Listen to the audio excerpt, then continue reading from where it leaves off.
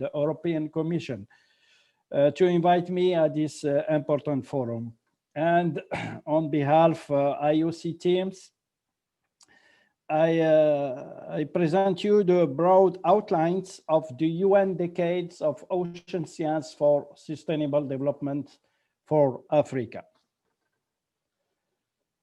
As you know, the global framework of the decade is to support efforts to reverse the cycle of decline in ocean health, create improved conditions for sustainable development, and to structure and both scientific efforts at national and international levels, to empower governments and society with science-based solutions, and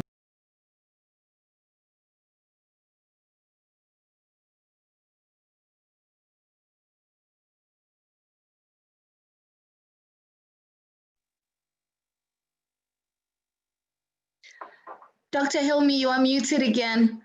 Can you please unmute for us again? Is it okay now? Perfect, thank you. Yeah, thank you. Sorry about that. No problem, thank you. Sorry for that. And the preparation of implementation plan of the decade is so long. So its process is so far with the global planning meeting in May 2019 with more 200 participants, 11 regional planning workshops with a lot of attendees, including for Africa and Atlantic, eco-performance working group created, ocean literacy thematic meeting about ocean literacy with UN agency data management, the ongoing engagement of executive planning group, the virtual session to present the zero draft of implementation plan, the peer reviewed of this zero draft of implementation plan with lots of written submission, including 42 from UNESCO, IOC UNESCO member states. The review of this version 1.0 for implementation plan with the IOC UNESCO member states and UN agency. And this process resulted in the implementation plan version 2, the last version 2.0, now with the UNGA. This document is available on the IOC and Ocean Decade websites. So here we must to thank all the IOC and EPG teams and all the persons who contributed to this important implementation plan, which provide the strategic framework for the decade implementation. Concerning the IOC decade for Africa, of course, it is based on orientation of UN Decade of Ocean Science for Sustainable Development. And of course, it based also on the Agenda 2063 for Africa we want, and also the Agenda of Decade of African Seas and Ocean for African Union. So as you know, there are many regional consultation meetings around the world, and mainly, for example, Africa in Kenya, Venice in Italia, Rio in Brazil, Halifax for the Atlantic, and Rio on November 2019, January in India, at Venice in January, in January 2020 also in Kenya. So for Kenya, we have two big meetings, the relevant meetings, the regional consultation on January, and the last meeting about the co-designing the ocean science we need for Africa. This meeting is solution-oriented research and identification of priority issues and the recommendation for elaboration of regional action plan. So I want here to focus on Atlantic side, mostly the southern part, because for Brazil, for example, on November 2019, so we have more 120 participants for 22 countries with lots of national and international institution, NGO, and so on. The same for Kenya, with more than 140 participants from 30 countries, also with institutional, national institution, international organization, and so on, NGOs. So the discussion is to discuss about the setting of regional vision for the decade, about innovative models to mobilize resources and create partnerships, the capacity development and transfer of marine technology, the communication of ocean literacy. So all the documents and the reports are also available on the Ocean and IUC website.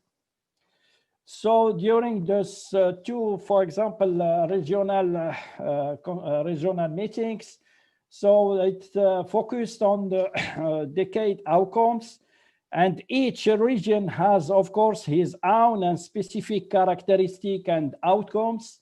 Those outcomes describe the ocean we want at the end of the decade, and it's concerned the clean oceans, the healthy and resilient ocean, productive ocean, predicted ocean, safe ocean, accessible ocean, and inspiring and engaging ocean. So the reports are available on this, the website. And generally, there's different outcomes, but generally, general recommendation. And there's a little bit some common for the regions. So one recommendation is, of course, the decade should catalyze research in all the marine field that you see in the right of the screen, and to link the research result to societal application, to improve the quality and quantity of research output. And a lot of other recommendations concern the ocean research in the regions, and should be strengthened through stronger integration of sciences, greater investments in ocean observing system, and improving the science policy interface with new partnerships should be developed. And the establishment of university-based ocean innovation incubator hubs supported by the private sector, and to try to empower the whole pool of youthful population. Here we can focus on ocean literacy program, supporting skills development, and to try to create employment. So since 2020, sorry, 19 and 2021, the IUC work program focus on ocean observation and monitoring. So to reinforce ocean observation, ocean science and assessment concerning climate change adaptation in coastal zone, the program on HAB, survey and assessment of marine pollution, the ocean data information management focus on regional ocean data portal, contributing to ODIS, regional coastal and marine atlases, the African Register of Marine Species. It concerns also the governance, science, policies, interface, awareness, focusing on marine spatial planning, ocean literacy, awareness activities, and regional policy briefs in relevant goals of Agenda 2063 and 2030. And of course, focused also on capacity development for marine science and technology, with the creation of regional centers, ODGA centers, UNESCO chairs and centers of excellence, collaboration between academic and research institutions, and comprehensive survey of capacity. concerning this reinforcing the capacity development. So the activity implemented is to have continuous professional development for marine scientists from the region, including training course to strengthen development of regional training centers, to strengthen ocean science program in African universities and so on, to mentorship programs targeting youth and female scientists. We have many also oceanographic surveys like South Atlantic ALGOAS 2 oceanographic surveys, UAF Nansen Cruise, and to take opportunity for IUC Decade Africa with Ocean Teacher, Global Academy, Goose Africa, the network of Odin Africa, to focus on African large marine ecosystem, African maritime spatial planning, to focus on coastal zone of vulnerability. Here, an example of Western Equatorial Africa, and to speak about the kickoff conference in Africa, the next kickoff conference that I speak about in the later slide in Egypt, and to take opportunity from this forum to have some discussion action with all Atlantic Project and Decade Initiative. So for a few words for the next steps for the decade. So in short term, so we have September to December negotiation with Omnibus resolution, including implementation plan. On October, this is information session to present implementation plan to UN member states. This October, there is a launch of first call for decade action for program and contribution, and the deadline here is the next month, 15 January 2021. This is a virtual high-level supporters events and pre-launch of Ocean Decade Alliance. The decade starts officially the 1st January 2021. During January, October 21, so there is a progressive establishment coordination structure. Between March, April, so this is decision about the call of decade actions of endorsed decade action program and contribution. On May, June, we have the first Ocean Decade Conference at Berlin. Of course, UN Conference Lisbon, the date is not yet now. And the most for Africa, we have the kickoff conference in Egypt of UN Decade of Ocean Science for Sustainable Development for Africa and adjacent island states. So in 21 or 22, depending on the pandemic. So last slide about the planning of the decades to have some measuring progress with adaptive progress, of course, concerning BNL action plan, resource need assessment, review, update decade action framework, global regional conference series, annual progress reports, state of the decade reports, midterm review, and the final review during this decade. And all this information are available on the Ocean Decade website. So thank you very much for your attention. Thank you very much. Thank you so much, Dr. Hilmi, for that lovely keynote address. And I think just there towards the end, the next steps and the key milestones, I think, are indicative of the deliberate action to ensure that the Ocean Decade is a living entity, as Yona said yesterday, beyond policy announcement. And of course, to achieve that description of the ocean that is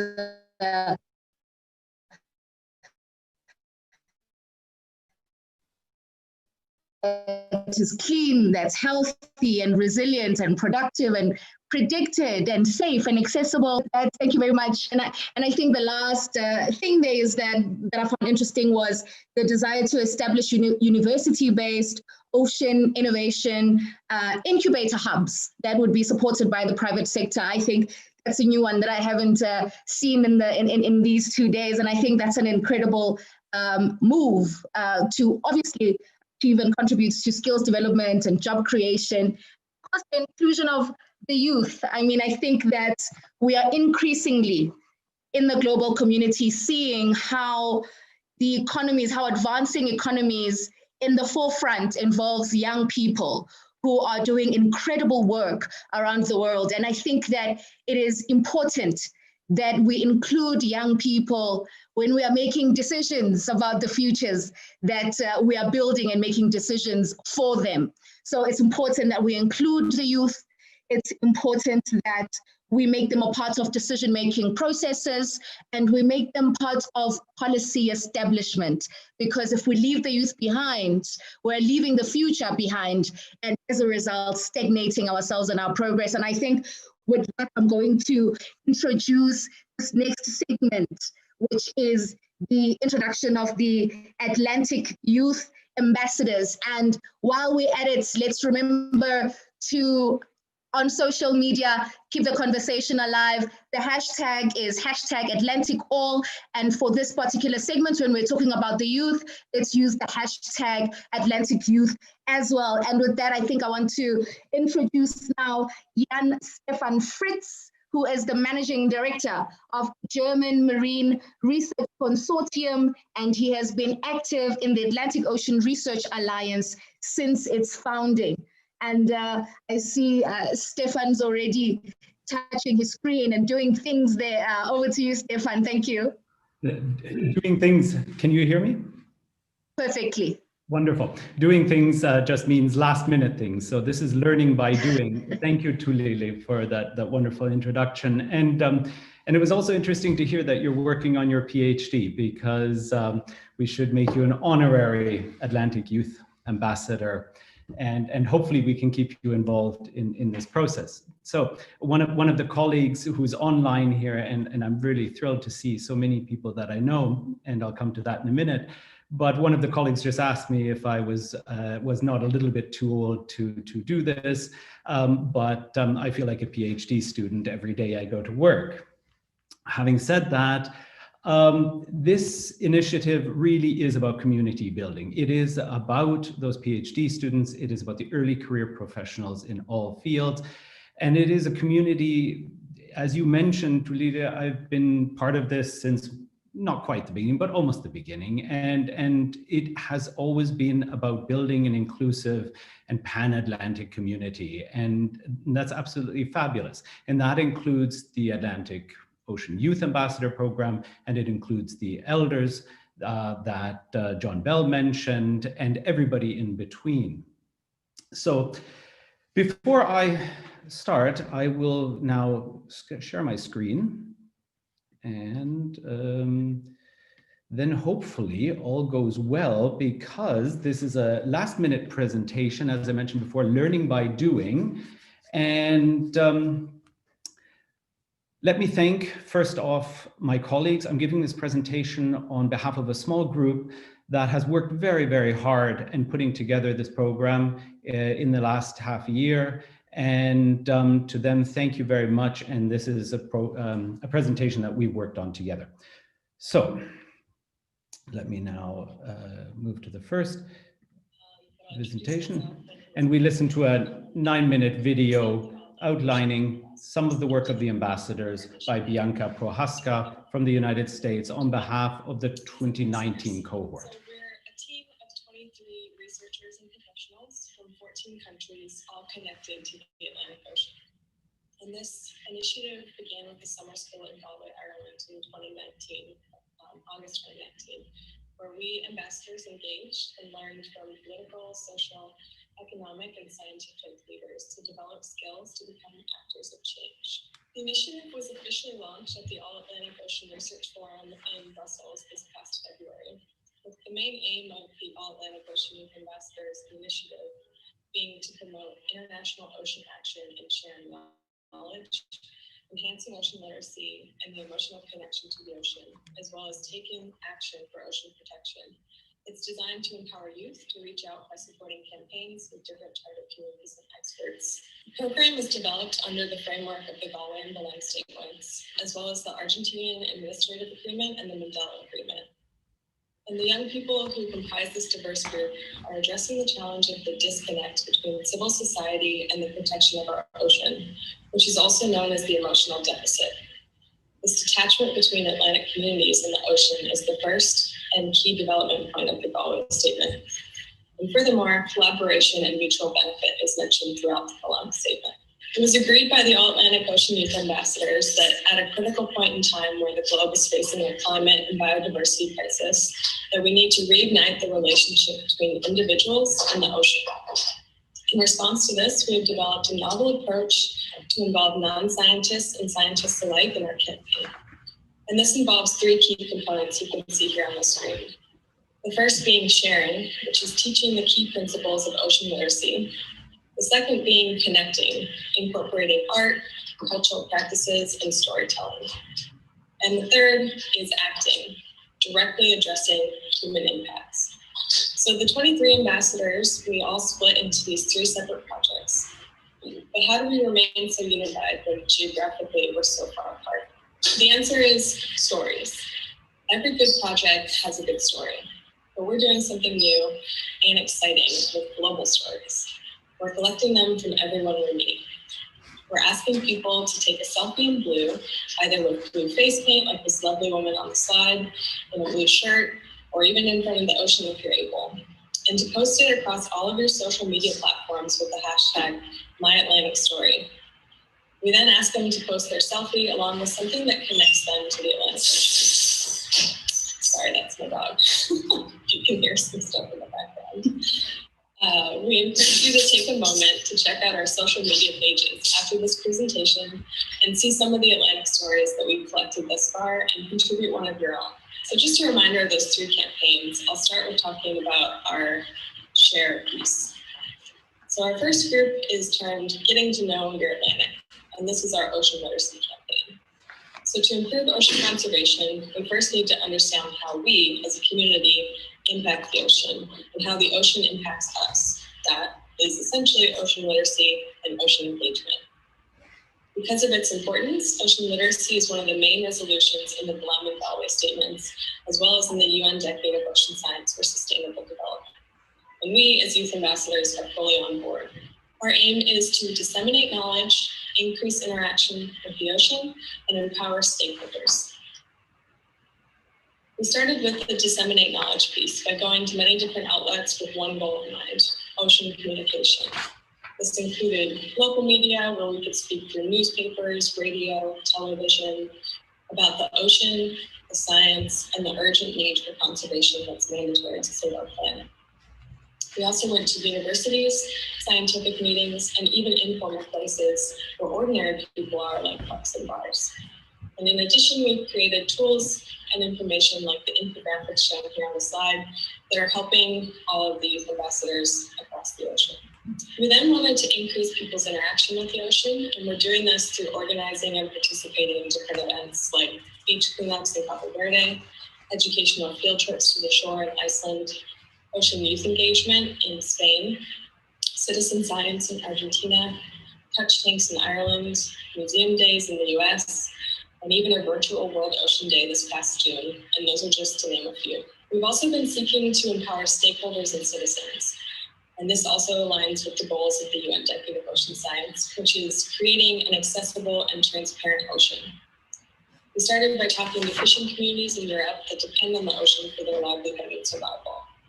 We need to learn from them the knowledge not yet known to the scientific community, and we need to share with them the scientific conservation goals that can help make their livelihoods more sustainable. We've also been discussing with Blue Industry the need for open access data, and so far we've received positive feedback. We hope these data will soon be stored in open data access repository for use by all. To date, we've participated in or organized 130 events, and today would be our 131st, and we've reached over 20,000 people. And yes, we've been slowed down by the pandemic, like most people have, but we haven't been stopped. We plan to continue our campaigns and also mentor the next group of ambassadors. So moving on to the next campaign, which was our Connect campaign. Looking at the Culture and Celebration Group. They basically represent the heart of the Atlantic. Our ocean is a hotspot of diverse cultures, traditions, and languages. And when in Galway for that summer school, we immediately recognized how diverse we are and noted our shared challenge. Our communities have lost their relationship with the ocean. So this campaign aims to create a wave of connection with the ocean and connections to one another. Studies by the International Union for Conservation of Nature have reported that cultural heritage is significantly linked to landscapes and waterscapes. Similar studies have also pointed out that by connecting with nature, individuals gain mental health and spiritual well-being benefits. The benefits of connecting with nature are documented. However, how can inshore and inland communities achieve it? We believe that shared multicultural experiences such as storytelling, recipes, music, art, carnival, theater, they'll all help improve participation and cooperation towards an ocean for all, as mentioned in the Galway and Bolton statements. For example, one cultural story shared with us by one of our own youth ambassadors.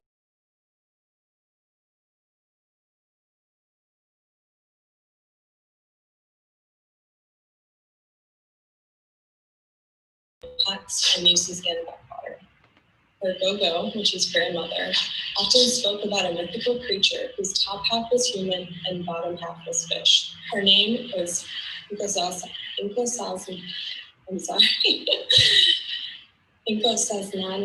Yaso Lawande. This ocean goddess was all-powerful and extremely beautiful, with skin like chocolate and the voice of an angel. When one encountered her, she had the ability to magically transform into whatever your heart desired. For some, this would be money, precious jewels, or really anything she could use as a tactic to lure you into the ocean. One day, a fisherman captured her daughter in a fishing net, and she unleashed her wrath on the villagers by causing floods and storms. And according to the tale from the elders, the only protection from her was to wear a braided bracelet of plastic that was washed out of the ocean. Because of these engaging stories told by her grandmother, Sustainably ended up being the first person in her village to graduate with a master's in ocean science, and she will be the youngest and first woman to obtain a PhD. Among other activities to reach our communities through unique cultural practices, we plan to collect legends that are meaningful to the Atlantic community. This anthology of stories will be documented in podcasts, videos, and the book. We believe this will engage people from children to seniors, creating an intergenerational impact.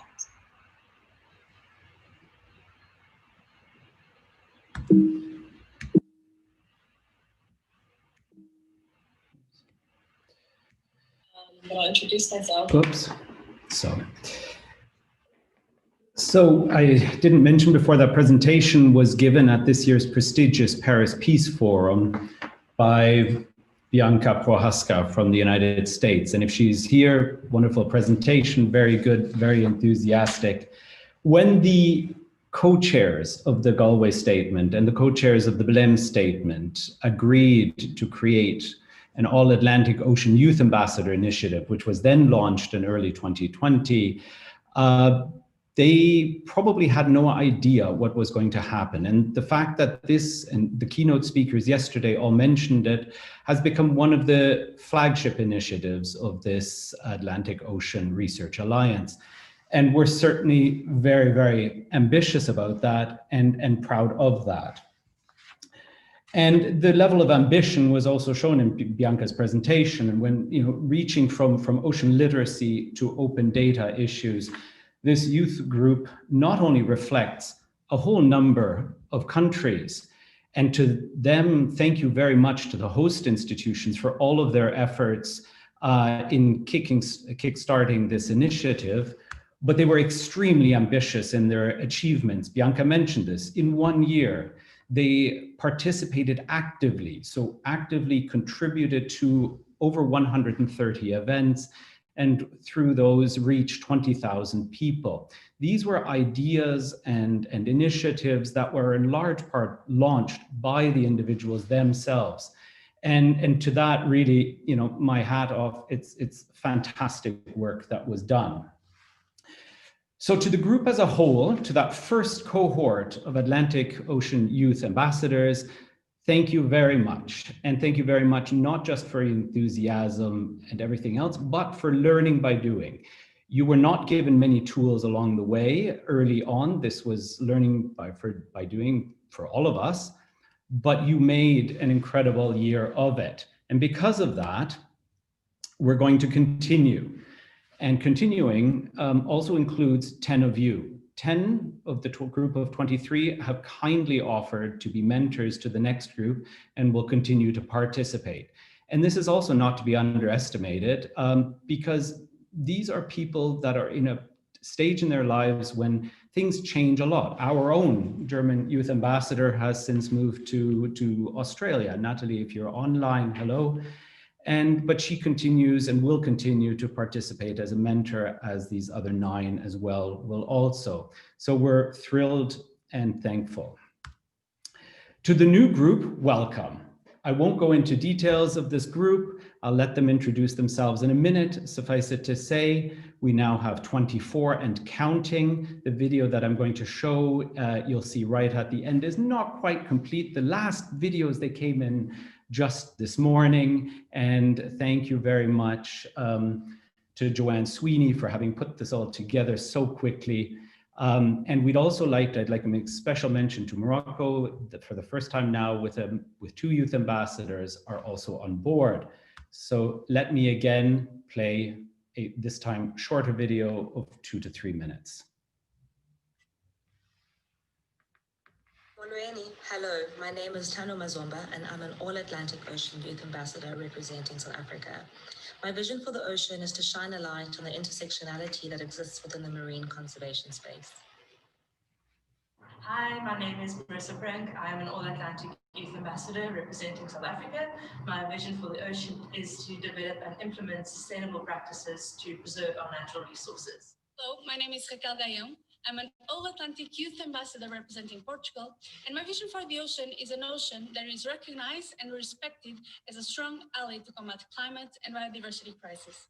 My name is Eshna, and I'm an All-Atlantic Youth Ambassador representing Morocco. My vision for the ocean is making it clean and resourceful for the generations to come. Until we meet again, stay safe.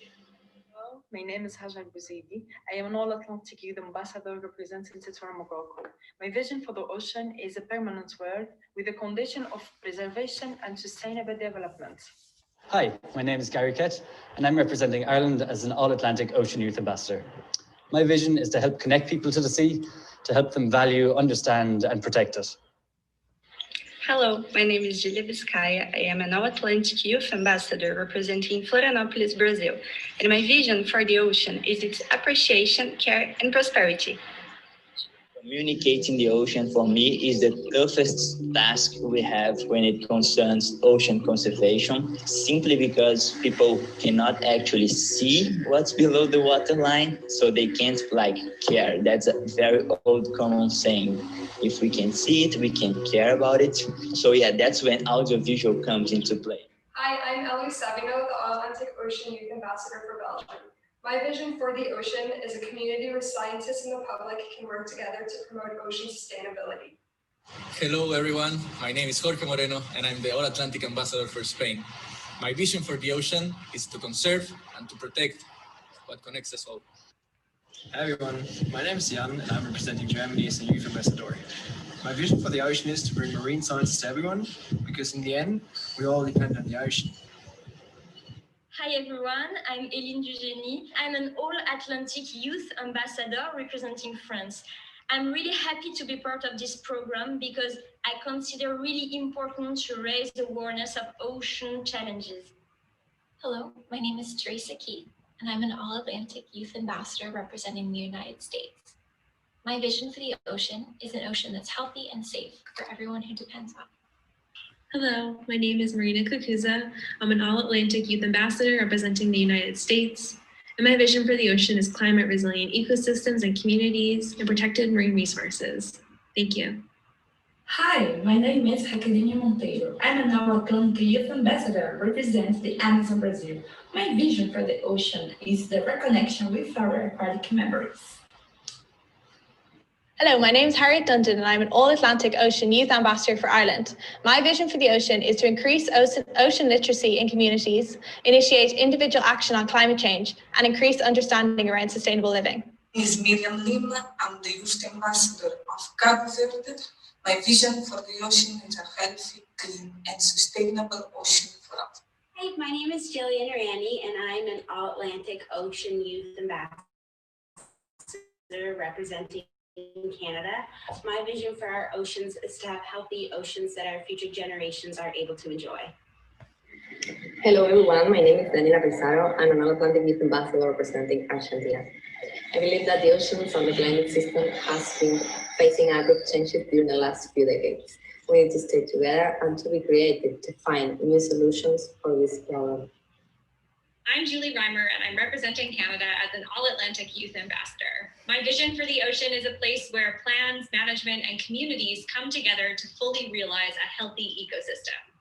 Hello, my name is Kelsey Archer Barnhill. I am an All-Atlantic Ocean Youth Ambassador representing the United Kingdom.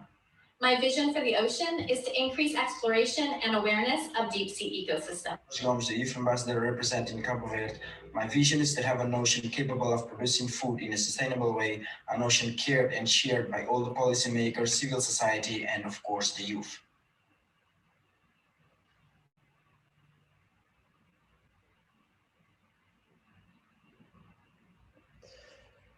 So, Michaela, if you're online, we're still waiting for your video and we're looking forward to receiving it. And as soon as we do, we'll include it.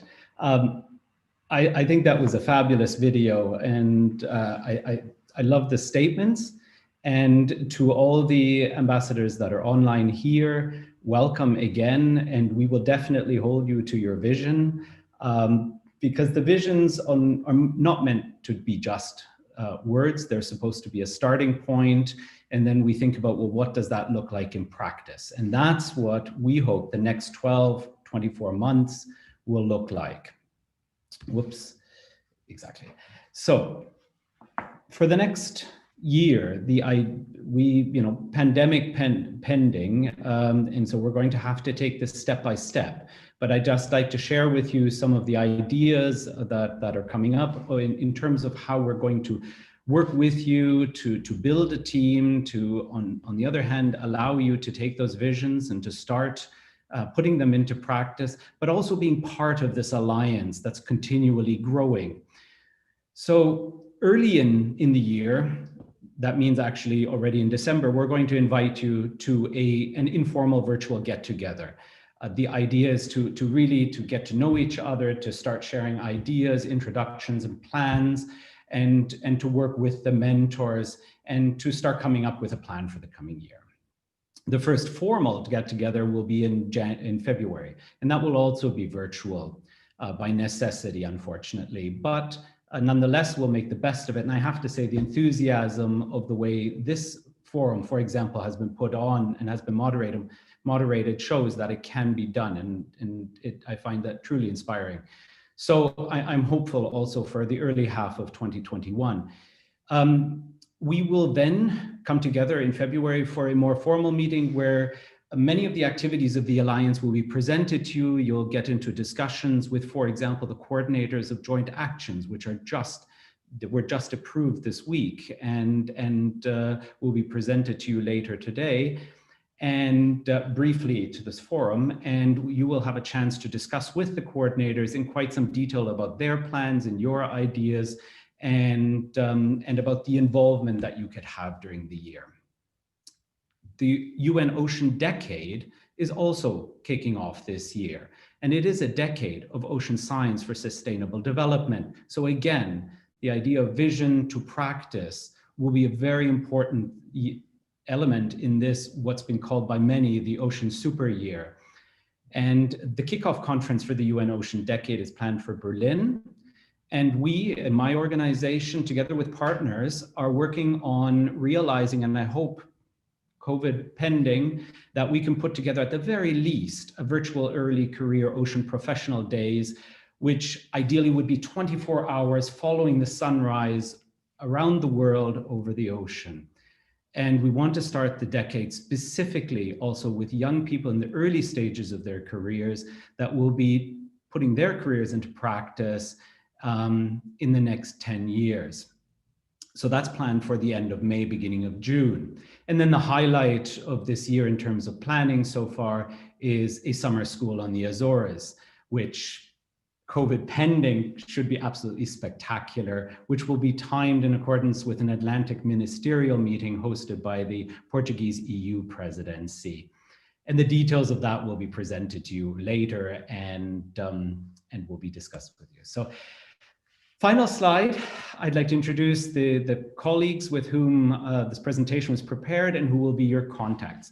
So Isabel, who couldn't be here today because she is one of the very, very lucky few to have started a research cruise as part of the JPI Oceans initiative. They have a project on plastics in the ocean. It set sail today from Germany for the Azores and back again for a whole month over the holidays to better understand plastics in the open ocean in the Atlantic. Laura McDonough, who's online here, hi, and Lavinia, and myself. Thank you very much. Thank you so much, Stefan, for that. I think that was so exciting. I mean, I'm sitting here and I'm watching that video and I have a smile throughout, from the Molweni, from South Africa, all the way to the end. And I think that judging from the messages coming in from the chats, everybody is really excited, and all of the youth ambassadors that are here, that are online, I hope you can see in the chat all of the beautiful messages. I know that the panelists are sending a lot of messages talking about how they can't wait to meet you guys. And I think panelists, please, for just this particular purpose, can you please just make sure that you're sending to everyone and not just to panelists, so that these youth ambassadors can actually see how excited you guys are to have them on board. And congratulations to all of them and welcome to the youth ambassadorship. Stefan, if I agreed to be an honorary ambassador, the DG, Dr. Mjwaha, I think would not be very happy with me because he really wants me to finish my PhD now. But I think that would be such an incredible, in that video, what you were talking about at the beginning about creating an inclusive, and congratulations to the All Atlantic Ocean Research Forum for that, because it really shows and really does come across from the diversity and the level of inclusion in these youth ambassadors. And I think the essence of it to reignite the relationship between the people and the ocean, I think based on the conversations that we're having yesterday and talking about how do we include the community, and I think this is a perfect way to reach the communities. And I think from the presentation that Bianca, I think was giving, it becomes really evident that they really are touching a lot of people. I mean, 130 events and 20,000 plus people, that's real impact. That's real impact. And I think it's incredible. Yeah, I think it's incredible. But also I really am impressed by the strategy that the young ambassadors are using in telling stories. I think the creative arts is a brilliant way to connect people and to share knowledge and just to create excitement as well. And I think from the video, I think everybody that's on the call and everybody watching on Facebook and watching on YouTube, please do take that picture wearing something blue or with something blue and do hashtag My Atlantic Story, so that we can make this campaign that the Youth Ambassadors program have initiated really grow and grow in leaps and bounds, and invites other people as well to participate. And that hashtag is hashtag My Atlantic Story. And I think to end this one off, I think I want to say that the ocean goddess and that story of the ocean goddess is really, really moving. Inkosazane yasolwandle in isiZulu or isiXhosa, which are the native languages in South Africa. And I thought that was really beautiful and really does capture the essence of the ocean and the importance of the ocean and the connection that we have as a people and have always had as a people to the ocean. Any final words from you, Stefan, before I let you go? No, I think you've said it eloquently and enthusiastically, and just, well, maybe one comment. I think I agree with you in terms of smiling through the videos. I think the enthusiasm, the content, the thoughtfulness is incredible, and it is exactly that. And with it, specifically on the visions now, when we look at the collaborative projects in the Atlantic, and if we look at the joint actions under the Alliance, I think that they'll really profit from this sort of enthusiasm and the ideas. And if we can merge that'll be fabulous. So thank you very much, and looking forward to working with all of you and with the entire Alliance. Thanks. Thank you. Thank you so much, Stefan. I think we can all agree that's really ignited energy to our conversations today. And with that, I'm going to move on to the next session, which is the session on the Atlantic Ocean Collaborative Research Infrastructures. And really what we're looking at in this session is, as the second largest ocean, the Atlantic Ocean is a major resource for the nations adjacent to it, as well as from far from it.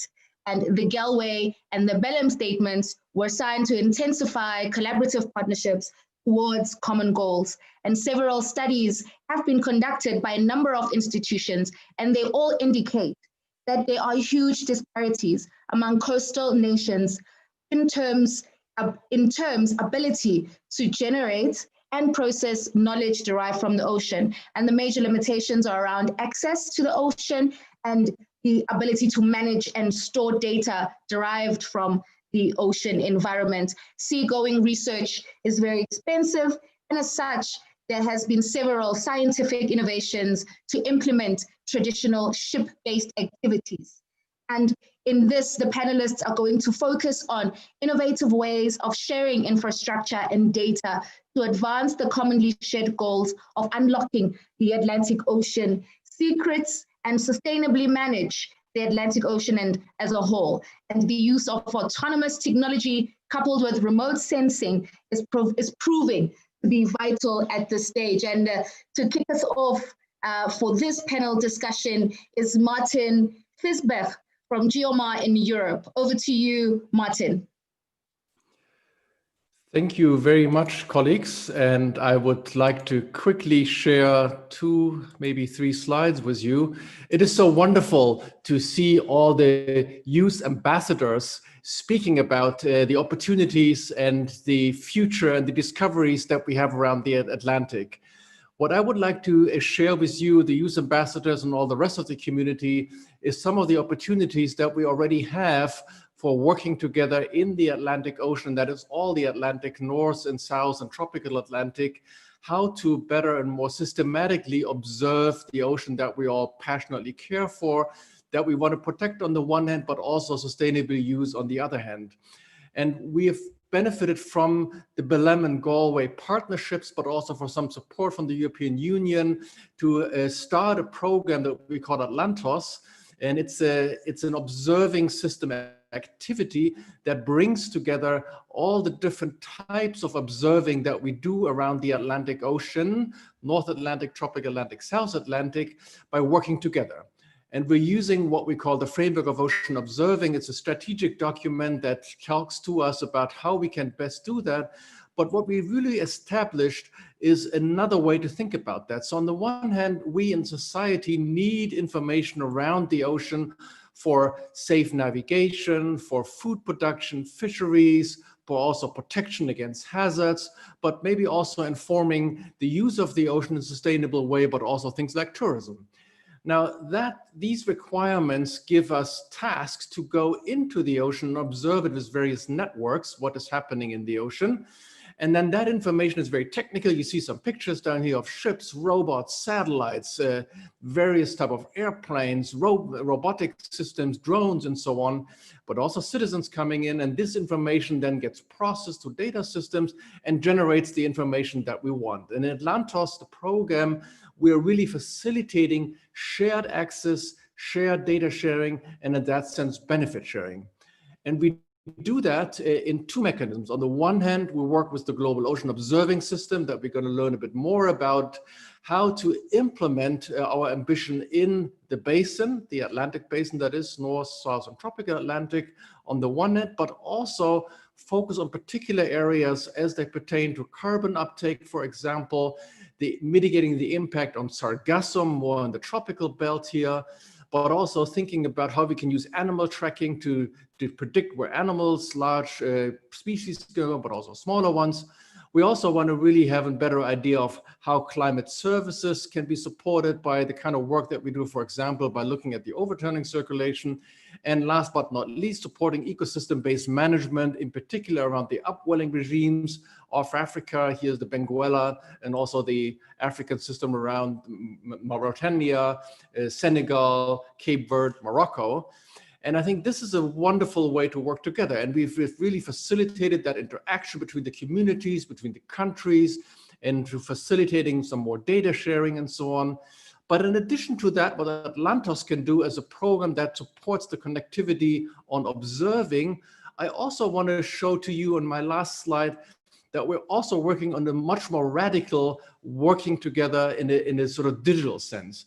And here what we're trying to do in what we call these digital twins of the ocean framework is to take the observation that we have, look at them through the lens of data systems, and that involves most modern supercomputing, but also artificial intelligence, combining all the data, and then that comes together as being part of what we see the benefit sharing.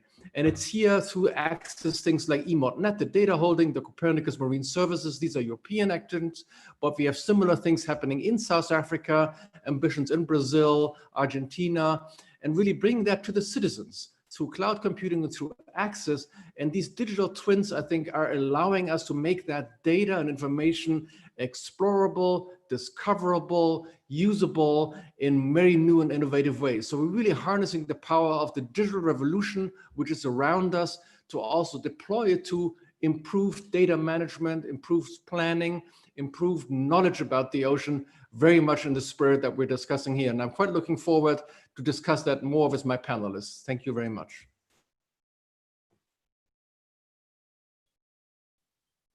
Jeez, thank you so much, Martin, for that. I think right there at the end, when you're saying the activity of observing, and then we translate it to data, then we translate it to knowledge, and then we contribute to decision making, and really the observation of the ocean then begins to reach the people and really impacts the people. Thank you so much for that, Martin. I'm going to move on to Sandy Tomala, who is the senior researcher at the Council for Scientific and Industrial Research in Pretoria, South Africa. Over to you, Sandy.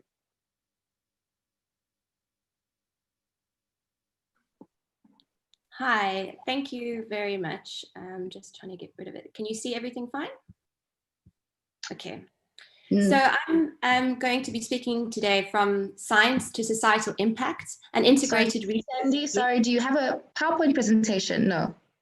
Yes. Because I can't see it. I can't see it yet. Could you try share it again? There we go. That's it. Thank you. Oh, my apologies. Okay, so I'm talking from the Southern Ocean Carbon and Climate Observatory, and my presentation today is from Science to Societal Impact, an integrated research, technological innovation, and HCD approach. So first off, to start, why the Southern Ocean? So essentially, it's been termed the climate flywheel of the planet. And to be honest, I didn't really appreciate what that meant or what a good terminology that was for describing the Southern Ocean until I Googled it recently. And it described the flywheel as the inertia of the flywheel opposes and moderates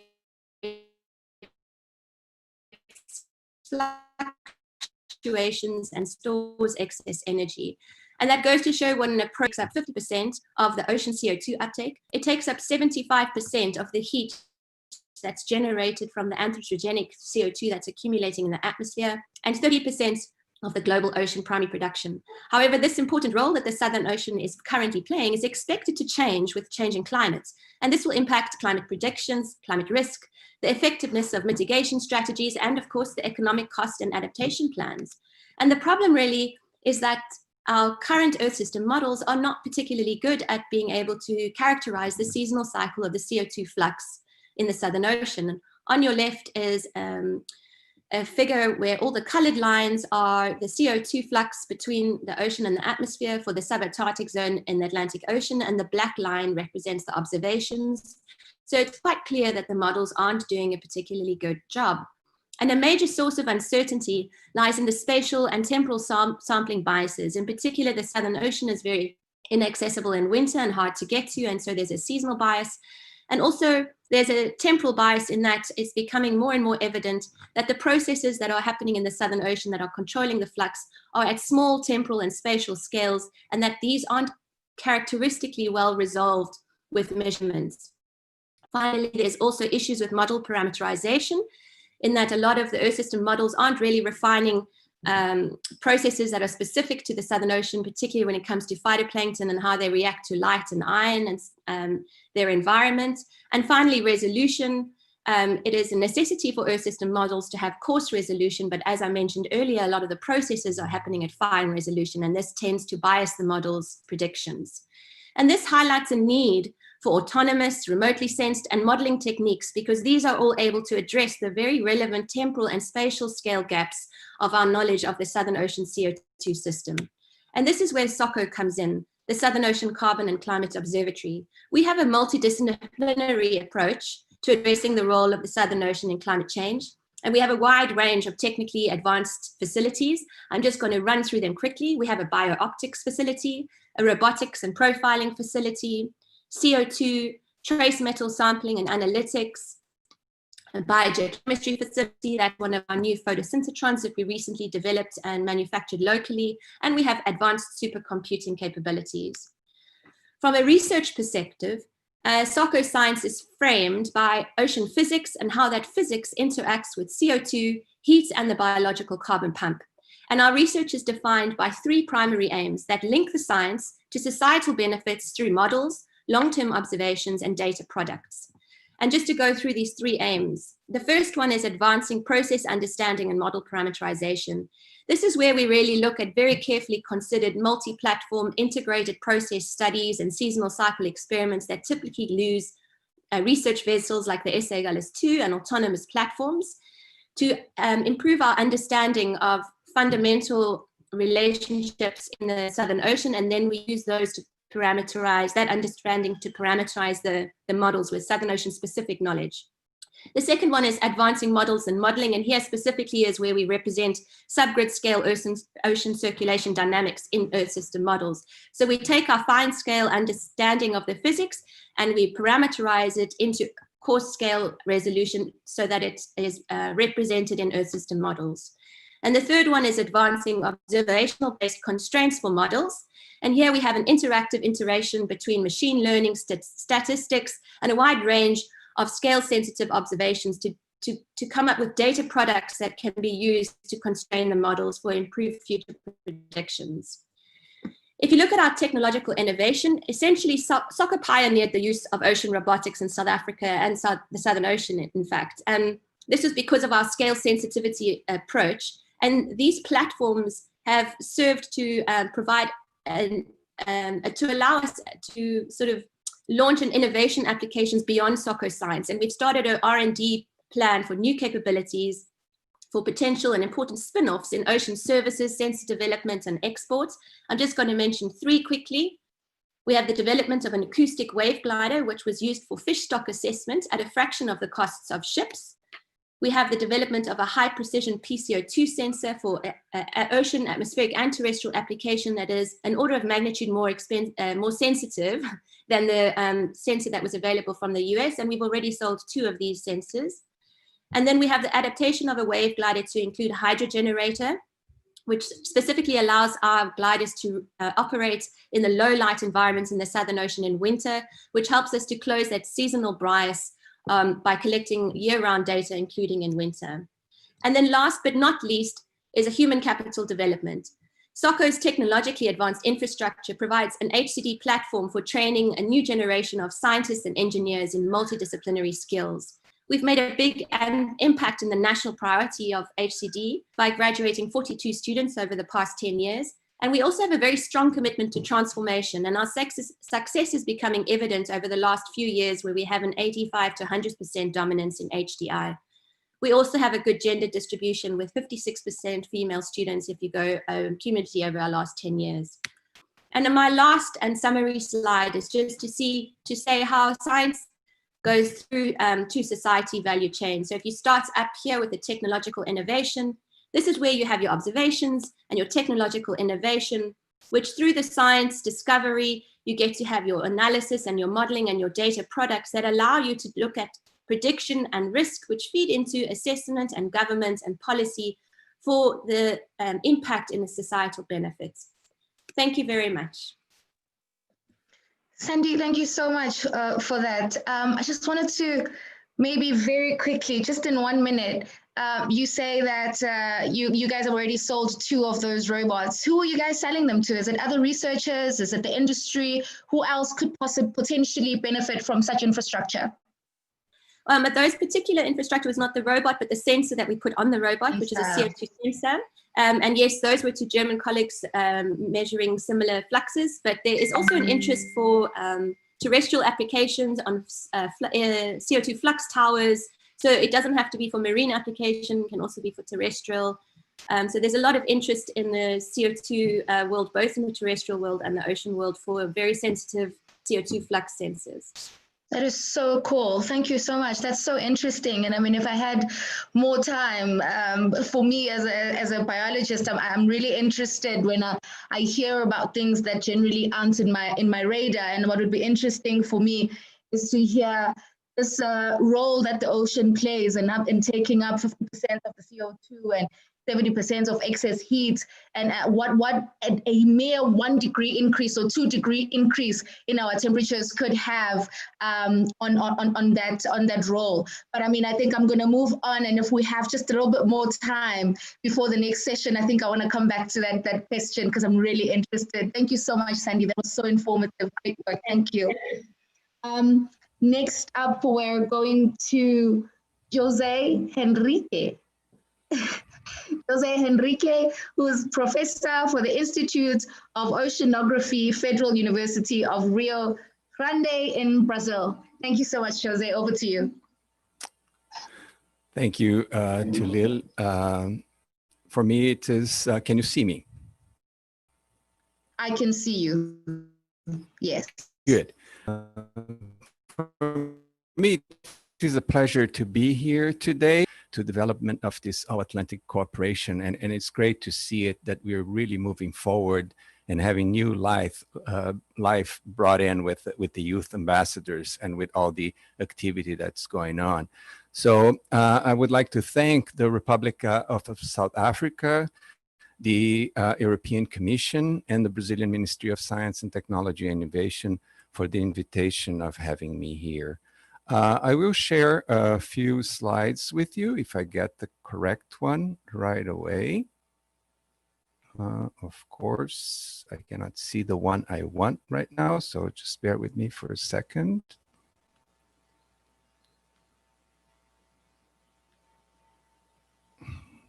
Can you see the slides now? No, not yet.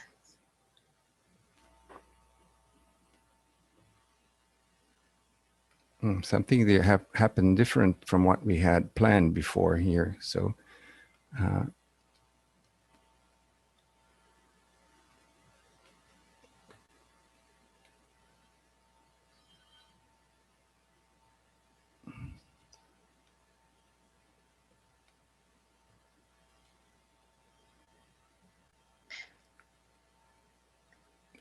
is it showing now? No, not showing yet. Not showing yet. So I will show it in a different way. Just a second. I'll do it this way.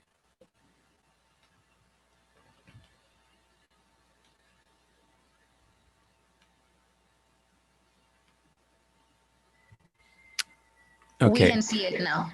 Yeah, you're going to see it with the frame, but I'm sorry. For some reason, the full slide presentation mode did not come in.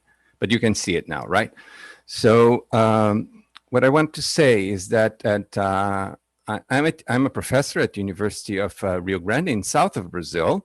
So we are exactly at 32 degrees south, the same latitude of Cape Town. So if you're in Cape Town right now, go out the window, you can wave at me. There's only the Atlantic Ocean embracing us. For this event, we were asked two questions: how to improve sharing of infrastructure, and how best do we share marine technology between the Atlantic community.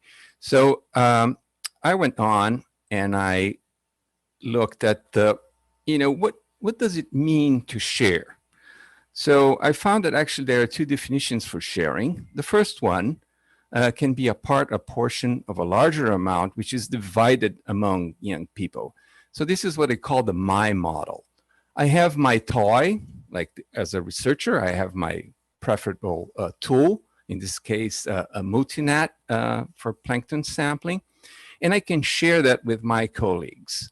Well, you all probably are aware of this type of sharing. This type of sharing, when I owe something and I lend it to someone, has many problems associated with it. Of course, I can share that and I can have it with different people, but there's always some tradebacks here, some pitfalls.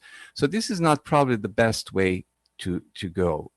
I found that there's another definition to share, which means that a large amount to which a number of people contribute to. And this is what I call the our model. And as an example, I would like to give you a case that we have here in Brazil, which I think it could be very significant for our research infrastructure in a whole all-Atlantic studies that we want to conduct in the future. All the marine sciences in Brazil, and especially oceanography, the students are required to take some time of onboard training. This is very hard to do individually at each university. I mean, not all the universities have a research vessel. So you need to have, a set of vessels that could apply to all of them. So some time ago,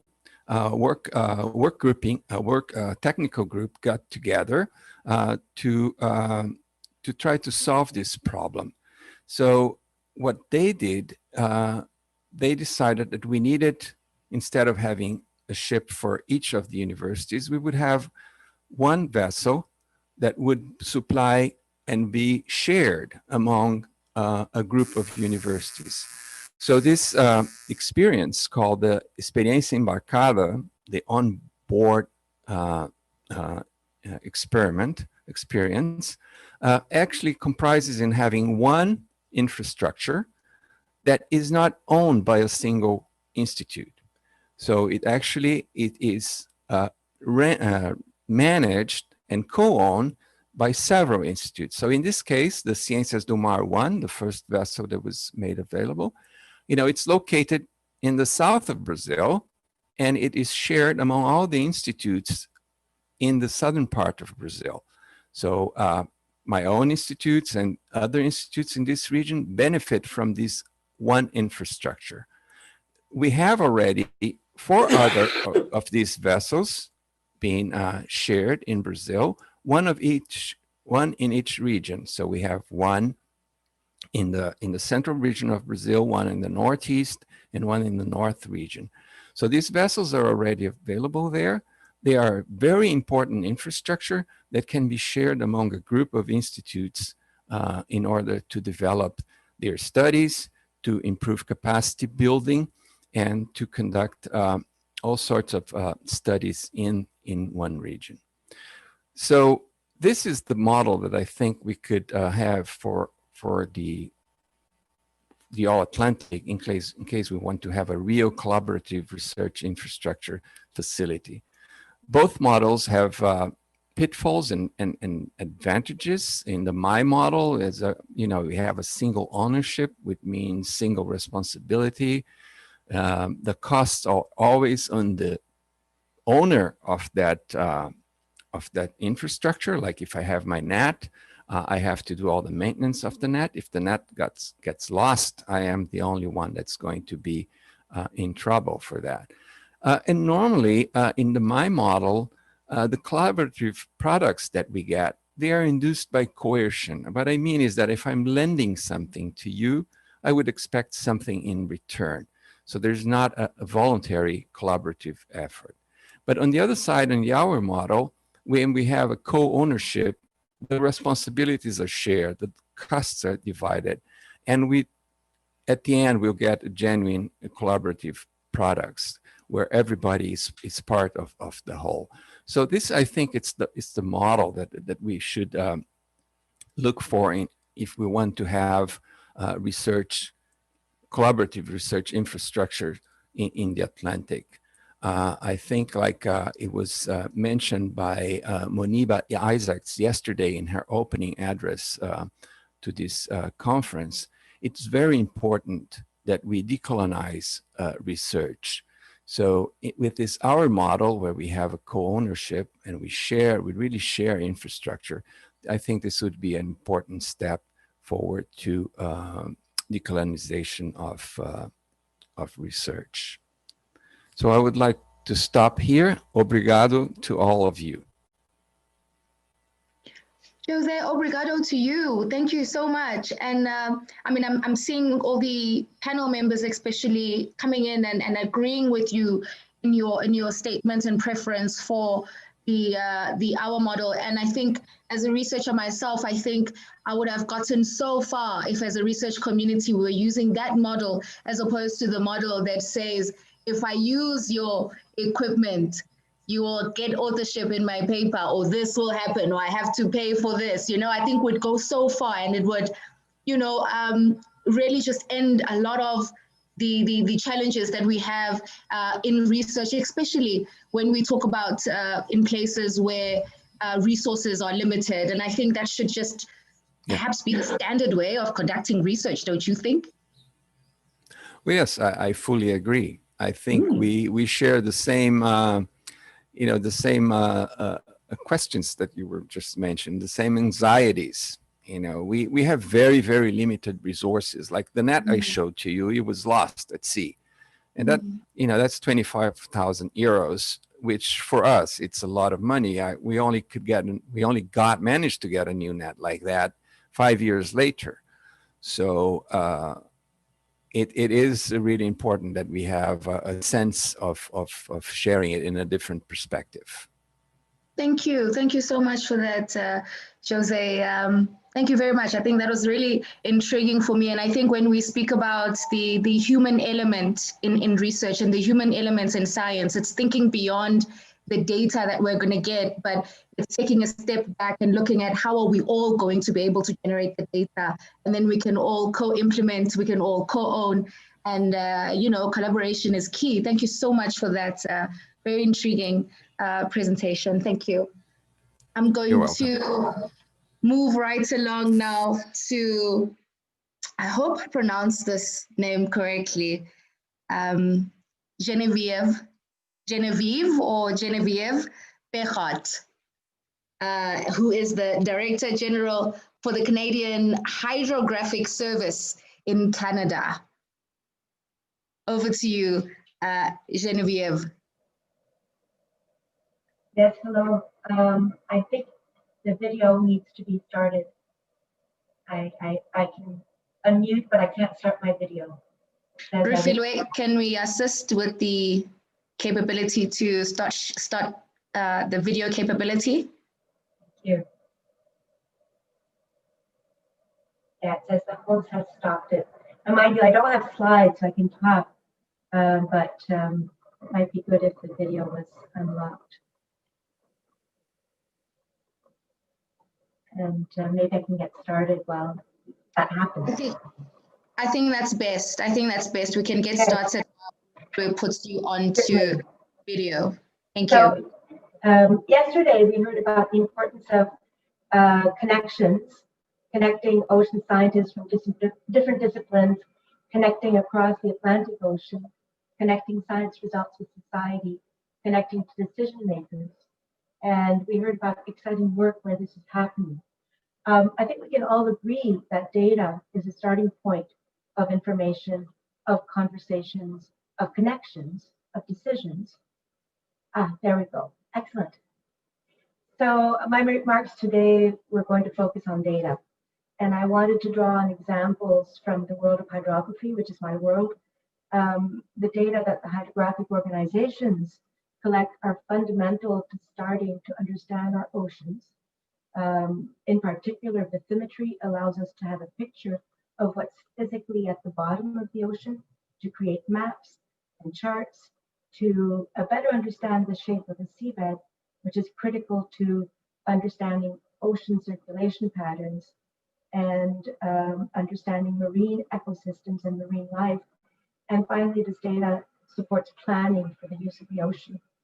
So this is why I wanted to use some examples in this world. So when we talk about sharing data and using data, we first need to talk about data standards. And that is something that we collectively need. Through the International Hydrographic Organization, the hydrographic community is making great progress in the development of new standards for digital hydrography, what we call the S100 standards. They will make it possible for us to use different types of data together and display them on the same system, the same way that we can see different types of information on GPSs in our cars. This will allow the data to be delivered to a machine. And this is what we're going to need to provide to support autonomous vessels, which are happening now. We'll need to be able to provide information that machines and autonomous vessels need without having a human eye interpret it. So on the navigation side, the international community has been working for many years to determine what the data standards should be. And we're now working with other groups who have different types of data, so the Coast Guard and meteorological services, to make our standards work together. So we're going beyond what we know in our world and looking at standards across different disciplines to work together.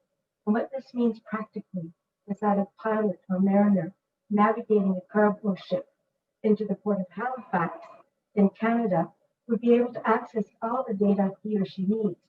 Hydrographic data, which lays out the path that the ship needs to take, weather data, other data related to navigation aids, and display this on equipment to help them navigate safely around the port. And over the next few years, what we're going to need to do is to ensure that ships navigating across the Atlantic, from Halifax to Saldanha Bay to Sao Paulo, have a seamless access to these data services across the Atlantic. So if we take this further, and as we look at research around the Atlantic Ocean, how do we ensure standards from different communities, whether it's around microbiome, resources, to connect with our standards so that we can easily use this data together to support decisions around the blue economy. Going back to the example of the autonomous ship, which is navigating our coast, what if we could include information on the location of the whales, for example, so that the ship can avoid a collision? Can we pull different types of data when they consider decisions around the seafloor where there are competing interests? So once we agree on standards, what about making that data available? So 2 weeks ago, the IHO Assembly, so the International Hydrographic Organization Assembly, approved a 10-year roadmap to implement the new S100 standards. And several countries, including Canada, are now conducting sea trials to see how those standards can be applied. How can they be transferred from the data holder, in our case, all the way to the navigator? And we've been working in this past year to with software developers in Canada, data distributors in Norway, and pilot users to test how these data can be provided through the cloud. pilots navigated with two instruments, one with the regular data, one with the new data. It's an innovative way for mariners to access data. Now, if we go to look at a broader range of users, we've just released all of that metric data we have at 10-meter resolution. It's what we call NONA 10 or non-navigation data. We've done this as a pilot so that all users can be invited to give us feedback on how this can work. And when you start looking at the data, you see all the data gaps that we have in Canadian waters. It's not unique to Canada. Only 20% of the world's oceans are mapped, and certainly the Atlantic Ocean is not fully mapped. This is why Seabed 2030 project was launched. It's a project aimed at bringing together all the data we've got, filling the gaps to make sure that we have what we need to support the blue economy. I'd like to talk about one last example, which is talking about citizen science. We heard a little bit about it yesterday. Work is underway right now to test the use of simple yet sturdy instruments, which you can hang on the back of a small motorboat or on board a yacht to collect data that is good enough quality to use. And in Canada, we're working with a network of universities called Comrade to further develop this concept. We did a first project in the Canadian Arctic using what we call hydrobombs, which were provided to Inuit communities to show that the concept could work. The next step now will be to show how that whole data cycle, the collection of data in the community, to archiving that data somewhere where the community can use it, and to reusing the data by the community. The equipment is simple and robust. We provide the standards, but then the community can own the data and decide how they use it. And this, I think, takes citizen science one step further. It becomes a community-based science where the community can get the data they need to manage their local fisheries, marinas, or other ocean-related activities. And you can see how this could enable Indigenous communities to use the data with their traditional knowledge in making decisions. So I'd like to conclude here with saying it all starts with standards. This enables us to integrate different types of data, and this can then support conversations, connections, decisions. Thank you. Thank you so much. The idea of data sharing is an interesting one because we always talk about sharing data, but we never really hear about how that data is going to be shared, who's going to have access to that data, and what formats is that data going to be. And I think what you're bringing to the fore here is that in a multidisciplinary community or transdisciplinary community that is the All Atlantic Oceans Research Alliance way, or you create standards that enable everybody in that community to have access to data from across different disciplines. Yes, is that correct? That is so awesome. And then at the end there, you also say, which I think is very interesting, the concept of sharing and opening the data up to the community. You archive that data and you share it to the average person. Now, I think that's really interesting.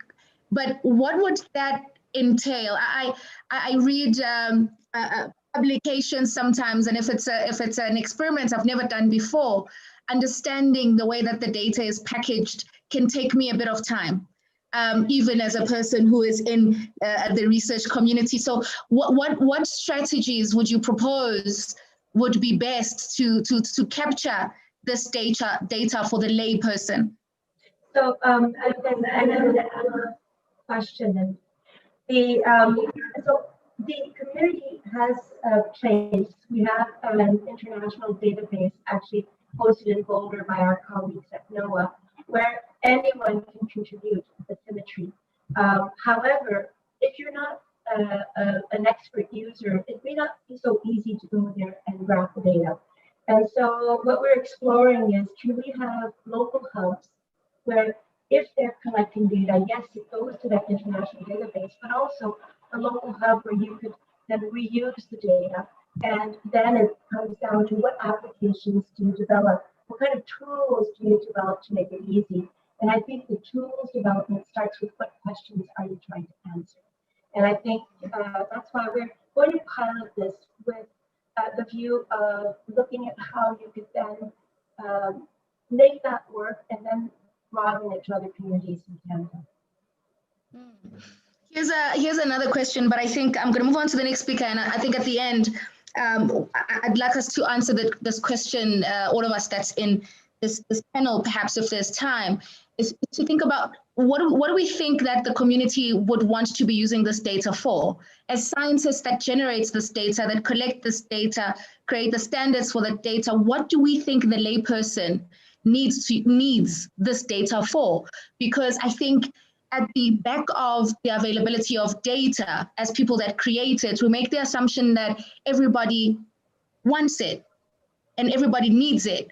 And I think we need to start finding ways to communicate to people what data can do. So the question to everybody in the panel is, what do we think the community is going to want to do with this data? But I'm going to move on to the next speaker. And the next speaker, thank you so much, Genevieve, for that very thought-provoking conversation. I'm going to move on to David Legler, who's the director for NOAA, or NOAA, Global Ocean Monitoring and Observing Program, the United States of America. Over to you, David. Thank you, Jalil, and I appreciate greatly. Thanks so much for the opportunity. What an exciting morning to hear about from the ambassadors, and I appreciate especially the comments from the previous presenters on the panel this morning.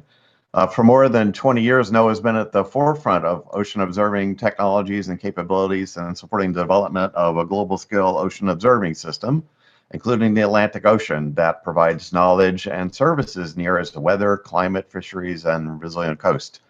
The Atlantic is probably the most comprehensively sampled ocean, and I think progress on observing and collaboration in the Atlantic has benefits in all of our oceans.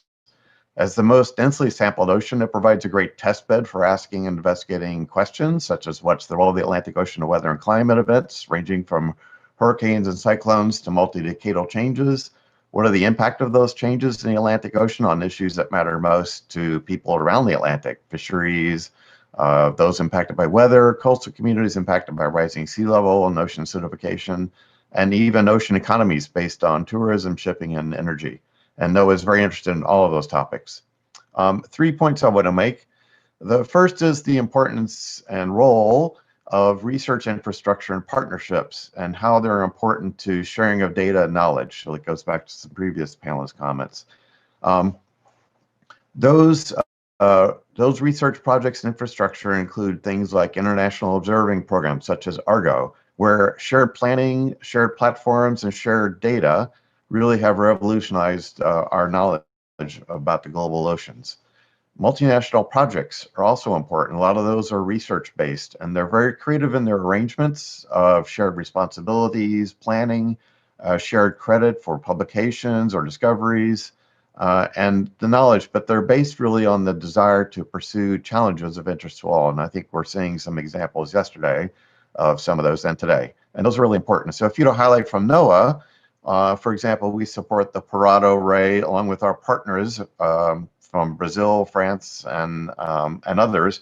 And that started off over more than 20 years ago, focusing on ocean and atmospheric climate, but have now been expanded through additional partnerships to look at, for example, they're now equipped with acoustic monitoring receivers as part of the ocean tracking network for pelagic species. There are additional weather and climate sensors on board. And so again, thinking about those partnerships and how those can be used as a platform to build out sharing of knowledge and information and opportunities. As mentioned yesterday, there are hydrographic cruises planned in the Atlantic in the coming years by NOAA and our partners, and there's some great opportunities there for, again, sharing that expensive infrastructure. Other ship-based platforms are also available, whether they be from the Ship of Opportunity Network that deploy XBTs, or might have ships equipped with carbon measurements or measurements that can provide some estimates of ocean acidification. So again, many different examples like that. My second point is about the importance of observational coordination, best practices, and data sharing. It goes to the previous panelist comments. There are many observational activities already underway. And those can be better, those data can be better shared and better coordinated through sharing of information. One actionable suggestion could be that we, within this community, share more information about ship schedules from the academic fleets, from federal and private corporations. That might help us plan more in the Atlantic Basin on what's coming up. And groups like Ocean Ops can help do that. The development and sharing of standards and best practices are also important. And there are efforts within the Global Ocean Observing System, GOOS, and the Ocean Best Practices community to help develop those and publicize those to help all communities and all practitioners who are interested in this gain from the knowledge of others and help get a leg up on how to do that. And one particular example I would provide about the importance of that is, and particularly of sharing of data. As I've already mentioned, Argo has revolutionized our knowledge about the global oceans, and the key to that was sharing of data. And I think in particular, sharing of that data to communities like the WMO and others who are providing products and services can help, again, add to the value of those observing efforts.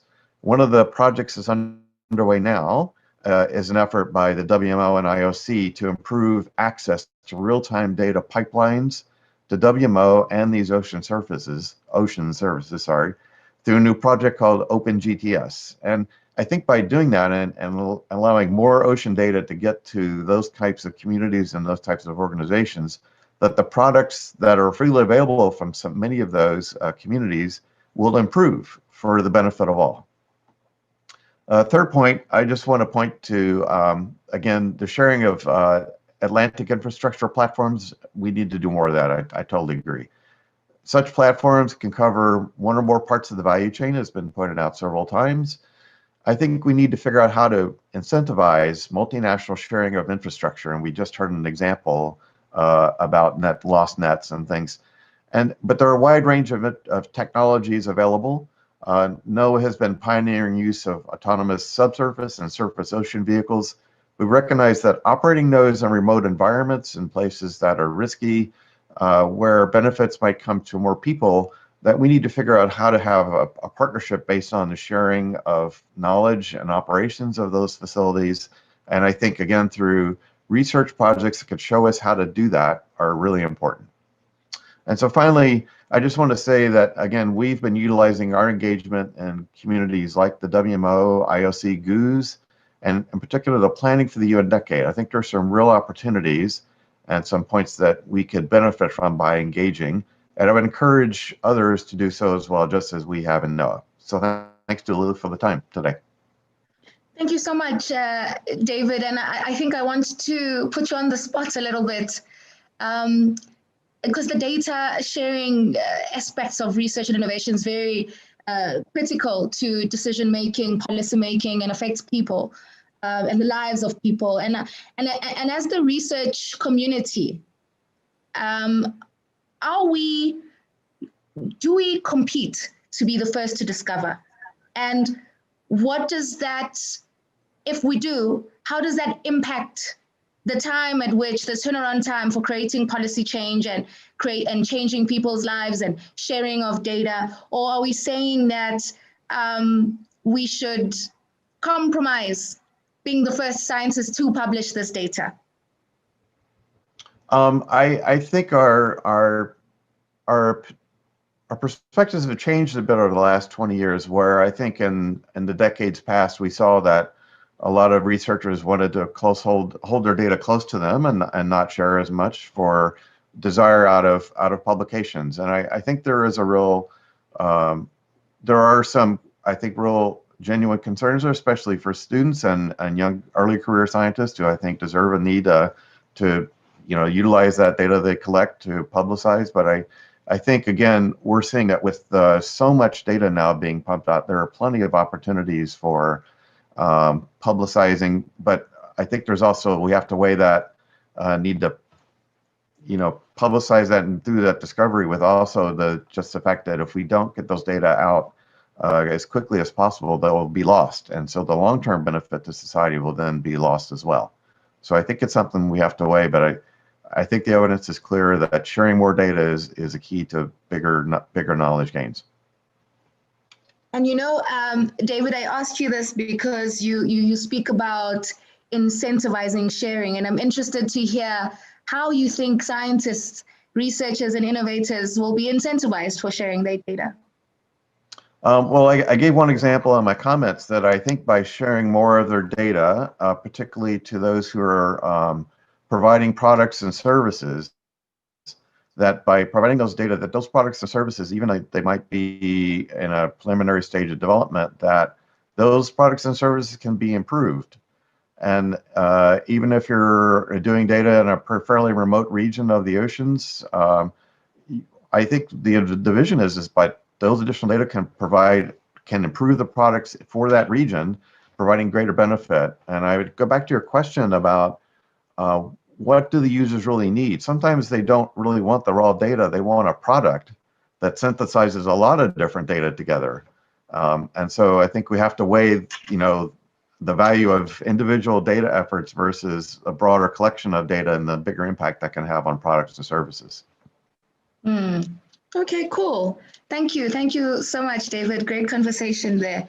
Thank you very much. I'm going to move on to our last speaker in this panel discussion, and that's Paula Etala, who is the Manager of Research, Development, and Capacity Building, the National Weather Service in Argentina. Over to you, Paula. Thank you.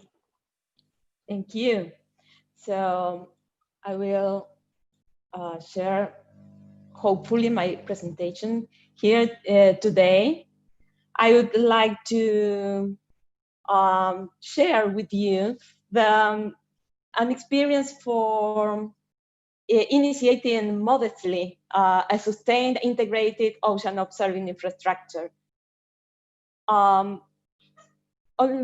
Observing the ocean in this southwestern corner of the Atlantic has been so far a task performed by time-bound scientific projects and temporary field campaigns. Except for sea level measurements, our community does not contribute much to global networks. We are aware of this outstanding debt. And now the Pampa Azul initiative is leading by providing coordination, a first ever major effort towards an integrated ocean observing system that can provide the basic and relevant information to the monitoring and research.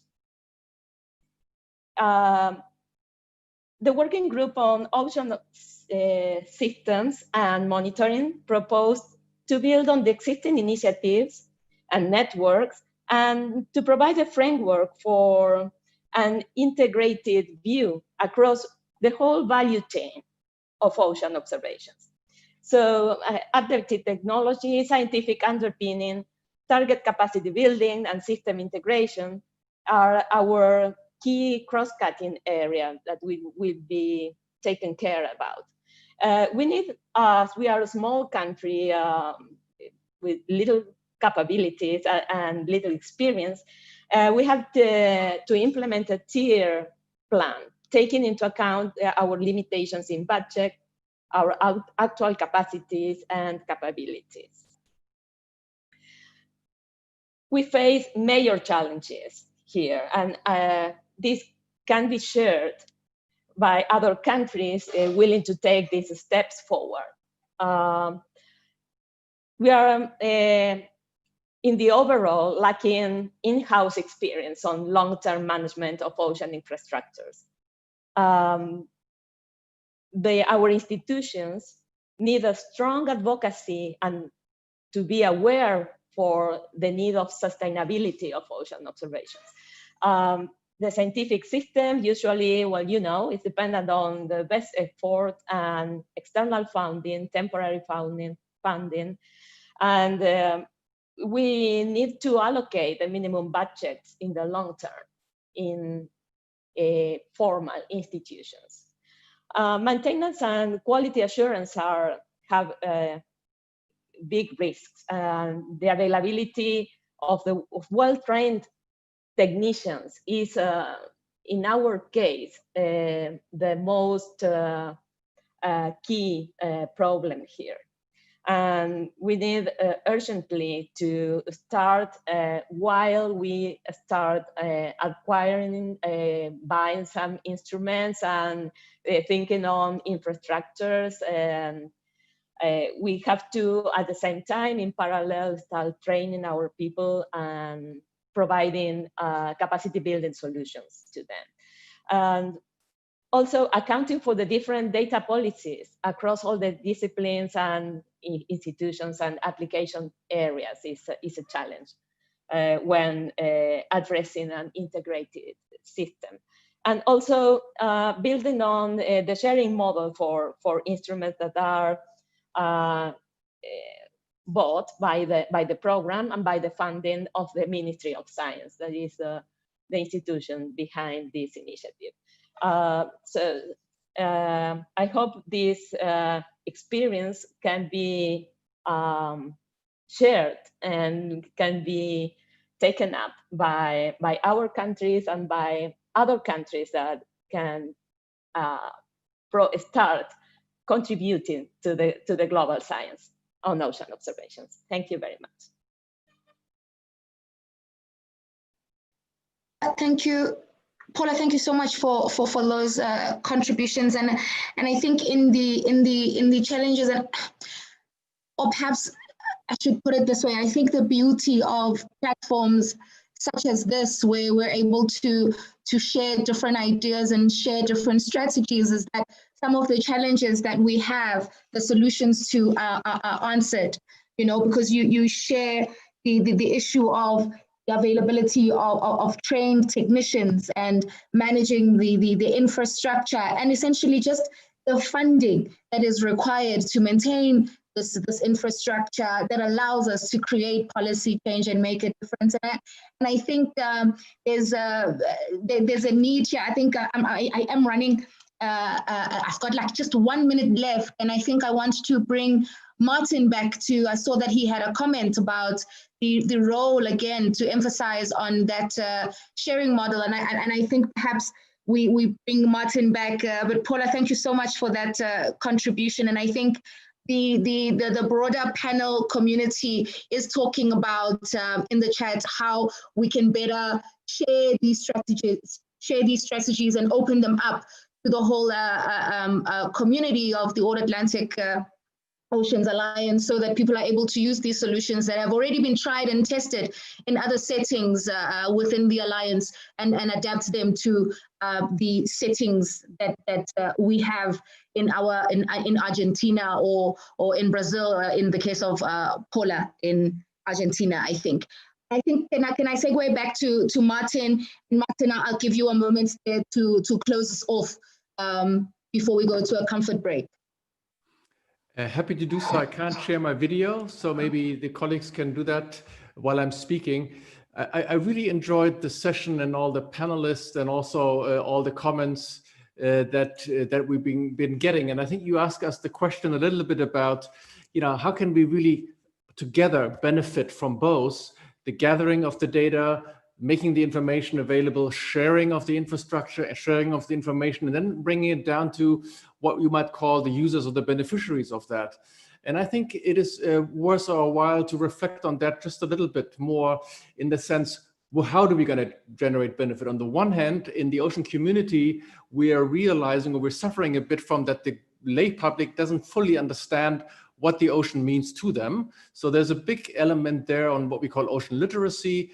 And it starts where when you go to the beach and you look at the ocean, you see the sand and the waves and maybe not much beyond. So how can we look into the ocean, see what's there, discover, appreciate, explore that?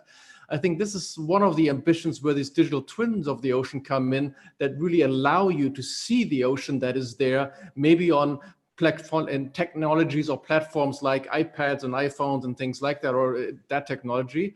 But at the same time, I think we need a shift in the mindset. Right now, we're looking at the ocean from a research perspective. This is not how we do it on land or on the atmosphere. We take observations on land from niche to norm. We do it all the time, always, because we see societal benefit. And in the ocean, we're still in the niche. It's just a researcher doing it. So we got to go from niche to norm. And I think these accesses through things like digital twin platforms, through the data sharing, and also information products will make a big difference. Now, this is not for Geomar to do. This is not for NOAA to do. This is for all of us to do. So the whole thing that we're advancing here, the collaborative approach to Atlantic research, innovation, information is what's needed. So somehow we have to make this equitable, shareable, that we can all bring the best foot forward. And I think that is the most exciting frontier that I see ahead of us. And I think the panelists brought that out very nicely. Thank you. Thank you so much for that, Martin. And I think thank you very much to all the panelists. What an engaging and what an informative session that was. And I think it keeps coming up a lot, the issue of connecting and interfacing with society and how best we can do that as researchers. And I think as researchers, it's really difficult for us to think from the perspective of the other person and not from the perspective of being the researcher. But I think it's a challenge to all of us as scientists and people in the broader STEM community to think about how best we can really communicate ideas and communicate information in a way that creates value for the average person. And I think with that, we'll take a comfort break and we will return at exactly 4:33 on my watch. So it's 10 minutes from now. Thank you so much for that very engaging panel. I'll see you at 4. Okay, let's make it 4:34. Thank you very much.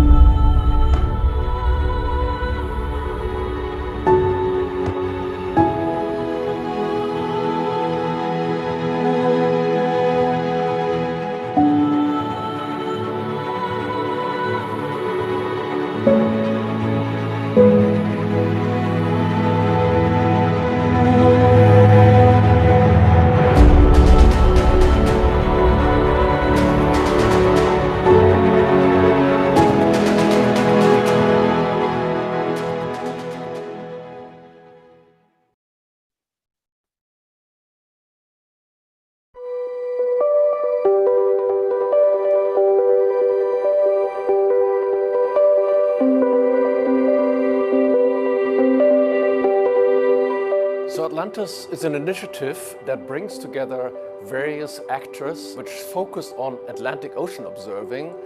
And the idea of Atlantis is to bring together the various activities from physics, chemistry, biology, geology, to really elevate the level of how we do ocean observing for the benefit of society.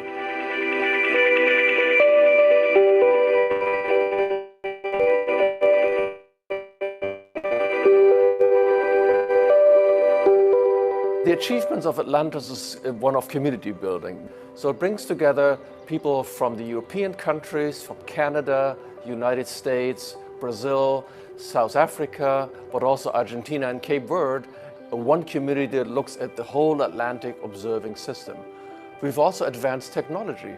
We're bringing new sensors to the system. We're integrating up more complex, more complete observing technologies.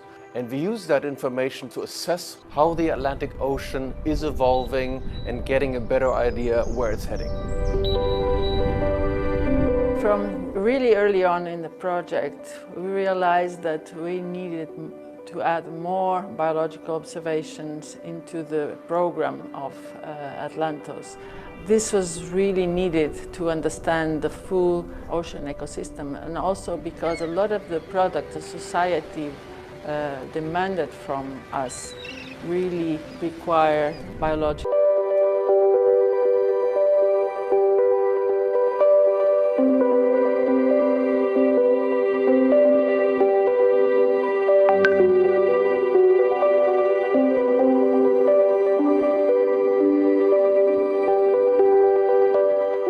The Atlantos project provides a great step and leap forward in our ability to understand the ocean. The Atlantic Ocean is connected to the rest of the global ocean.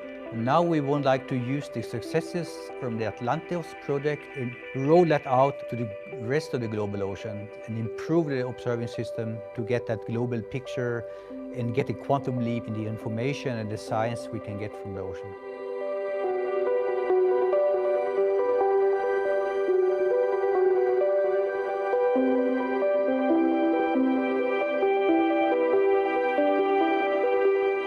So in Atlantos, the program, we foresee a shift from what at present is ocean observing with primarily a scientific focus towards ocean observing with a focus on meeting societal needs. We also want this program to be transparently open to all potential partners, fishing companies like transportation companies, aquaculture, who have a real stake, a real need in this ocean data that we're seeking to enable. So my dream for the Atlantos program is that all the nations in the North Atlantic, Tropical Atlantic, South Atlantic come together to engage in ocean observing, because it's those data that we get from the ocean that allows us to make decisions how human and oceans interact in a much more sustainable way. So we're looking for a bright, prosperous and equitable future for the next generations.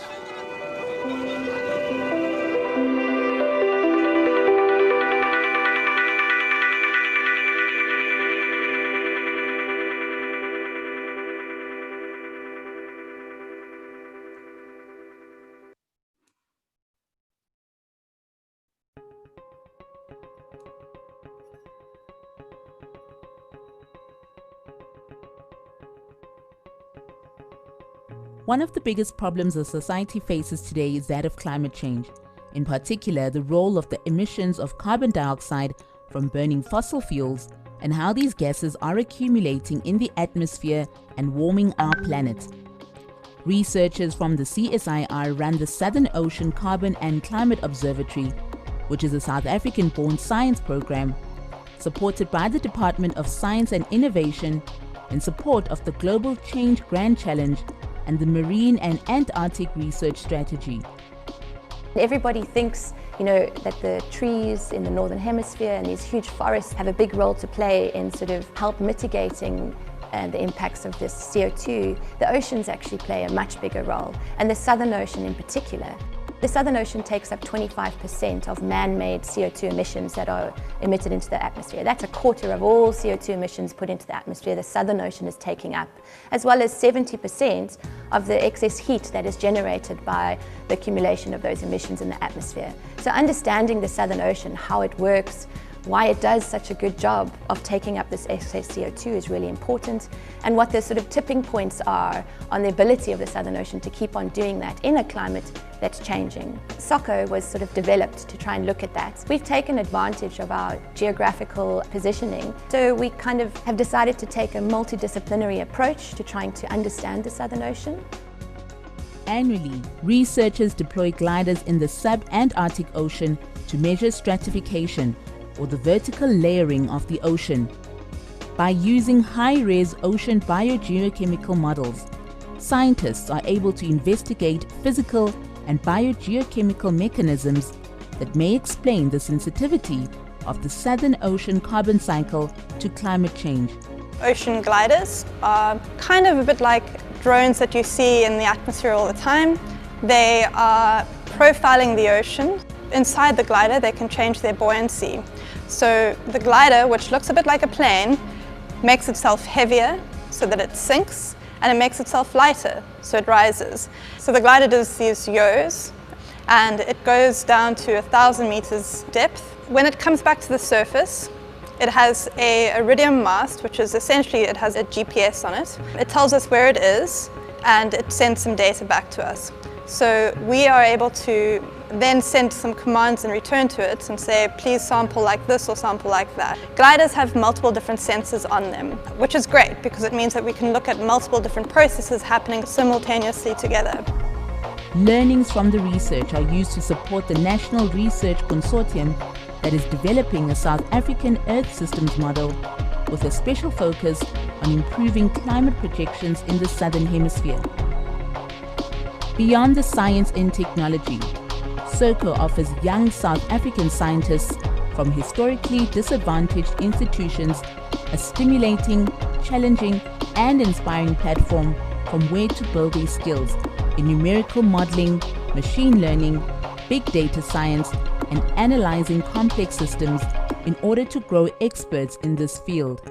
Be able to ask good questions. I think that's what science is about, because knowledge is everywhere. And I think that being able to distill what's a good question and what's not a good question, and when you're faced with a complex problem, where do you start and how do you think about it? So I think there's been a sort of a intellectual development about how to think about questions, and also meeting people that are very big in the field and sort of seeing how they think about things. SOCO celebrates its 10th anniversary in 2020 and has been able to pioneer ocean robotics in the country and build an interdisciplinary approach to explain the links between carbon and climate. The program has developed several new facilities specializing in robotics, biooptics, biogeochemistry, geotraces, and CO2, and in turn have created opportunities to design and innovate in an uncharted field. Our research niche is understanding fine-scale dynamics, and for that we needed capability that was able to make the measurements and the scales that we needed. Because we've sort of now got to the point we've achieved the goals of using it in support of our research, we're now expanding beyond the research needs to address societal needs outside the science. We have developed a new PCO2 sensor to measure CO2 in the ocean, which is probably one of the best ones available globally. That was developed here by our engineers, and we've tested it in the Southern Ocean. We are using it as part of our research. We are now starting to market it globally, and we've sold our first 2 units to an Ocean Institute in Germany. So that's an area where we've gone from, again, the value chain of going from basic research towards innovation. And that innovation is about developing our South African intellectual property, really, and using that as a platform to start local manufacturing of advanced high-tech equipment. Welcome back to everybody. I hope you guys managed to get that nice glass of whatever you're drinking, wherever you are, or may it be coffee or whatever else. And I hope you got the opportunity to stretch your legs and reflect a bit and think about that last conversation that we had about sharing data. Now we move on. And before we move on, I wanted to say that all of you guys that are continuously posting and sharing the conversation and being part of the conversation on social media, we see you. Please continue to do that. The hashtag is AtlanticAll, and as well as Atlantic Youth to comment on the youth ambassadors. So thank you very much for that. Keep them coming. I see them. I just had a look at them during my break, and I think, thank you very much. It's awesome. Keep them coming.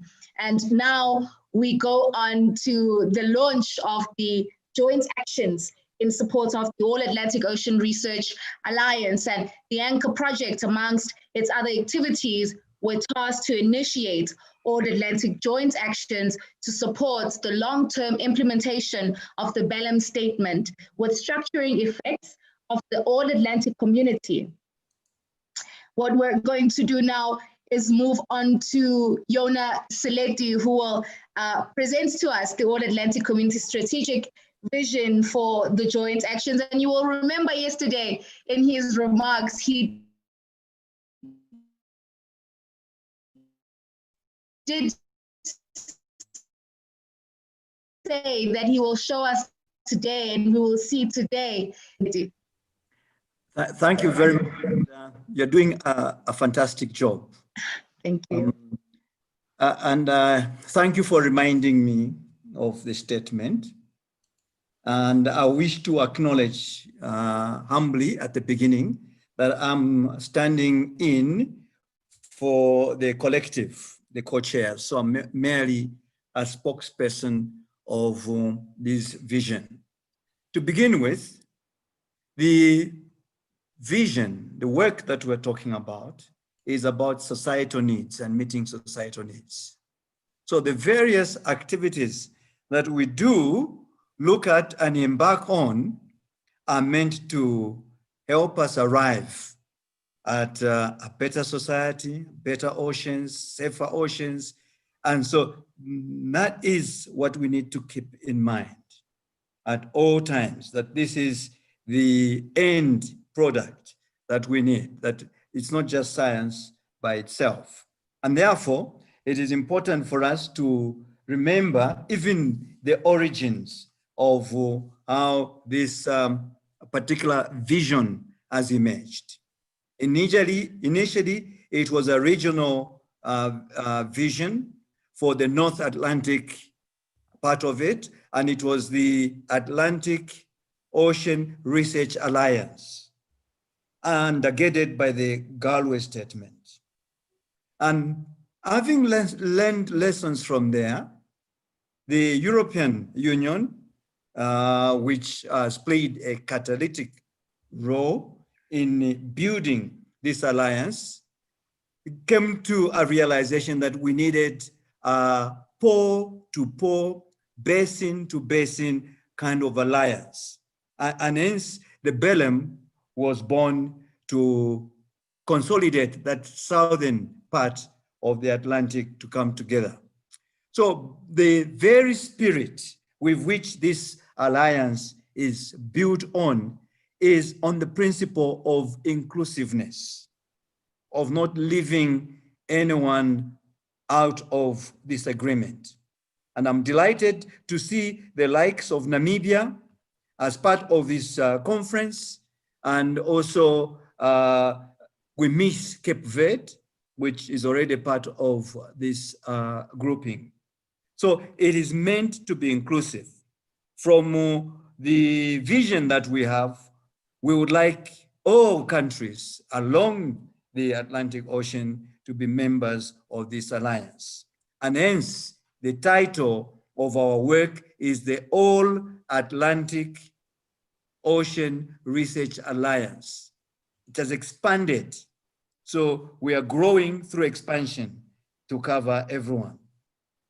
Having said that, we would like also to indicate that the approach is to take a systemic approach to the challenges and opportunities offered by the Atlantic Ocean. We have moved towards an all-Atlantic Ocean Alliance, joining the efforts of Galway and Belmont. And so this is really very important to stress that we intend to be systemic in our approach so that there is sustainable activities continuing on.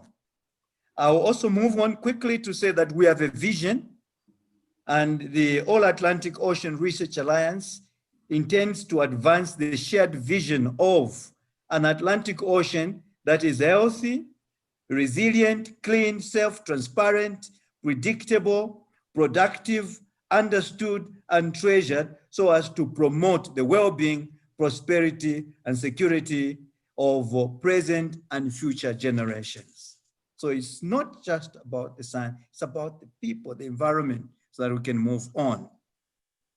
The work of bringing together the philosophy under which we work as the All Atlantic has been very deep, or moving all the way from Bahia to Galway, and also to Brussels.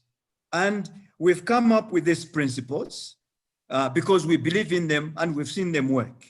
And everyone today has been commenting on these shared responsibilities.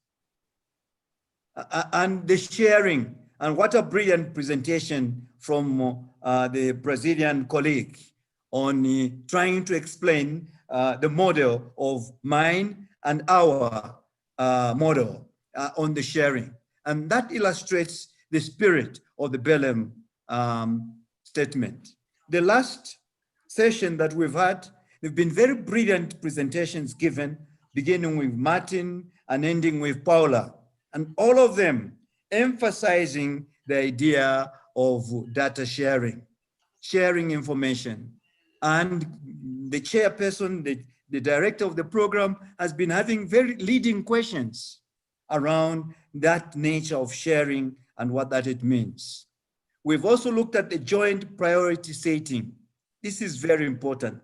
There is no senior such as Brazil or the USA or Canada. We are all equals when we come to setting the priorities in this alliance. There is such a good spirit of transparency, of trust, of working together with the same objective of solving the problem. So I want to stress that point. When we are expecting researchers to implement joint priority setting, is because we have set a precedence at the high level of doing that. I would like to probably stress that in the selection of the activities that we've chosen, we had 4 key criteria, and probably Sophia will go a little more on that. Fitness to the Belém statement ambition. Do these projects fit in with the ambition of the Belém? And then we also looked at the quality of implementation. Do they cover all the regions? Do they have the means to do that? Are they proposing activities that will drill down to communities and to everyone? So there was quite serious interrogation. And then long-term measures of sustainability on this impact. So this is what we have been looking at, and eventually we want to look at how it will impact society.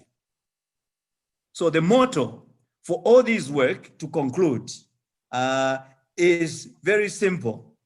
We aim to connect different actors involved, from communities to researchers, whether it's infrastructure or it's human capital. We intend to connect, to cooperate, and that as the modus operandi is always seek for that, and then to act.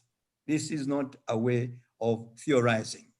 And may I pass on then maybe to Sophia or the chair, the director, because she needs to assist in also setting the scene, apart from my giving this as a strategic part of it. And well, 5 minutes go so quickly. Thank you. 5 minutes with a grace of about 2.5 more, Professor Seletti. And I think the sincerity with which you say we are all equal in the alliance, and the sincerity to which you say it's not about the science, it's about the people, the environment. And with that, as you've indicated, I'm going to invite Sophia Kudairo, the anchor coordinator, to set the scene and explain the process of the joint actions. Over to you, Sophia. Thank you very much to Lily. It seems that I'm having an issue with my video. If the IT guys can support. In the meanwhile, I will share my screen with you. Okay. Are you seeing the my presentation? Perfectly, thank you, Sophia. Okay, so in the meantime, if you can solve the issue with the video, that is great. So thank you very much, Professor Seletti, for the very interesting introduction. And as you said, the joint actions have 3 pillars, and this is it's connect, cooperate, and act. And this is really about all the work that we have been done at Anchor in supporting several stakeholders at the Atlantic level to develop these joint actions. And this is this support is what I'm going to speak about.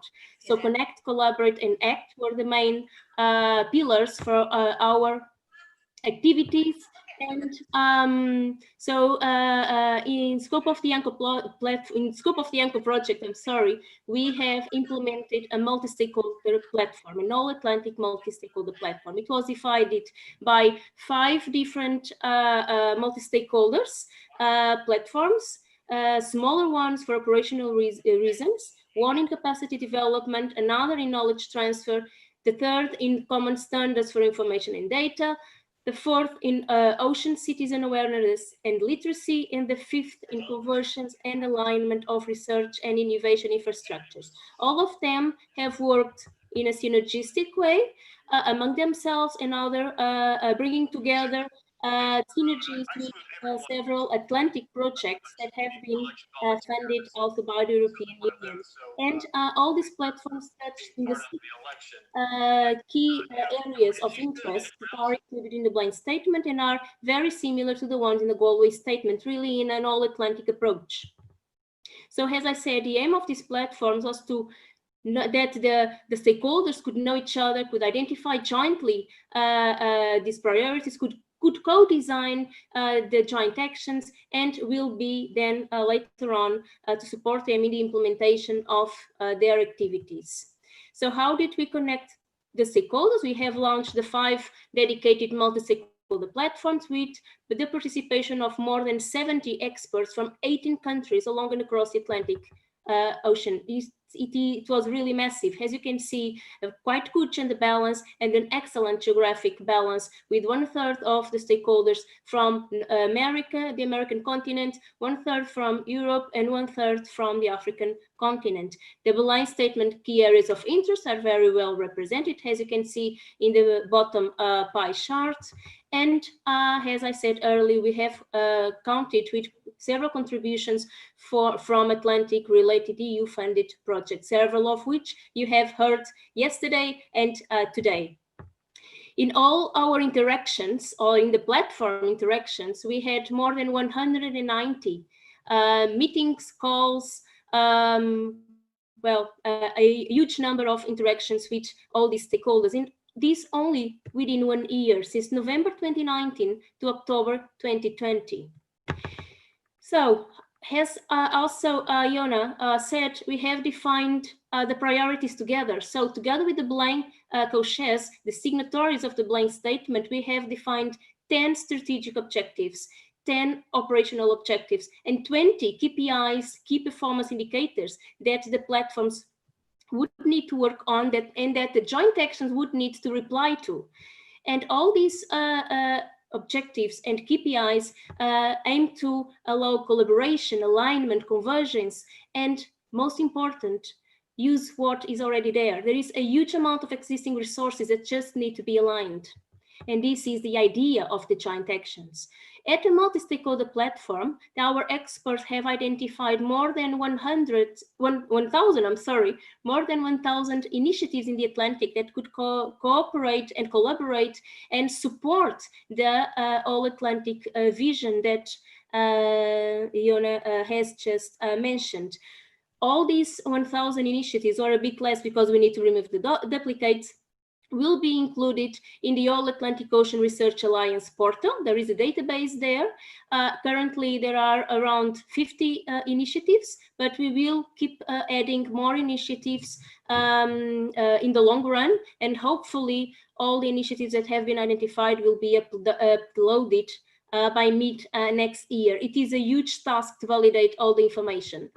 Then our experts have also identified the needs and the gaps to achieve this high-level ambition. They have identified 56 gaps and 79 needs and recommendations. These 2 deliverables, or no, 5 deliverables, 10 deliverables, because there were 2 per work package. These 10 deliverables are available in our portal. So you are more than you are invited to access it and to check them. So based on what I have said, the different platforms, the different strategic objectives, KPIs, the baseline of existing initiatives and the gaps and needs, our experts have come up with very interesting 6 collaborative joint actions. These joint actions aim to be long-term activities, so they should continue after the lifetime of Anchor, which should end at September 2022. They should have a long-term impact, use existing resources, and be ambitious, but very realistic. And at the end of this forum, you will receive a thank you message for your participation. And within that message, there will go a survey, an open call for collaboration for everyone interested in contribute to the collaborative joint actions. You just need to access the survey and say how can you contribute to each of them, and like this we can even enhance the cooperation, co-design, or keep the co-designing of these activities, because as I said, all the resources are out there, we just need to align them. And to finalize, I would like to thank to all staff within Anchor that have through their huge efforts have allowed these 6 joint actions to came to light, and of course the experts. A big thank you to all the experts that have been involved. Without your willingness to do so, this would not be possible. Thank you very much. Thank you, Tilly. Thank you so much, Sophia. So we all heard it right here. You want to know who is who, and you want to know who is doing what. So you visit that main All Atlantic portal. And I think now I would like to hand back to Professor Seleti, who is now going to officially announce the launch of the joint actions. Over to you, Prof. No, thank you very much. On behalf of the privilege to announce these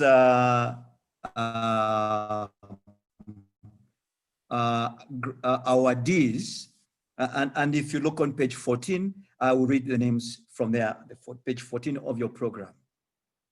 These are, the first one is All Atlantic Ocean Capacity Development and Training Platform, and the principal investigator there is Fiona Ekau. And then we have a joint marine biotechnology knowledge transfer initiative for the Atlantic. And Fabiano Thompson, based in Brazil, will lead that group.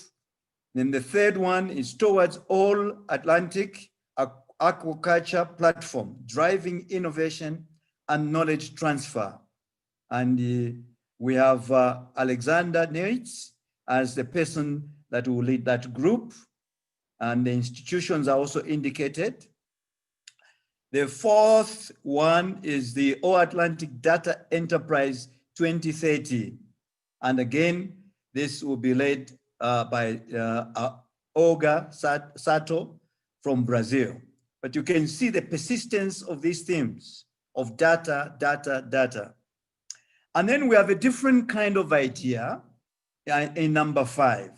The All Atlantic Blue Schools Network, getting to the ground, to the communities. So that also will be led by Ronaldo from Federal University of Sao Paulo. And the last one is the All Atlantic Research Infrastructure Network. And Jose Luis Moutinho will lead there, and from the Air Center, I guess that's Portugal, from that. In addition to this, the first joint action really is the Anchor CS offices and staff that work in there. I wish to, before maybe just declaring them launched, to thank all these players because it has taken long. And I must indicate that the co-chairs were quite intensely involved in these activities. So they are very proud of this work that has come through, and it will represent the Belém emblem across the country. So I have the privilege, therefore, of declaring these projects these joint actions launched on behalf of the Belém statement. Thank you. And I think that, yeah, that's enough. Let me leave the rest to the chair. Thank you so much, Prof, for that enthusiastic launch and announcement. And I'm going to call now the leaders of the different joint actions to speak to us. And I'm going to start off with Werner Igau. Yeah, I cannot start my video. The host has stopped my video.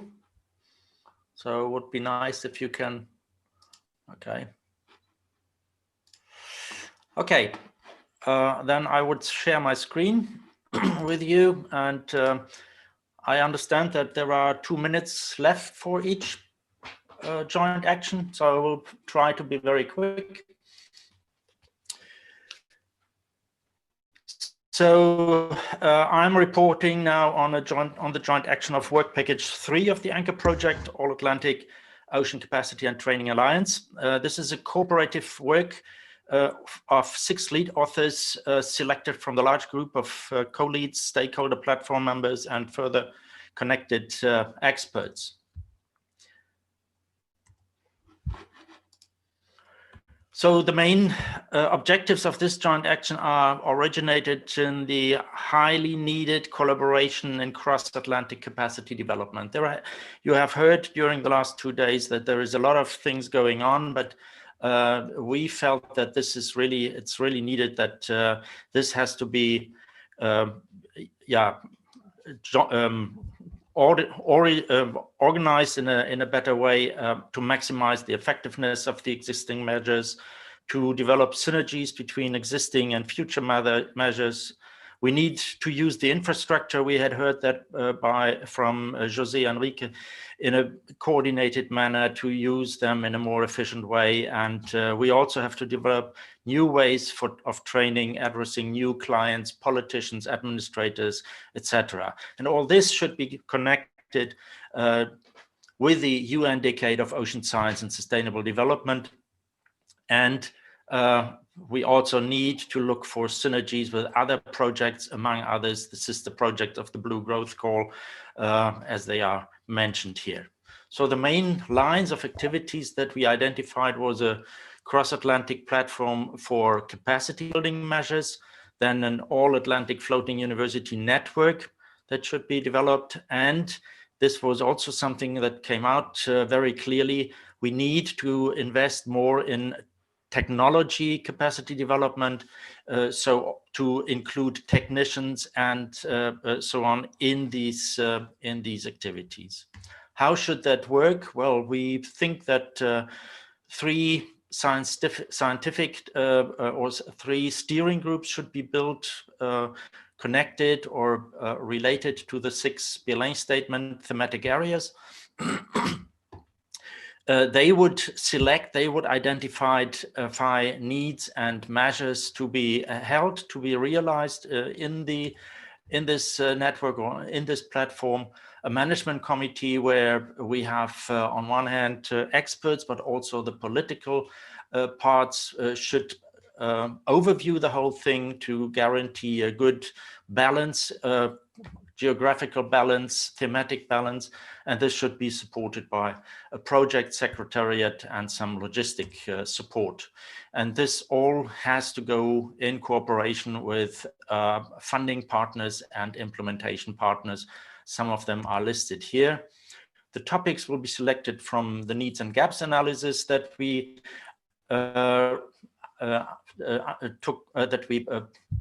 worked on and that we produced.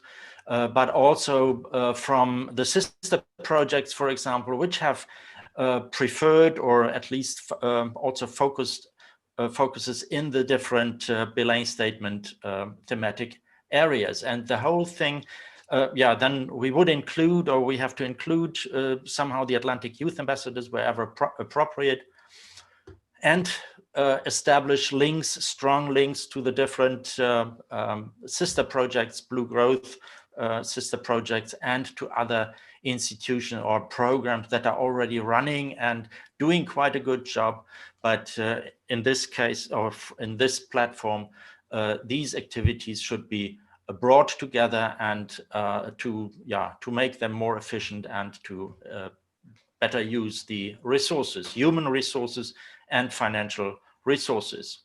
So the output would be the collaboration should be fostered, gaps in knowledge should be reduced, a better trained young scientist should be produced, better coordination and synergies among the training activities in ocean training programs, and a more integrated and enabled workforce for the blue economy in the Atlantic Ocean. By that, it could be a major contribution to the UN Ocean Decade. And we hope that we can, we hope that we can realize some kickoff activities together or around the UN Decade kickoff. But well, who knows, at the moment, it's not foreseeable, but this would be, really the best thing. And yeah, that's it. Thank you. Thank you. Thank you so much, Werner. And I'm going to move on very quickly to Fabiano. Sure. And I do apologize. You guys really do have 2 minutes each. If you could please stop sharing, Werner. Thank you. Yes. Over to you, Fabiano.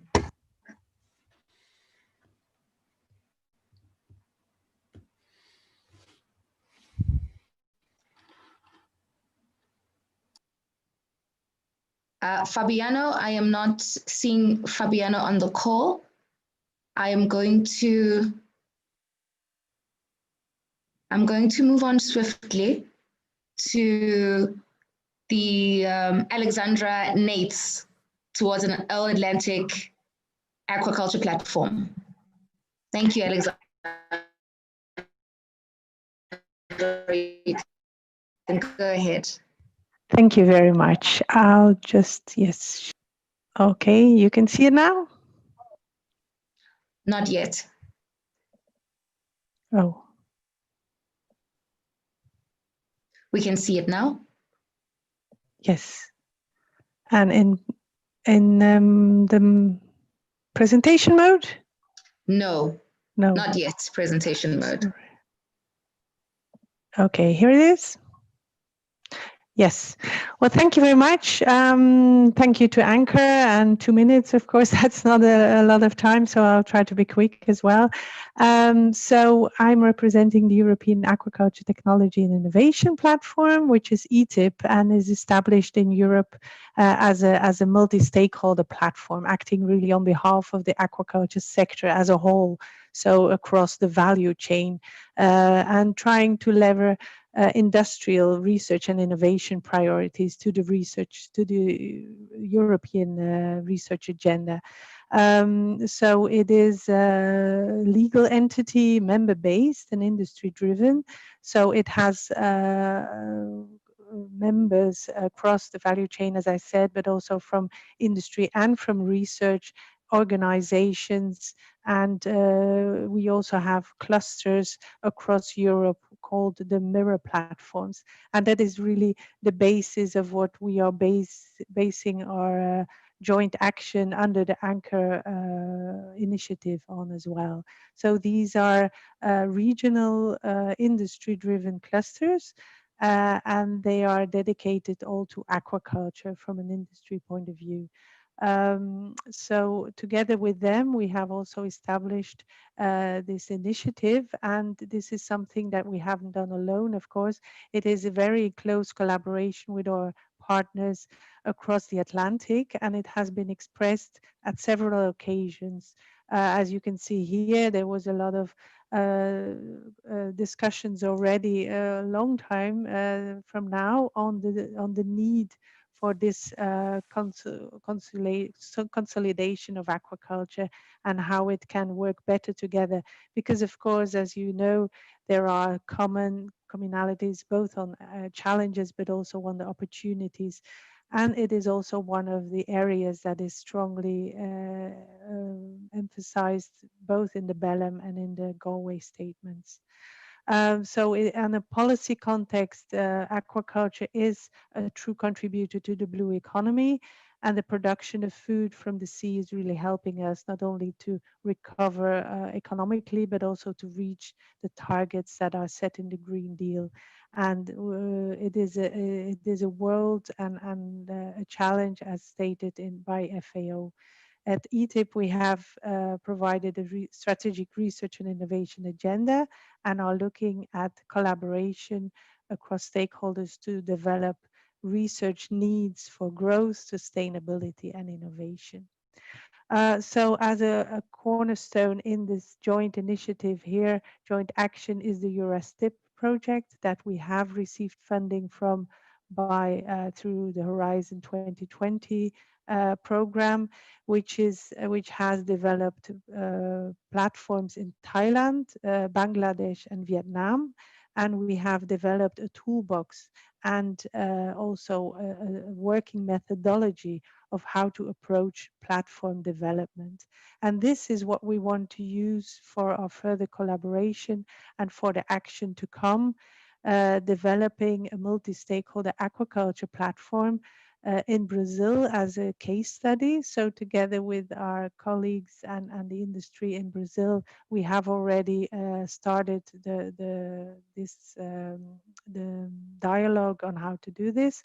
But we are also looking at the analysis for an application in South Africa at the same time, and looking at the potential for mirror platforms in other countries. So Argentina, Cape Verde has been mentioned, and we have contacts there in order to set it up, but also Namibia. And of course, after having heard from Canada and the US, there are great opportunities to look in aquaculture within these type of superclusters there.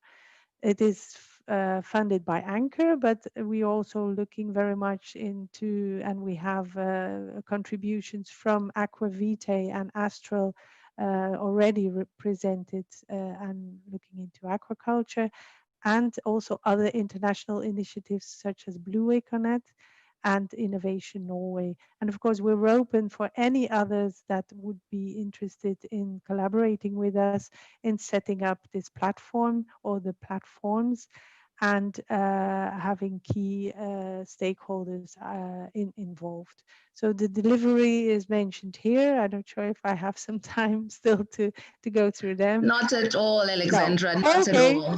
But then I'm so sorry see about them. that. And So sorry about that. Thank you. I'm going to go back to Fabiano. I think Fabiano is with us now. I apologize, Fabiano, for that. I think we'll have Fabiano now.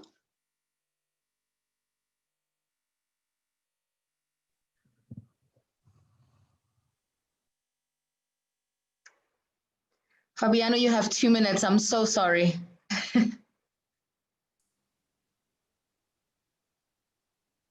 Hi, gentlemen and ladies. Start my video.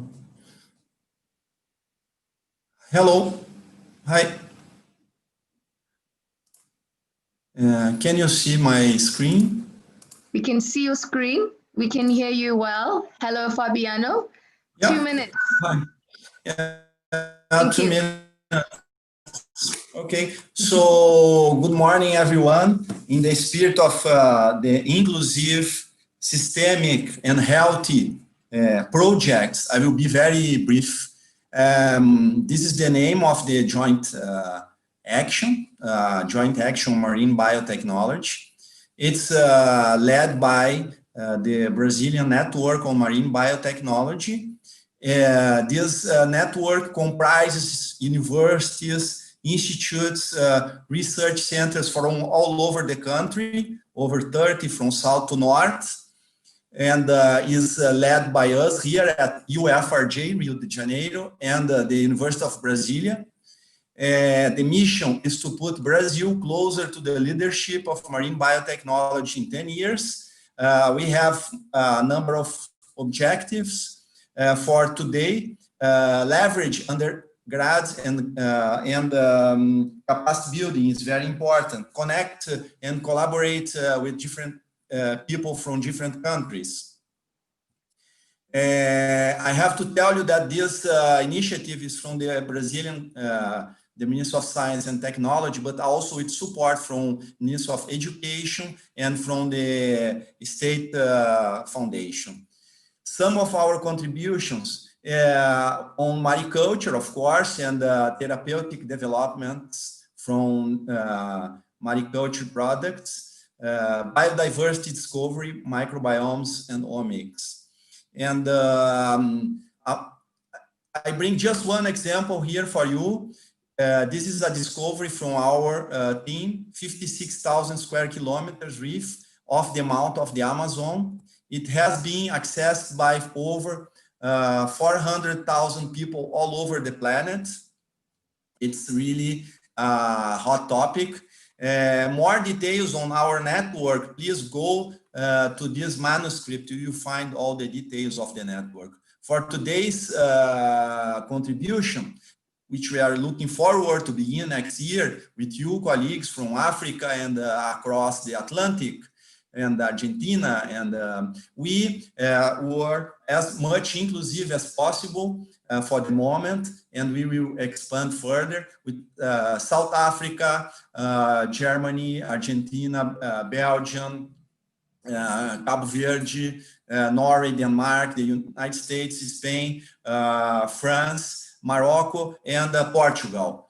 Our goals are to promote networking, to promote technology transfer, and to leverage capacity building among stakeholders, particularly the young people and also the entrepreneurs, the young entrepreneurs. Our tasks, well, 4 or 5 tasks: a preparatory meeting, workshop, training course, workshop, a startup accelerator workshop, and a roadmap at the end. Thank you so much. And where you can find us in the beautiful, in the wonderful city of Rio de Janeiro. I'm happy to be part of this. And thank you so much, Patricia, Abdala, and Claudia Magalhães and Roberto Pinto for building this with us. Thank you so much, Fabiano, for that energy. And as I move on to Olga Sato from the University of Sao Paulo, Fabiano, entrepreneurs, young entrepreneurs are very important. Thank you so much for mentioning them as we wait for Olga Sato. Thank you. Over to you, Olga. Okay, can you see? Can you hear me? Perfectly. Yes, yes. Okay. Hi, I'm Olga Sato from Brazil. And I thank you very much for the opportunity to come here and share the accomplishments of the Work Package 5 of Anchor, WP5. And the title of our joint action is All Atlantic Data Enterprise 2030. So we are the common standards for information and data sharing. This is a quick diagram of our model. We have people at the center of our model. So the scientists, the people, the society, and with the help with the technology, we want to try to help to solve many problems that we have facing in the current. So one of them is to close the gaps between the North and the South, the West and the East. And one of our biggest motivation is the challenge to get all the data that the community, scientific community have accumulated along the decades. We have a huge amount of data. And especially now that we are want to understand some of the climate patterns, the old data are very important. And combining the old data with the new data, we can shape a better data stream for the future. Our model will be the spirit of open science. So institutions and scientists will have access to all data. And also we're gonna use this model to face some of the problems that we have in our current situation, like adapt to blue economy, have better conditions for food and health. In a scenario of a climate change, it's really nice when we have a risk assessment or prediction of extreme events. So most of us will be very concerned about decision-making of, to get all these problems solved. So especially people who have to take some decisions, this network will help everybody. So quickly, our mission is the creation of a data-driven mentality in scientific research to implement the Belém Statement. And the goal is to create this unique transatlantic platform for standardized, natural, social, humanistic, and scientific data, and special emphasis on the standardized data. We already talked about this morning. And the product is a federation of data infrastructures. So all these structures connecting all Atlantic Basin. And the name of this platform is All Atlantic Ocean Data Space, AODS. And especially with the collaborations and synergy with the sister projects that we heard yesterday. So this will help to generate this product that we are planning to launch. A quick view of the joint action is to establish a foundation for a strategic multi-axis platform to achieve long-term goals in the framework of the Belém Statement. This will be done within the period of Anchor until September 2022 and financed by seed money from Anchor. And the second part will be a post-Anchor period, which we have to secure sustainability of this platform and continue the implementation of the Belém and Galway Statement. So this is something that's important to have a continuation. Quick view of the start off. We have 3 tasks ahead of us: a showcase of the infrastructure and services available to the whole Atlantic community using webinars. In the second stage, we're gonna have workshops. Hopefully after the pandemic, we're gonna have a presential workshops to define needs and customize some of the services for the All Atlantic community. We focus that part for one specific study case, the effects of emerging pollutants, so we don't have to solve all the problems in the world.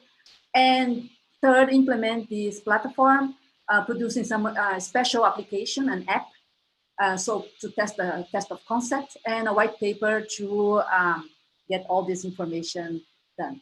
So thank you. Take home message is the federation of infrastructure that connects everybody and solve all the problems. Okay, that's it. Thank you. Thank you. Thank you so much, Olga. Beautifully done there. And the measure of new data and with the old data to make decisions. Thank you so much for that. So I'm going to move on right along to Ronaldo Cristo Folletti from the Federal University of Sao Paulo in Brazil. I see your presentation, Ronaldo. We can go for it. Thank you. Hello, Lily. Hello, everybody. It's a pleasure to be here. I'm here representing a team also composed by Raquel Costa from Portugal, from the Ministry of Science in Portugal, and Guadalupe Constanzo from the Cultural Center of Science in Argentina. So I guess that Iona and Martin, when was closing the last session, already presented what is our idea. We have been discussing these 2 days that we needed to look beyond science, and we need to look science by the other views.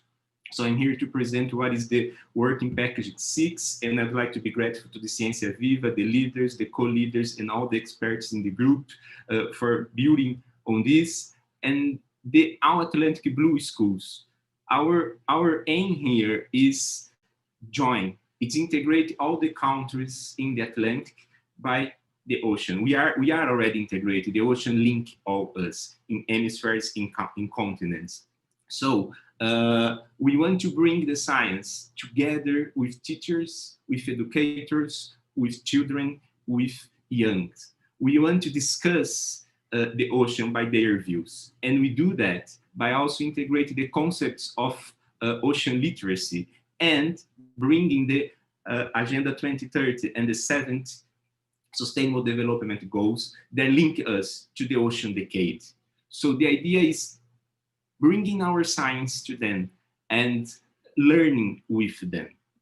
How can we do that? We propose to build in a multinational and multicultural network, so it can be involving schools, teachers, industries, municipalities, NGOs, aquariums, museums, science centers. Anyone here, listen this, can be part of this joint action.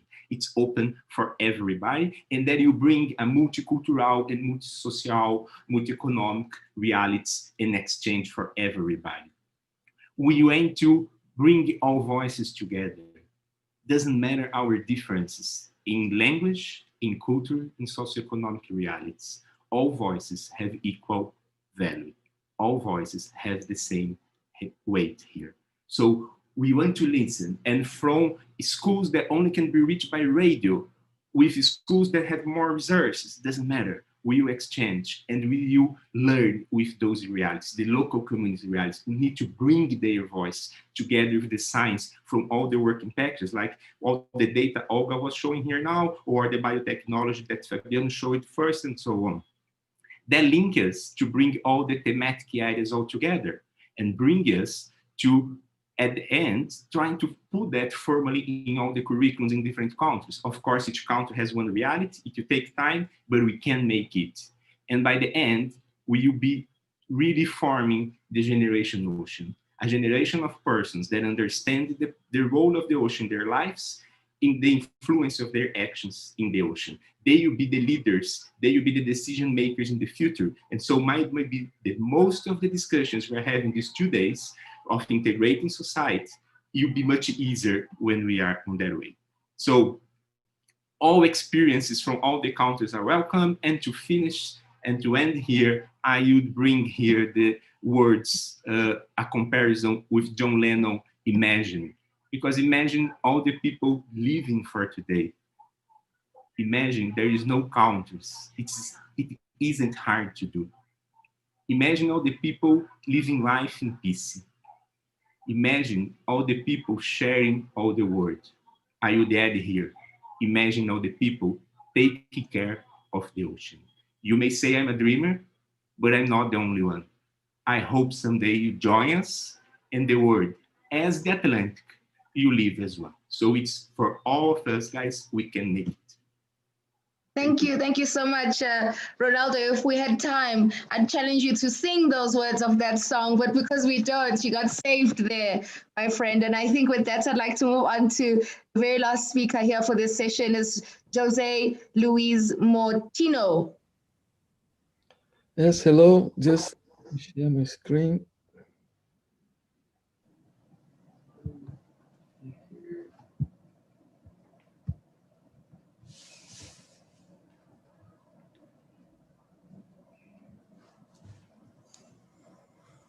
Okay, can you see it?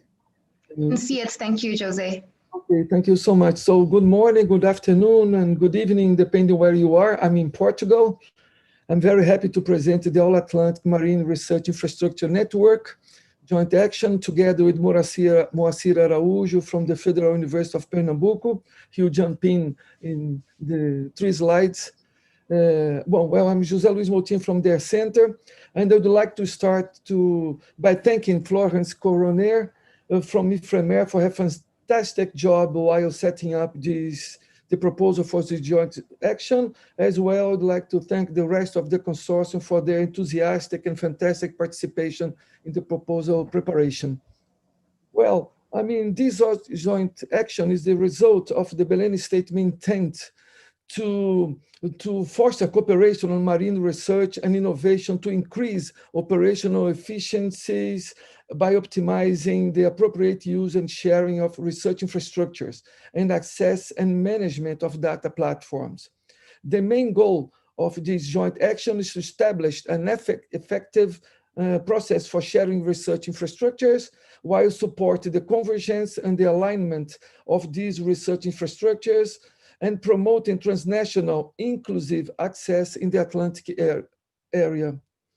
So there are 3 main components on this joint action. The first one is the development and management group and the community group, which is composed by research infrastructure operators. The main objective of these groups to design and implement the web portal, and also it will oversee the other 2 components, and they will ensure involvement of the All-Atlantic Ocean community. Another very important result is the publication of the guidelines for optimizing the use and sharing of research infrastructures. The second component is the web portal, where we will share ongoing information of ongoing unplanned activities at sea to research for complementarities and cooperation opportunities in the Atlantic. I mean, to demonstrate the usefulness of this web portal, we implement a case study on ship time sharing and cooperation opportunities in the Atlantic area. Well, third, we will develop thematic networks around plankton plankton imaging, coastal observation, and polar research infrastructures.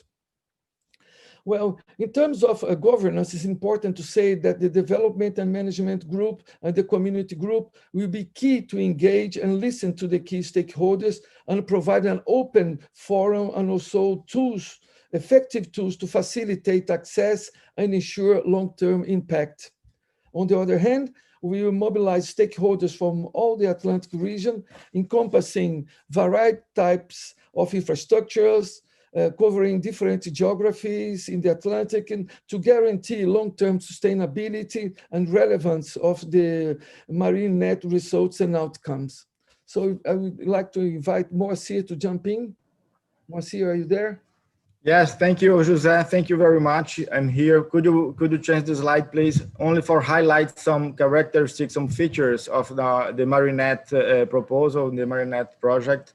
In fact, what about to have in one single web portal all information concerning what's going on, what's planned for observations in the Atlantic. This is the ambition, the first ambition of Marinet, and I think this is very attractive, as mentioned in the chat this morning. And the second thing is really we start with some networking thematic works. I mean, plankton imagine, coastal observation. If you want really to look beyond the beach sands, we need really to connect the offshore to onshore and coastal observation. Bring the big picture to the coastal and stakeholders along the coast. It's very important, as well as polar actions in the Antarctica, for example. And one through in concrete, our model study case will be next year. We will have a ship time sharing and the research capability sharing in the eastern boundary around the Cape Verde and Angola and Namibia Sea, head by the colleagues from Portugal, but also from the people from Brazil and Germany, France, Cape Verde, Angola, and so on. I think that will be very exciting as a first case study. Next, please. The last one to Lil. So we should really, and we benefit from what's going on. I mean, all sister projects, not only in Horizon, but the old guys that are on the road, like, for example, Pirata Network and Backbone, and to start by what's going on is very, very exciting. And I would finish by saying that we are very motivated to start Marinet, and we are really very motivated to bring it to reality after today. And welcome you all to not really to the Anthropocene, but to the Oceanocene. Thank you very much. Thank you so much. And with that, I'm going to over to Siggy, Atlantic Ocean Space for Operation. Over to you, Siggy, and I apologize for how late we are. Thank you. Thank you very much, Tuli. Good morning, good afternoon to everyone. I am Siggy Gruber. Most of you, I imagine, know me. I am heading the Healthy Oceans and Seas Unit in the European Commission, in Director General Research and Innovation. And I consider myself a little bit as a dinosaur for our all-Atlantic work here. And I have really the pleasure to share this session, the Atlantic Ocean, a space for cooperation. And Jona set out already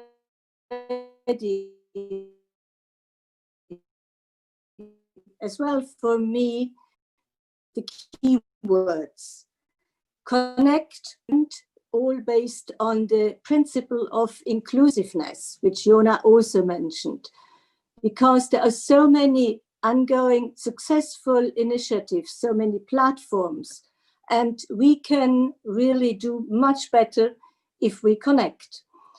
So I have a fantastic panel with whom I can really share now the floor. There are 6 panelists, 6 speakers, and we will then have 4 discussants.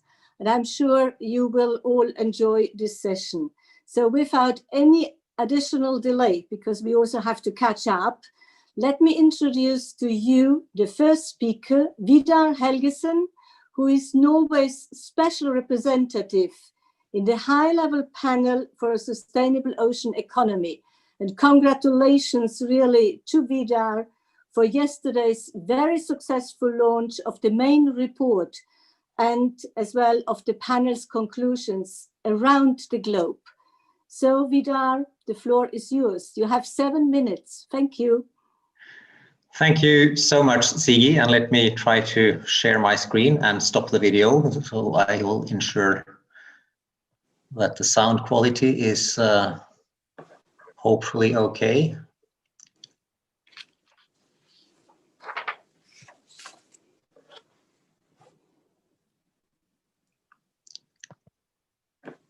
So this has been an interesting week, and I'm very happy to conclude it by sharing with you some of the findings and conclusions of the high-level panel. The high-level panel was an initiative taken by my Prime Minister to gather a group of heads of state and government, sitting heads of state and government, to shape a new approach to the ocean. 14 countries. You may say that's not many, but they do represent 30%, almost 30% of the world's exclusive economic zones and 40% of the world's coastlines. They set out to shape an agenda for protection, production, and prosperity. A policy that could create a triple win, where we effectively protect, sustainably produce, and equitably prosper. And this, of course, matches the Sustainable Development Goals and the different elements of those, and 2030 and the SDGs, and the ocean's role in delivering on the SDGs has really been the leitmotif here. We set about with a process based on knowledge. We're calling it a knowledge policy action process. Based on a tremendous production of new and interesting knowledge, and I know several of you here have been involved in that process, analyzing the latest ocean science and delivering also opportunities for action that the leaders could consider. And then the policy track is a document we released this week with transformations for a sustainable ocean economy. And then we've also geared up for taking the agenda forward to the action track. Let me just say on the knowledge process, more than 250 experts for 48 countries, very good diversity of expertise capturing so many elements of the ocean economy. We've been really impressed, and thank you to all of you who have contributed. I think it speaks to the quality of the research process that Nature published several of the papers this week and gave considerable attention to the process.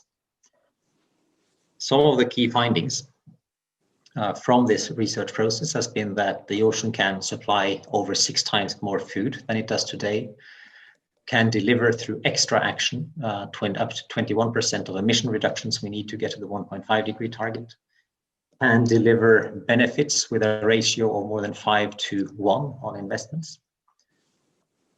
That unabated climate change, on the other hand, could cause enormous losses to tourism and fisheries, and that we need the ocean to be factored in much more prominently in the COVID-19 recovery packages.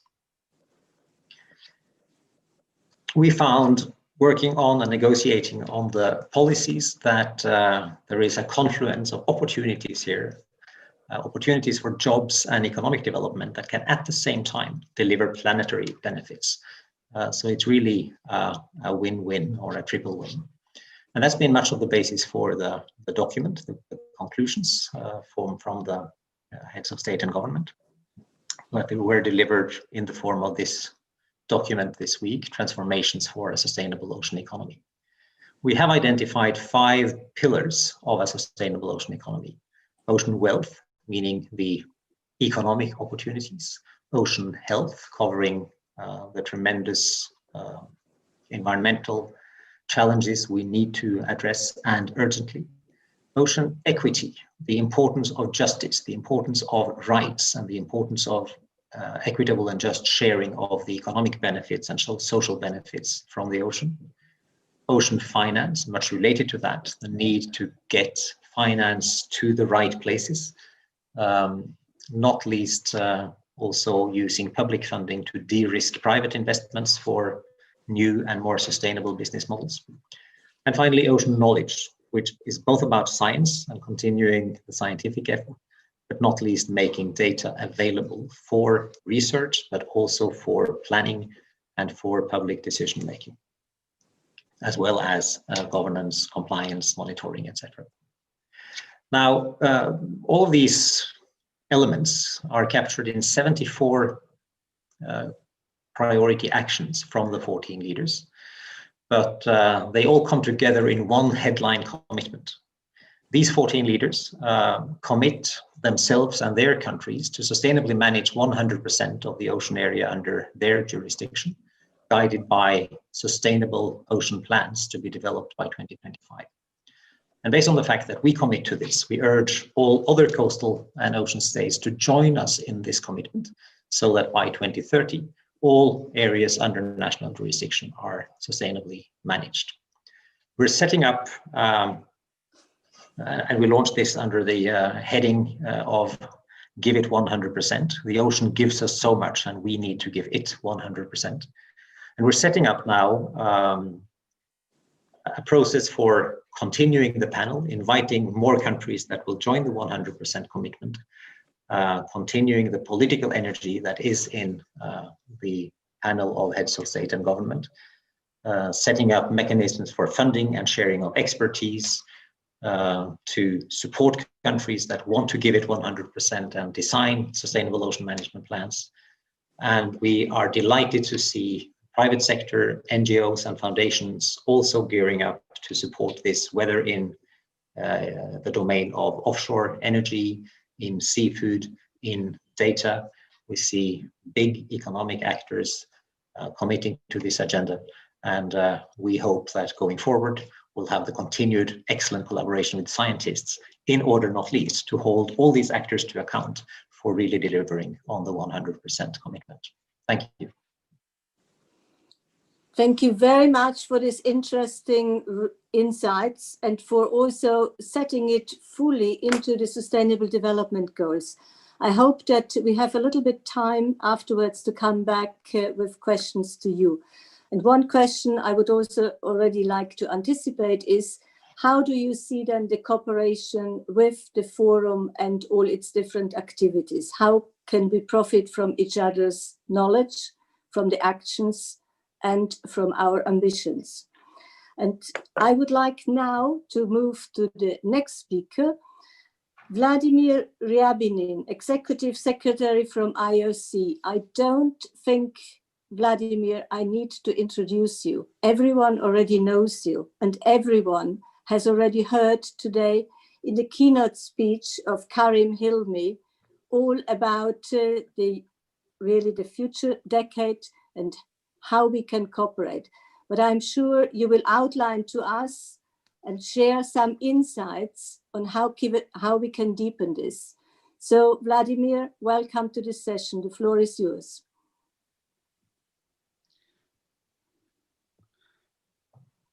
Thank you. Thank you very much, Ziggy, and and always pleasure to be introduced by you. And but I think you overdid. I am not like John Lennon, but I would like also to join Ronaldo in basically alluding to, we felt like we were dreamers several years ago, but really now we are not the only ones. There is a huge actually support to the idea of the decade of ocean science. You already heard Karim Hilmi speak about this. So I would like to state that, IOC the Intergovernmental Oceanographic Commission of UNESCO is the home of ocean science in the United Nations system. And on the graph that you see here, in different colors, at least on the left, I just wanted to show to you different regional bodies of IUC, sub-commissions. They span West Pacific, they span central part of the Indian Ocean. Africa is very special because, you focus the Mediterranean, the Atlantic, the Indian Ocean, border, and the Southern Ocean. But our commissions are mostly focused on the ocean, but Africa is organized very specially because I think the focus here is very much on capacity development. And we have also IU Caribbean. But you see, we don't have a structure that would be spanning the whole Pacific and also Atlantic. So for us, it was very, very important to have IORA in place because I think mostly focusing on North Atlantic, it was doing a wonderful job in moving forward the science, complementing what our IUC was doing. And I'm very happy to see the development of the Galway Agreement, now the LEM Agreement, and also I'm very happy to see this in this that this forum is taking place, and 260 people participated in the forum, despite I think we are running a little bit late. So I think we are really not the only ones now, and there is a fantastic opportunity to move forward. So I also see a really fantastic spirit in this virtual room. And would like to say that, we need to move forward as a scientist. That means that there will be global standards in observations and regional and local implementation of our activities. The main paradigm of moving forward, and actually on the right, you see also some GOOS, Global Ocean Science, Global Ocean Observing System, regional alliances. And there are some alliances focusing on Africa, also on the European part. There are some alliances focusing on the eastern part of South America. But we need to, I think, to have this uniting movement, this forum that forum may provide, be the founder of. And I think with this global approach and global standards, we can focus on management of the ocean. That's the main idea. And this high-level panel that Vidar presented to you was actually really spearheading the idea of integrated ocean management based on science and data. That's basically the most important message. And I think Karim already presented this in terms of how we would like to move it forward with the decade. So now, with that enthusiasm, I'd like to invite you to think about the decade of ocean science once again. So first of all, the implementation plan of the decade is already with United Nations General Assembly. And around, I think in 10 days time, we hope very much that will be a resolution adopted by the Assembly in which the plan will be taken note of. And then this means the decade is moving forward on the 1st of January. And then you see here 10 challenges of a decade. So we need to work against the pollution.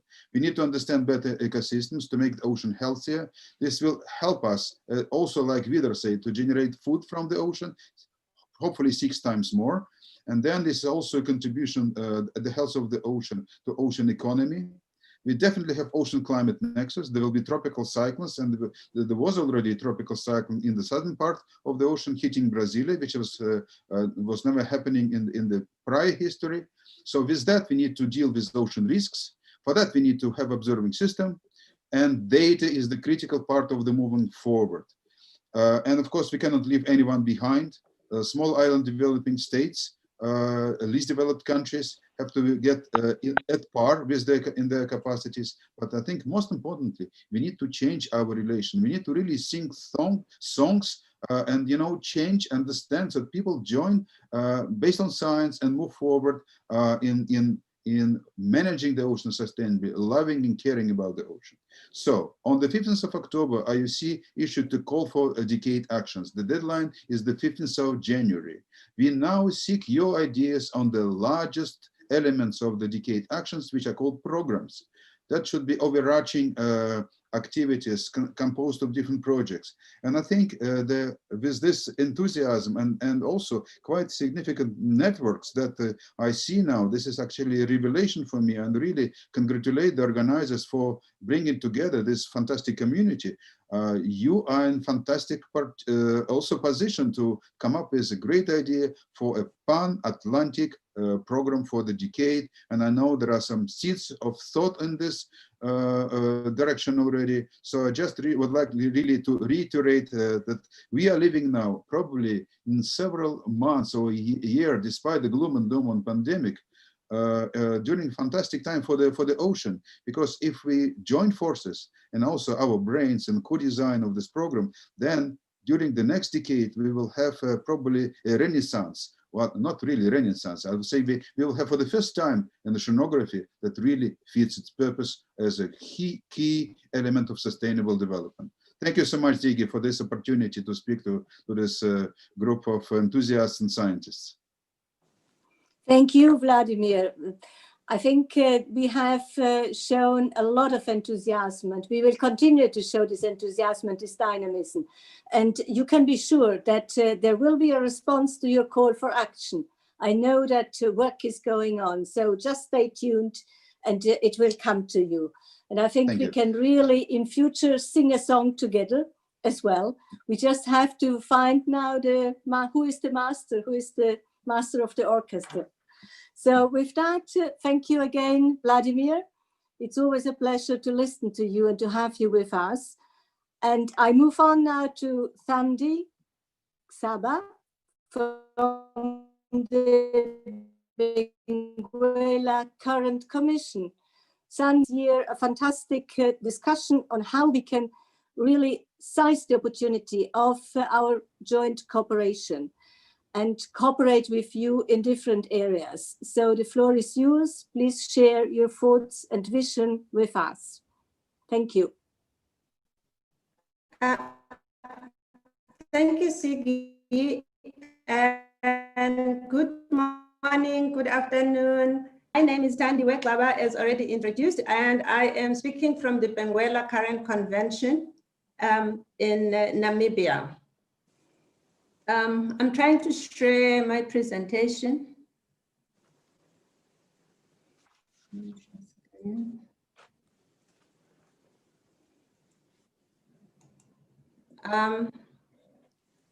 Let me go on to display mode. Can you see it, Siggy? Yes, I can. Thank you. You just need to put it into presentation mode. I thought that is where it is right now, but let me click again on the big screen. Yes. Yeah, perfect. Thank you. Yes. Thank you so much.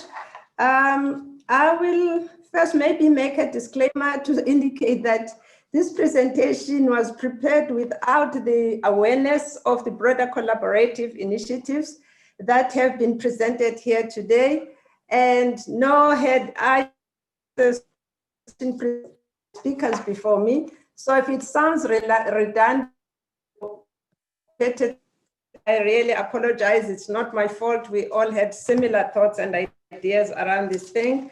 However, my scope will be mostly the one that's most limited, in the sense that my presentation has been prepared from the perspective of the BCC, sharing opportunities that are available to the other role players in the all Atlantic Ocean space. So I will be talking on opportunities for potential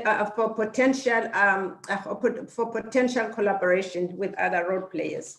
However, I will first start by introducing the organization that I represent, which is the Benguela Current Convention. It is a multi-sectoral intergovernmental organization that has been established by the governments of Angola, Namibia, and South Africa. The objective is to promote a coordinated regional approach to the long-term conservation, protection, rehabilitation, enhancement, and sustainable use of the Benguela current large marine ecosystem, which the three countries share. And the four sectors involved in the PCC are environment, fisheries, maritime transport, mining, and energy. Then I will move on my next slide, where I will be presenting the first area of collaboration, where there could be collaboration and synergies. The first area here is ecosystem monitoring and research. And the problem areas that the BCC is focusing on are the 3 blocks colored in brown, because they're really relating to brown issues as far as the ideal situation is required, necessary for our oceans. Firstly is pollution, environmental monitoring, and top predators. I will just maybe even before I outline each one of them, indicate that top predators has really become necessary, the research on them, because you may have heard or read on the media that a number of them have been dying along the coastline of Namibia, particularly around Walvis Bay and Swakopmund areas. They find lots of them on the beaches. Thousands of them have died this past few months and weeks. And the cause of the death has really not been known so far, but specimens have been taken and sent by the Minister of Fisheries, of course, not the BCC per se. Yeah, so maybe we will get better information on that, but we are involved in researching them. But if I could start with the pollution first, which is the first area that we're focusing on within pollution, within our problem areas. And here we're looking at 2 areas, the land-based sources as well as marine-based sources of pollution. And in the case of land-based, we're focusing on macro and microplastics, while in the case of marine-based, these include oil spills and alien invasive species, which often come through ballast water. Well, what is the output? Maybe if I could also explain the green blocks represent the science that is being applied in addressing the issues in the Benguela current BCLME research areas. And the blue blocks represent the outputs and management that will inform management on dealing with the issues that are colored in brown. So the output from land-based sources of pollution, we are hoping to get regional methodology and water quality standards. Whereas from the marine-based sources, we hope to get preparedness in case of oil spills and whatever, and mitigation measures for other sources of pollution. And it is the BCC's belief that information gathered from this research will contribute towards the UN Decade of Ocean Science societal outcome, known as a clean ocean. And then if I move to environmental monitoring, the purpose here is to really look at the impacts of environmental parameters on key species. And we hope to get a state of environment report from that research. Lastly, as I indicated, top predators have become, especially mammals, very key in the BCLME for the reasons I just outlined earlier on. And what we hope to get from the research on seabirds and marine mammals is 3 outputs: population status, IUCN and red list assessment, as well as conservation measures. And here, that small bubble at the bottom, we're really trying to solve the interaction between science and management, that is science informing management, and also management asking questions from science. And these last 2 areas of research, we believe, assistance with the restoring of the health of address the ocean climate nexus. That is an issue we're concerned about as well. Then another area of research for us is in data and information management, hence my disclaimer earlier on. This is very important for the BCC as well, in the sense that this program is responsible for collecting, sharing, and exchange of data and information between the parties, including statistical, biological, environmental, and socio-economical data. And currently, as the BCC, we've been collecting information and thematic reports for the state of the marine ecosystem report. However, not all aspects of the ecosystem are currently monitored, and therefore, this creates an opportunity for further collaboration in order to cover the other aspects and thereby contribute to data sharing at a much wider scale in the region. A region now being the All Atlantic. We are also developing an integrated information systems which includes a state of ecosystem information system, metadatabases, reports, and links to other information systems. And this data is also used by the BCC to contribute towards the information for the TDA process, which we are currently developing. But there is just one challenge area there, which is the compatibility of the data that is being collected, because the sources of the various sources that it comes from in the region. Sandy, 1 minute left, please. Oh, okay. We also have a training and capacity development program, which is a cross-cutting capacity enhancement program. I will not dwell on that one. Oh, I should have moved the slide. I will not dwell much on that one. A lot has been said about capacity development in the region and the need for it. Then I will move to my last slide, Sigi, where I'm showing you the 12 out of this picture. 12 of these are the newly recruited graduates, candidates who are our new Benguela Youth Ambassadors. And these people we had an inception meeting for them on the 5th of November, and they are already starting initiatives in their respective countries in the BCLME space.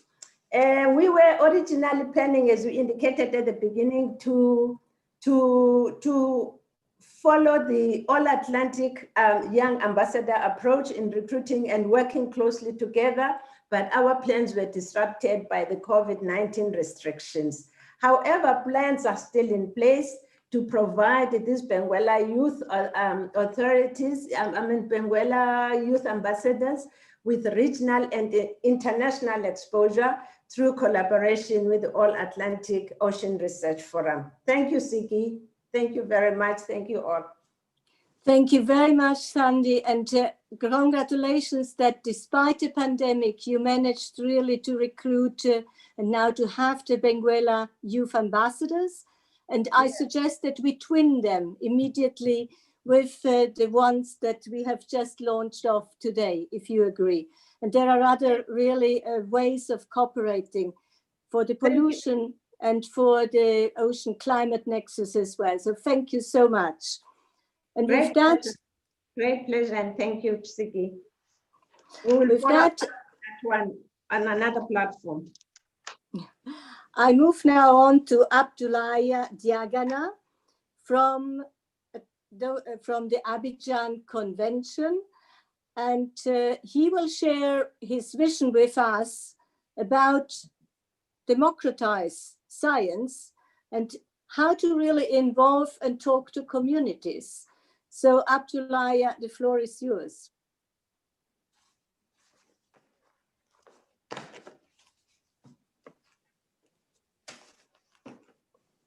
Are you with us? But muted. Okay. Thank you. Thank you, Sigi. I would like to thank you very much for giving me the opportunity to be a part of this journey. As I said in another occasion, the humanity is experiencing a rare opportunity to make qualitative leaps to reshape on our relationship with our environment and on the necessary action to be taken urgently. This will require a paradigm shift based on 4 fundamental axes. I will go quickly on them. The first one is climate change. The second is the biodiversity loss, which must urgently be slowed down considerably.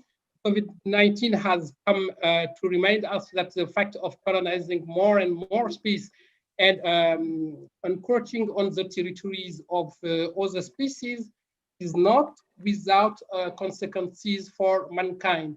And this will increasingly, unfortunately, result, according to experts, in the growth of zoonoses.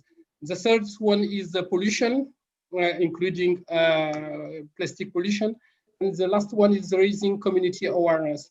There is a saying, if you know that you can't run without your companion, before the race starts, prepare him to run well. We want to look at the whole Atlantic Ocean. That is a very good approach in our consideration, because for a global street, because the global street calls for a global response. The Abidjan Convention, maybe I'm going to present it. It covers the entire Atlantic seaboard of the African continent, 22 countries from Mauritania to South Africa, and 14,000 kilometers of coastline. We interact with the citizens, the local communities in our countries.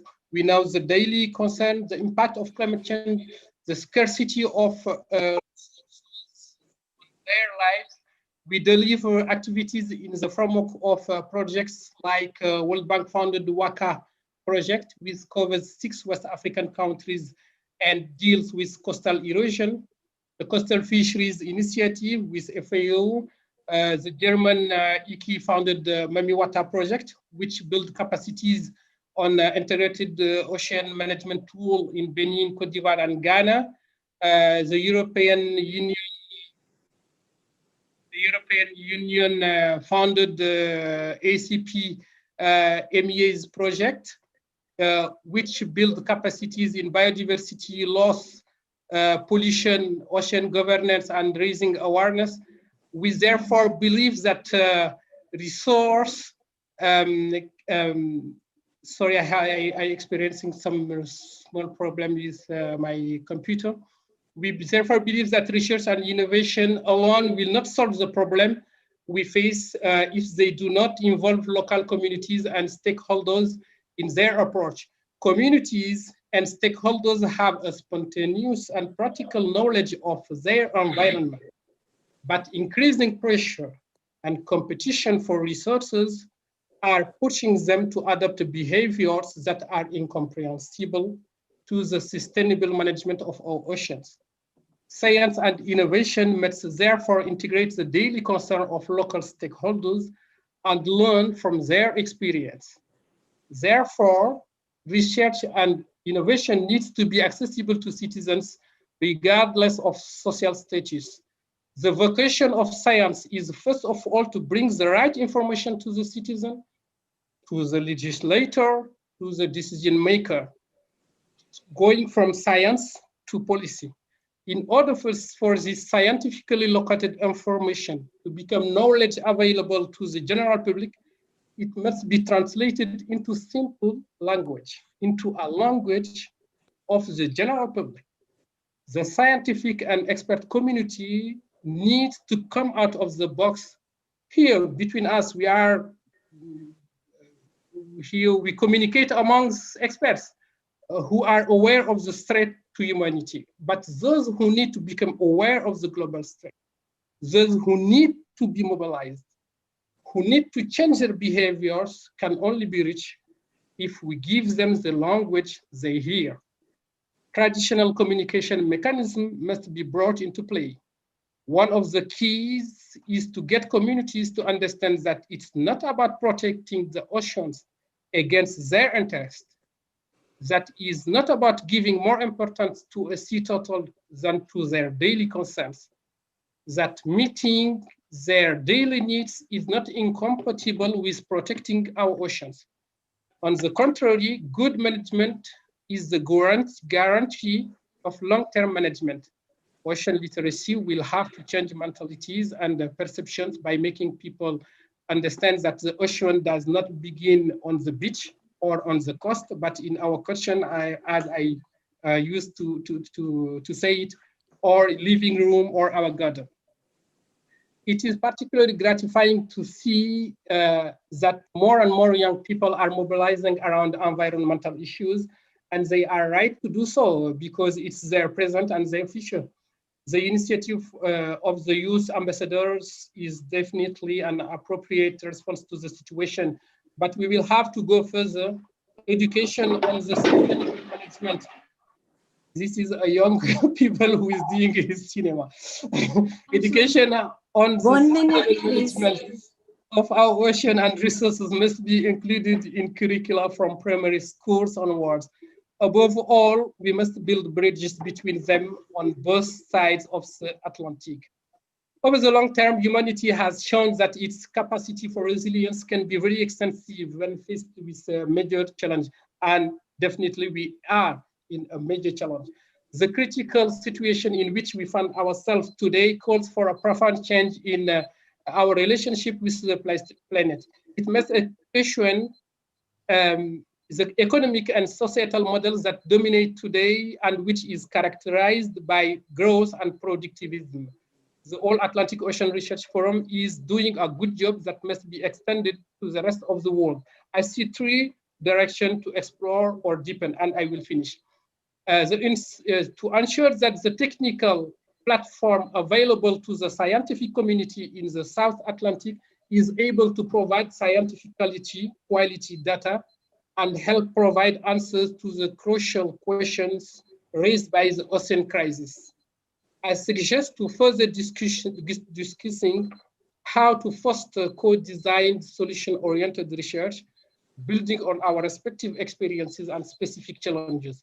We need to seek a clear understanding of the barriers to collaborative research and behavior change at each step of the process, co-design, co-production, and co-delivery, that need to be addressed to create the right condition to develop collaborative research projects.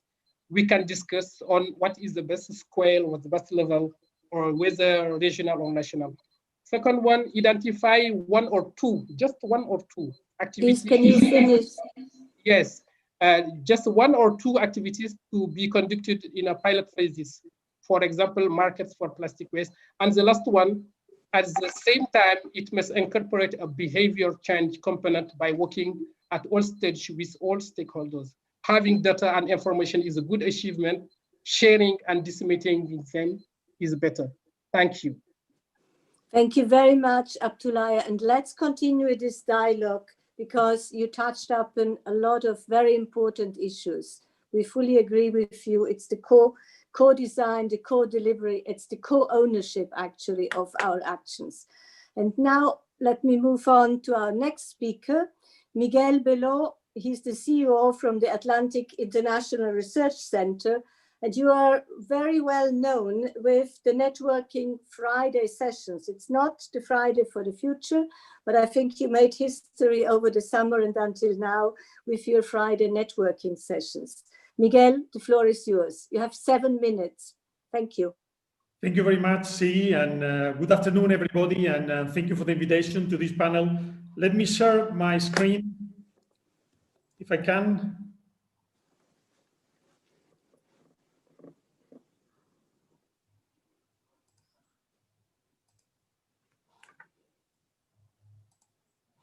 Okay, can you see my screen? Yes, you just have to put it in yes, perfect, thank you. Okay, nice, okay. Okay, well, thank you. And well, the Earth Center is an international organization to develop scientific and technological application to deal with problems like ocean pollution, weather change on the Atlantic, with the idea to foster job creation and also to help to reach the United Nations Sustainable Goals.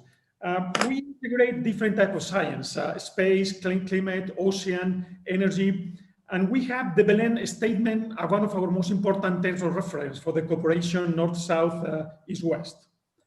In our organization, we already have nearly 20 countries. We have in Africa, South Africa, Namibia, Angola, Nigeria, Sao Tome, Ghana, Cape Verde.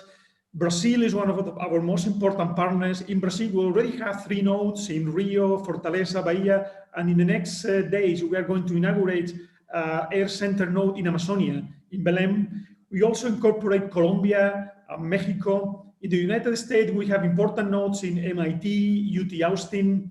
And within Europe, it's Portugal, Spain, United Kingdom, Norway. And we are now discussing with Canada, Ireland, and other countries to join. I mean, today we're nearly 20 countries. We have our headquarters in Terceira Island in Azores. This is the picture of our headquarters. And we move in different lines. An important line is the events and José Moutinho, who was presenting later on, is responsible of this within the Networking Fridays. But we have, apart from the Networking Fridays, we have many other lines of activity. One is international in collaboration research infrastructure.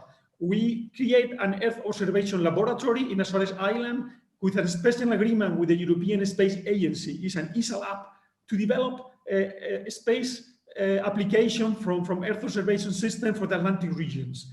We are also very proud to host the Secretariat of the MBON, the Marine Biodiversity Observation Network, which is an organization with more than 100 countries to monitor ocean biodiversity. But we are also very active in geodesy. We host a very long-based interferometry radio telescope in international collaboration. It is between the Azores regional government, Spain, and other countries.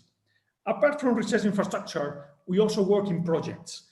We are a very recent organization. Since we were created in about 2 years, we did 67 proposals for international competitive calls for international collaborative projects.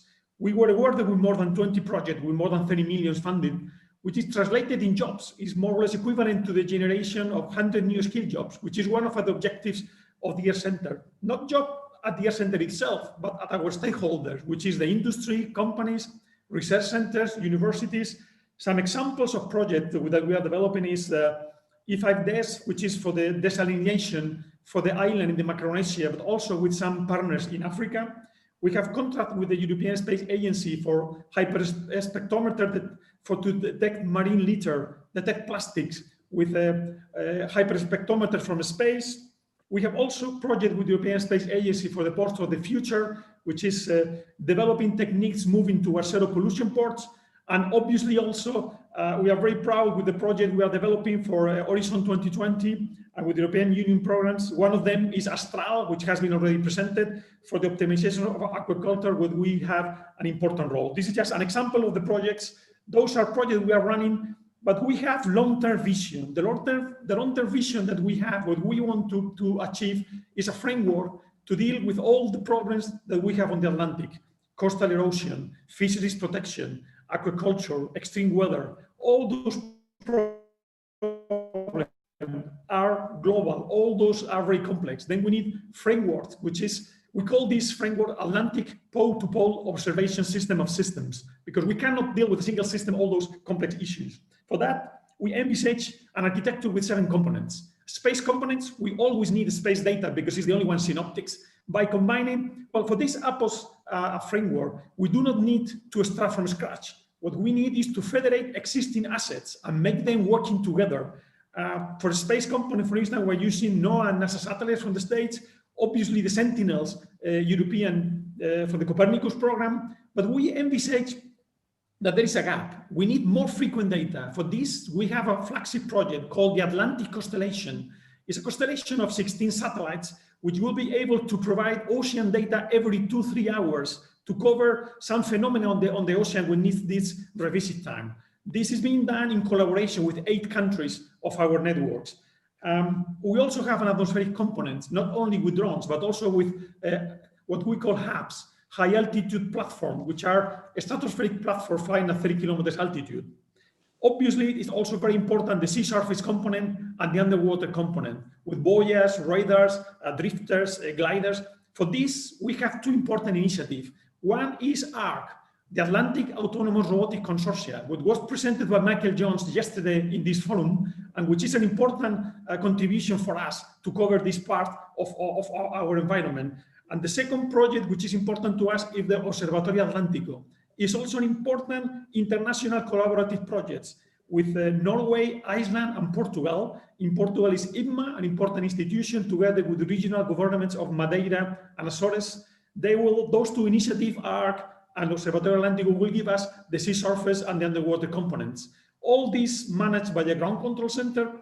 And a very important thing, the data component, to share all the data that has been addressed by Olga recently, so that the user service can use this data to deliver solutions by applying artificial intelligence techniques with all mathematical models for all problems we discussed, for coastal erosion, for base protections, for biodiversity analysis. This is our long-term view, this APOS system. As a conclusion, we are facing global problem. Our challenger on the Atlantic are global challenges. Therefore, only international collaboration allows to fight for that. That means international collaboration is of paramount importance, but also a multidisciplinary approach.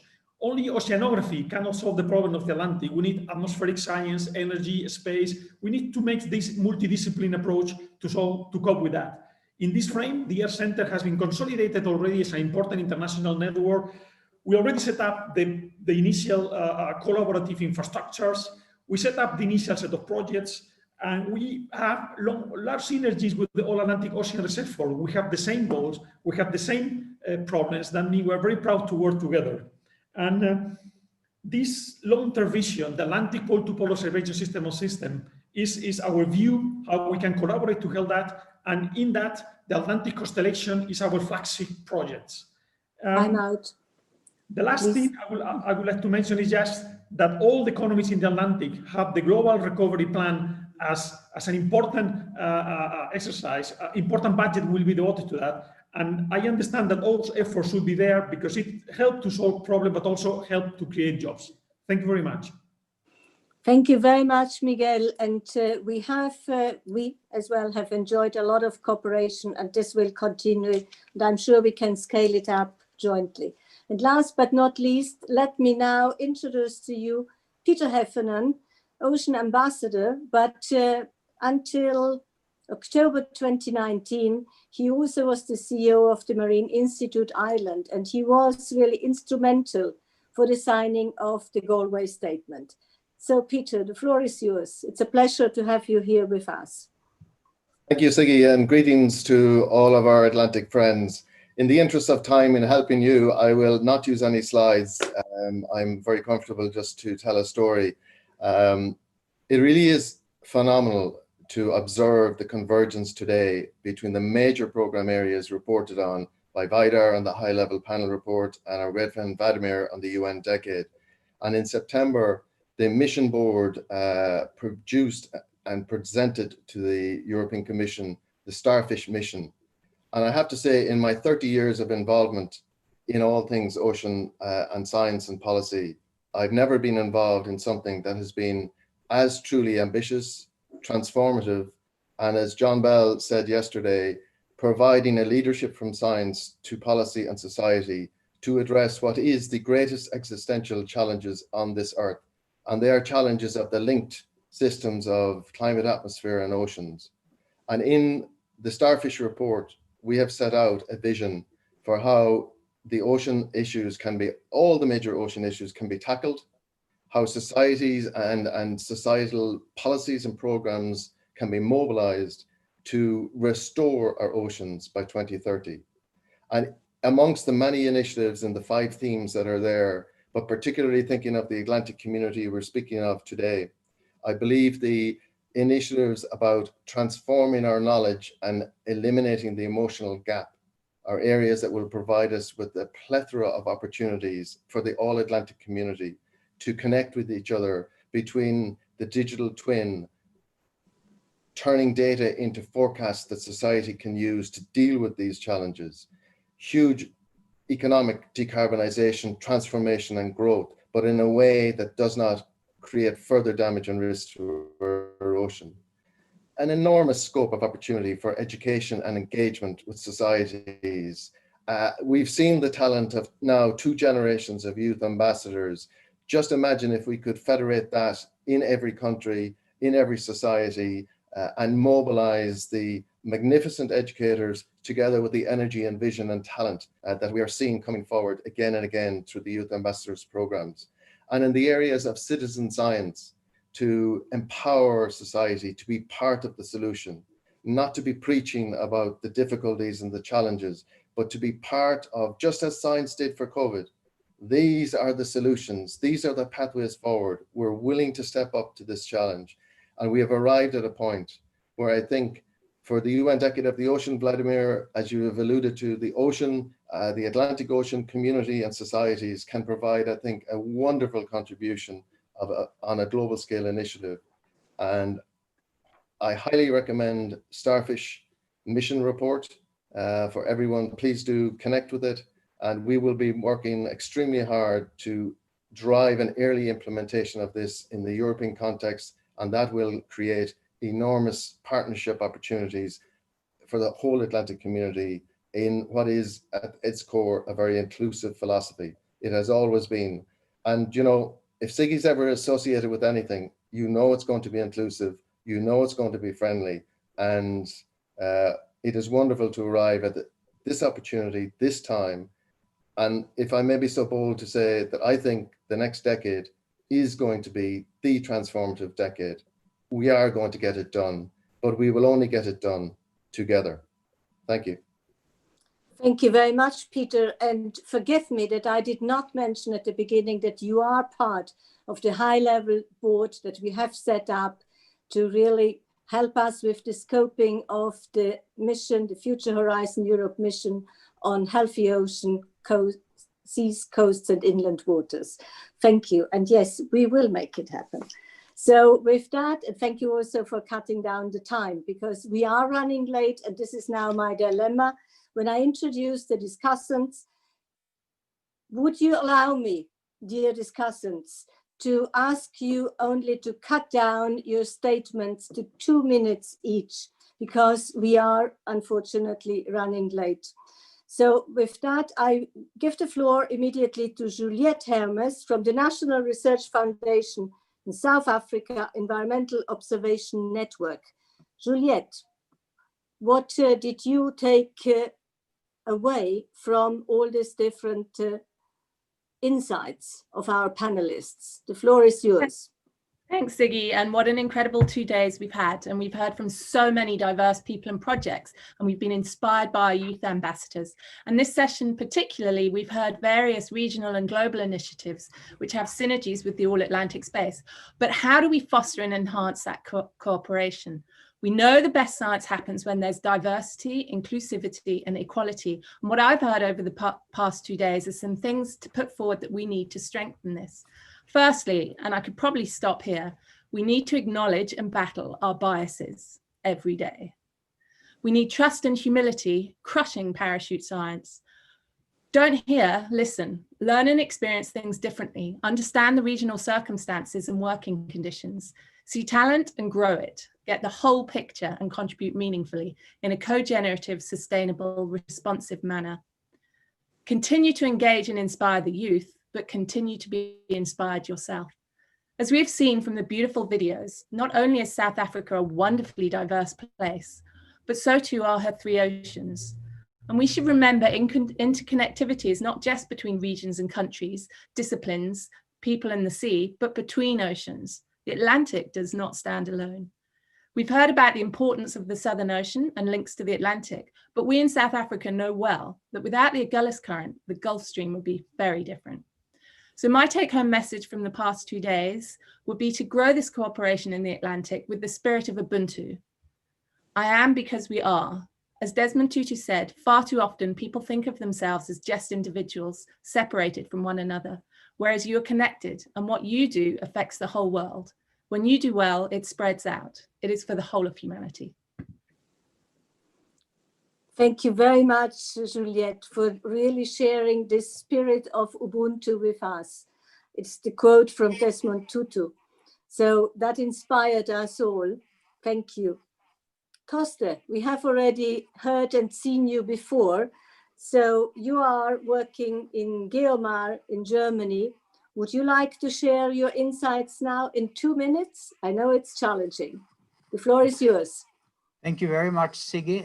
This has been very interesting 2 days, and what a beautiful theme to have a space for cooperation in the Atlantic. So we heard some good words about ocean observing and how that can bring us together and what we require in sharing. I would like to look at that in a cooperation space. Achieving a sustainable ocean in the future for societies around the Atlantic will require a comprehensive understanding of the current and projected states of our oceans, seas, and coasts. It will also require monitoring the impact of our policies and management actions. Improving early warnings on floods, droughts, severe storms will require expanded ocean observations. The sustainable development of the blue economy underpinned by ocean information, is a future source of jobs and economic growth. Sustained ocean observation require and thrives from cooperation between nations around the Atlantic Ocean, and include the observers, the scientists, and the people living by the Atlantic. Sustained observations and information will benefit communities and locally everybody that lives around the ocean. The ocean observing system is supported by GOOS, the Global Ocean Observing System, and all the partners and members of GOOS that help with the coordination of national and regional efforts to maximize synergy and impact.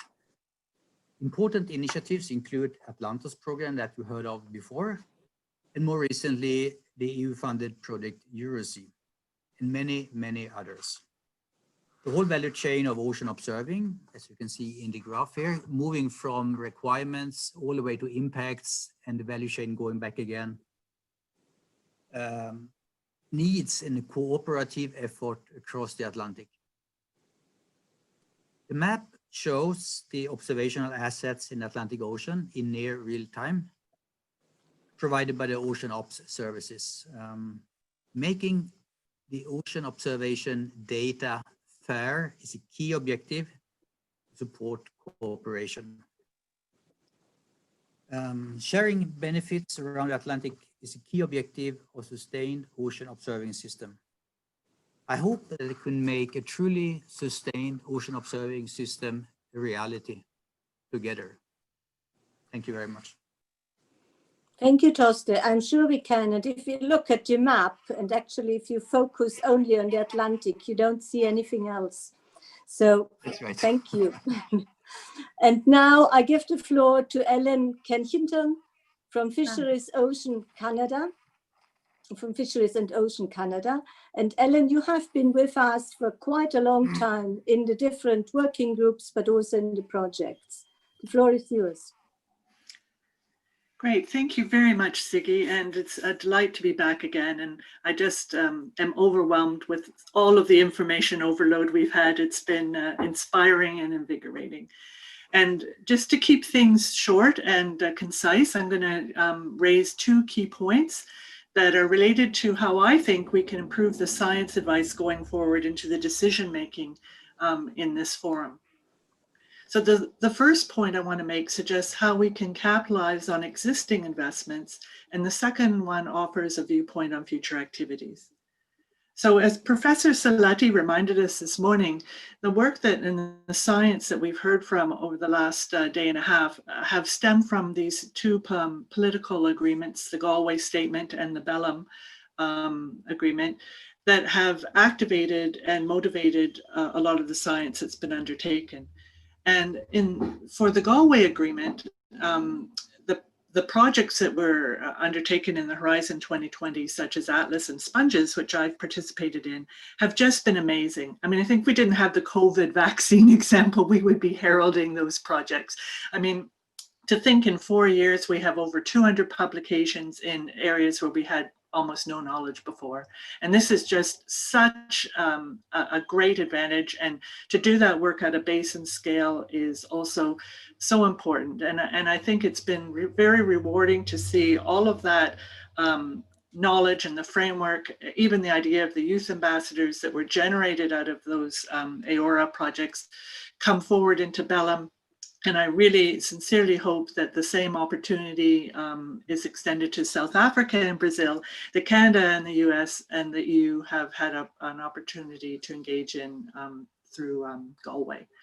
However, my call would be to find funding mechanisms, perhaps using the Ocean Decade as an opportunity to realign funds to increase the participation of the Canadian and US colleagues in the exciting research that's going forward under the Belém.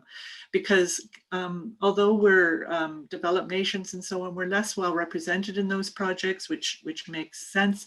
But it would be good to capitalize on those investments to really bring the science and the scientists together a little more from the North American angle. And further, I'd like to ask all that are empowered to do so to really help these projects deal with the loss of the ship time and the lab time that's been created by COVID. because we have such a short time frame, and for the Belém inspired projects to really go forward, we really need help in being able to compensate for the terrible year we've had in trying to cope. And then my second point is something that really came out from the keynote address on day one, and I saw the word colonialism there, and that reminded me that you know, we really need to hear more and think more about how we can engage Indigenous peoples going forward. And after we've listened to these talks here, I've been switching over to the UN climate change dialogues that have been going on in the evenings in my time. So I've had a lot of time there. And I heard a really interesting talk from the Inuit Council, where they expressed an idea not only to be involved in these research networks, which I think we're doing, but they also want to share their Indigenous knowledge and undertake self-determined research based on that knowledge. And I think that's a really exciting concept.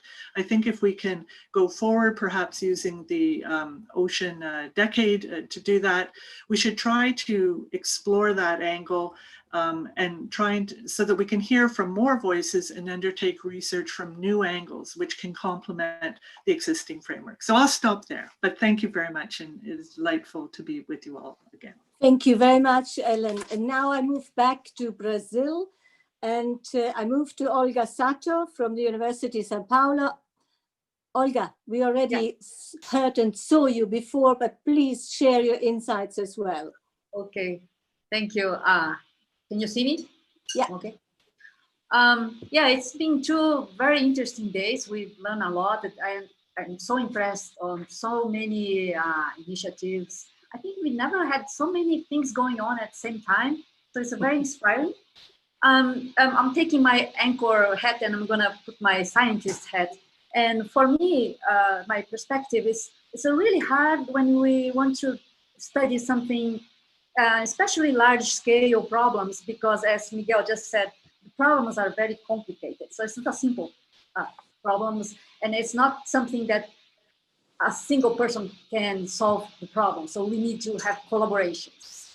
And when we face this new reality of collaborating with international institutions and scientists who try to understand problems like meridional overturning circulation. So this is something that we have to look at the whole basin. It's a very expensive thing. So that's why we have to have these collaborations. And just to enforce what just Ellen said, funding is a really important thing, because as individual scientists, it's really hard to get funding if I wanted to do some monitoring. We don't do monitoring. Monitoring is for big things. So just a scientist, it's hard to do monitoring and justifying why we're going to monitor something that's such a long term. But as a big institutions, projects, we can do monitoring. So that's why it's so important to have, you know, the support of big projects going on, so that individuals can contribute and do the real science. So that's it. Thank you, Olga. And really thank you for reminding how important the funding is. And we already in February, we wanted to launch a subgroup on funders. And so we will take this further, certainly. And last but not least, I invite John White from the Consortium of Ocean Leadership from the United States of America. John, I always wanted to invite you to be part of one of our panel discussions within this context. Now, finally, we managed. The floor is yours. Thank you very much. It's an honor to be here. So just looking at the title of this session, I first of all want to thank all of you that are here for making the Atlantic Ocean Basin a true space for amazing exemplary types of cooperation in the ocean. You've done well, or we wouldn't be here today. My main point is that we have the need now to identify and really advance in a cooperative and collective manner specific concrete actions that we can take across many of the Atlantic nations now or soon without the addition of significant resources. And before we resolve the pandemic, there are many things we can do now. They don't cost a lot. These are the low-hanging fruit. I challenge all of you to identify some of those based on the hundreds of actions that have been talked about, even with VIDAR and the high-level panel report, 134 areas of action, 70-something very key actions going forward. What can we do now? Start doing now, even with all of the challenges. Maybe it's something like an ocean science scholastic type of competition. That's a gaming type environment designed by our young ambassadors with great exposure. Should we look now at a planning process for our research ships that go to sea amongst all of us? Better cooperation, better planning to ensure that no bunk for a scientist goes unfilled, no laboratory space on a research ship goes unfilled, and no bay goes unfilled by scientific equipment. We can start process to address those now. They don't cost a lot. We can do them virtually, just like we're doing here. So I challenge all of us to get together and come up with some key game-changing type of actions that answer the goals of the UN decade and all the things that we know we need that have been so well actually discussed and described throughout all the sessions at this. So thank you very much. Again, it's an honor and congratulations. Thank you. Thank you, John. We will take you up, and I will really take this call for action forward to all of us and all of you and beyond this community. And before now, I will not take up any question time because we're really running late, but I wanted to close this fantastic session, a collaborative space, with one personal statement now. So allow me to take 2 minutes. Many of you already know that I will retire as a commission official by the end of this year. And I would like really to thank all of you, but in particular, John Bell, my boss, and the other co-chairs, Yona, Zaira, Craig, Aaron, all my counterparts in the different government departments, and I don't have the time to list them all, but also the colleagues in Argentina, Capo Verde, and in the many other government departments in the European Union. Of course, my own colleagues in the unit, otherwise we would not be where we are now. And all of you, all our partners, all the participants, let me really thank you for your trust, but also for your belief that we can cooperate and we can really make a difference for the Atlantic. And this goes far beyond really, I think, the usual rhetoric. And it's also not something to be complacent. I enjoyed enormously this work over the last 7 years, and the fact that you shared your knowledge, that you shared your insights, and you shared your enthusiasm, gave further and to go faster. And so as we navigate along and across the Atlantic Ocean, I hope to continue to be part of this journey, albeit in a personal capacity. Thank you again to all of you for your belief that we can make a big difference. Tuli, with this, I hand over to you. Thank you also to all the panelists and discussants for this session. Thank you so much, Siggy, for that. And I mean, I of course don't know anyone in this platform, and I just met everyone yesterday. But I think in all the meetings leading up to this, your name always came up, and I think that for me speaks to the level of dedication that you would have put, you know, towards working towards the All Atlantic Ocean Research Alliance. And I think it comes through and it shines through even in the very heartfelt message that you've just delivered now. Thank you so much for your contribution. And I think what is beautiful about the sciences and the spaces that we continue to be a part of this community beyond the time that is set out for us. And by the way, you look absolutely like a spring chicken, nowhere near retirement age. Thank you. Thank you so much, Siggy. Thank you so much. I'm going to move on to a session that we are going to call the Atlantic Impact a Better Life for All Citizens. And here, the All Atlantic partners will comment on key actions. They will provide final comments on the actions for impact. And I will kick off with John Bell, who we saw yesterday, and we're seeing again today, and just heard his name again in Siggy's final comments. So over to you, John Bell.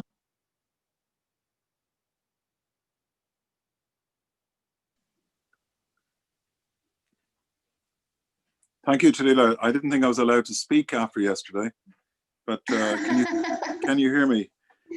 So, I can hear you very well. I take Siggy's comments as a provocation, but I'll come back to that a little bit later. I think we find ourselves here at a really important point. You know that the difference between hope and optimism is a good plan.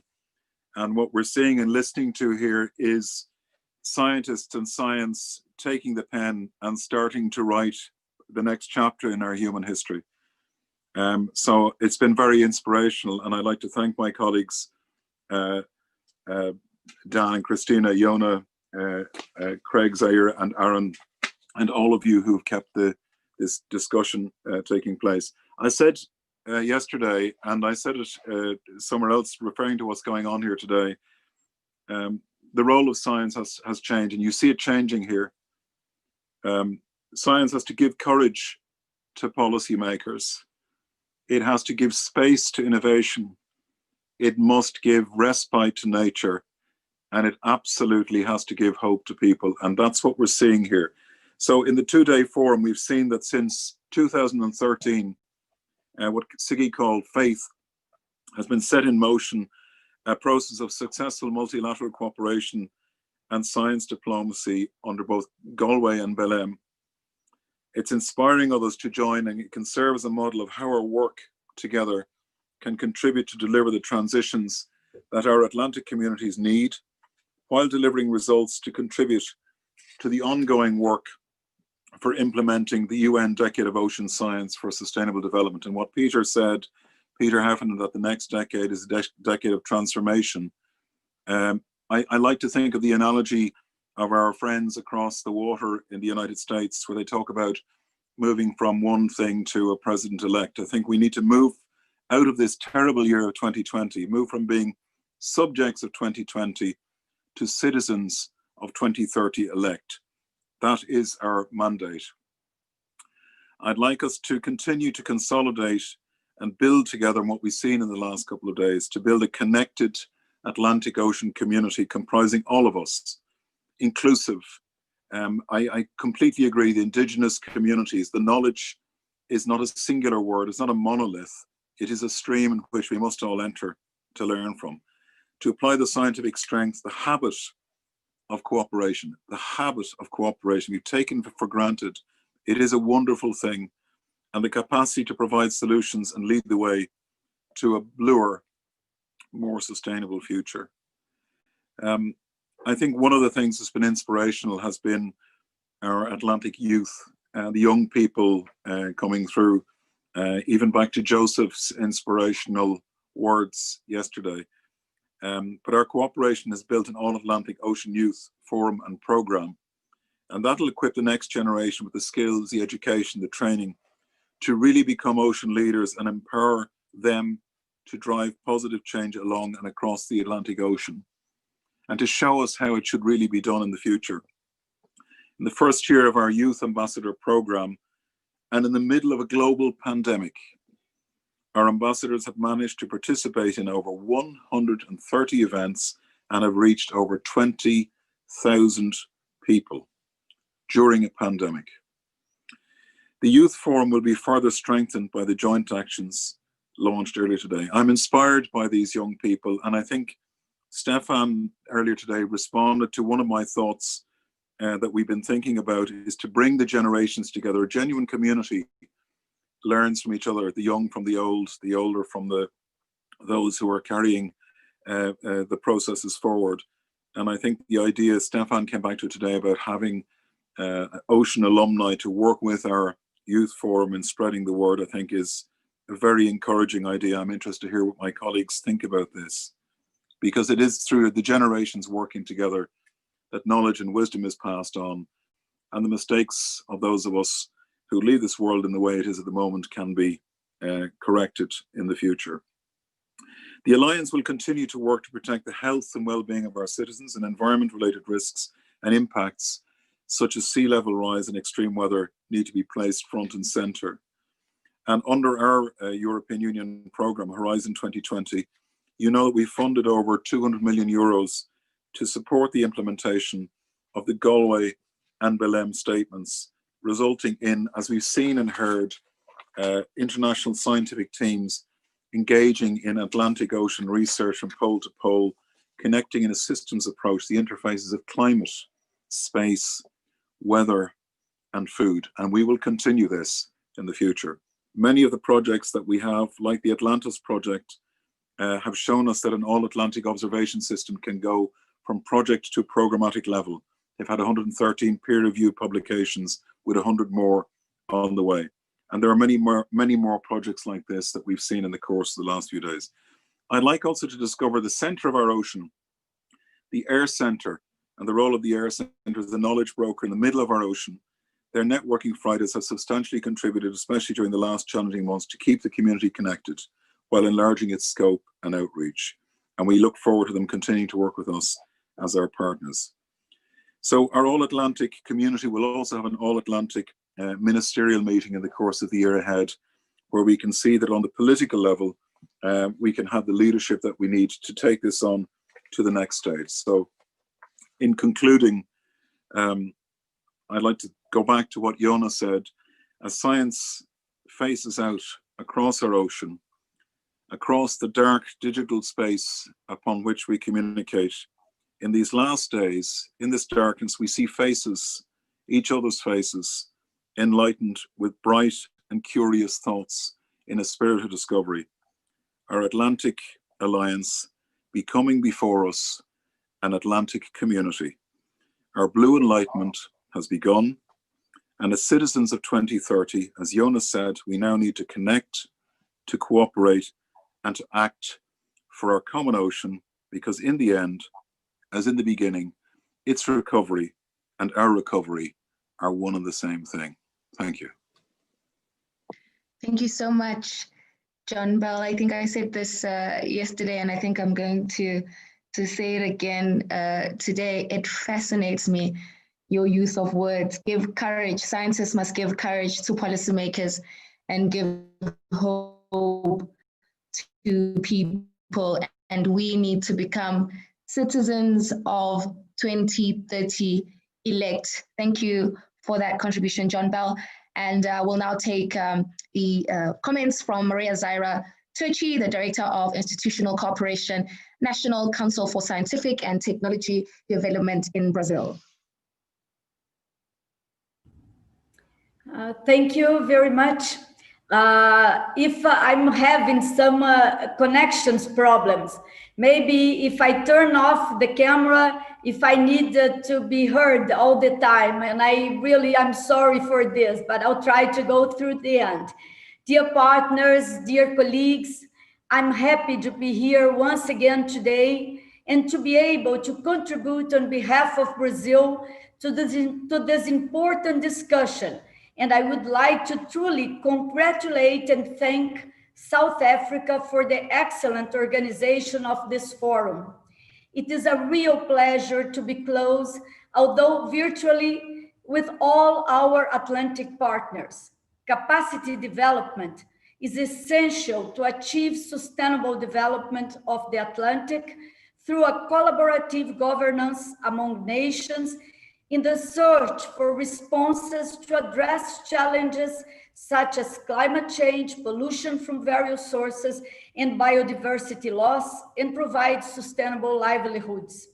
I would like to share a brief overview of the challenging joint actions proposed under the umbrella of the Anchor Project. An all-Atlantic training program has been designed outlining a broad and transversal proposal, providing a new model of cooperation on a coordinated and partnership-based approach, aligned with the principles of shared responsibility and mutual benefit, thus encouraging human capital development and scientific exchange, with opportunities for scientific and technological cooperation among all the Atlantic partners. Regarding knowledge transfer for ocean innovation, The proposals have addressed areas of marine biotechnology and aquaculture and will address fundamental aspects towards the attaining of a cooperative blue growth. The joint action focused on all Atlantic Ocean data space aims to effectively and efficiently provide quality checked Atlantic Ocean information through the establishment of an integrated transatlantic data platform for the natural, social, and humanistic-based scientific data inspired by fair and care principles.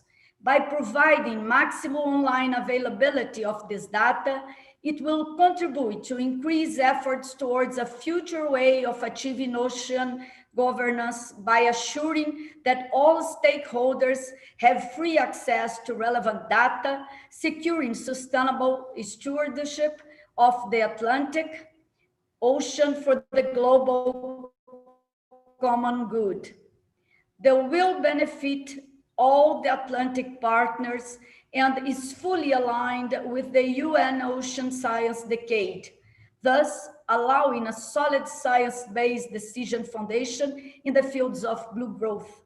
Concerning ocean literacy and citizen awareness, the All Atlantic Blue Schools Network is a program targeted at schools from the countries of the Atlantic region and co-developed in close collaboration with the local education communities, contributing to educate responsible and active generations aware of the need of sustainability regarding the resources and services provided by the Atlantic Ocean.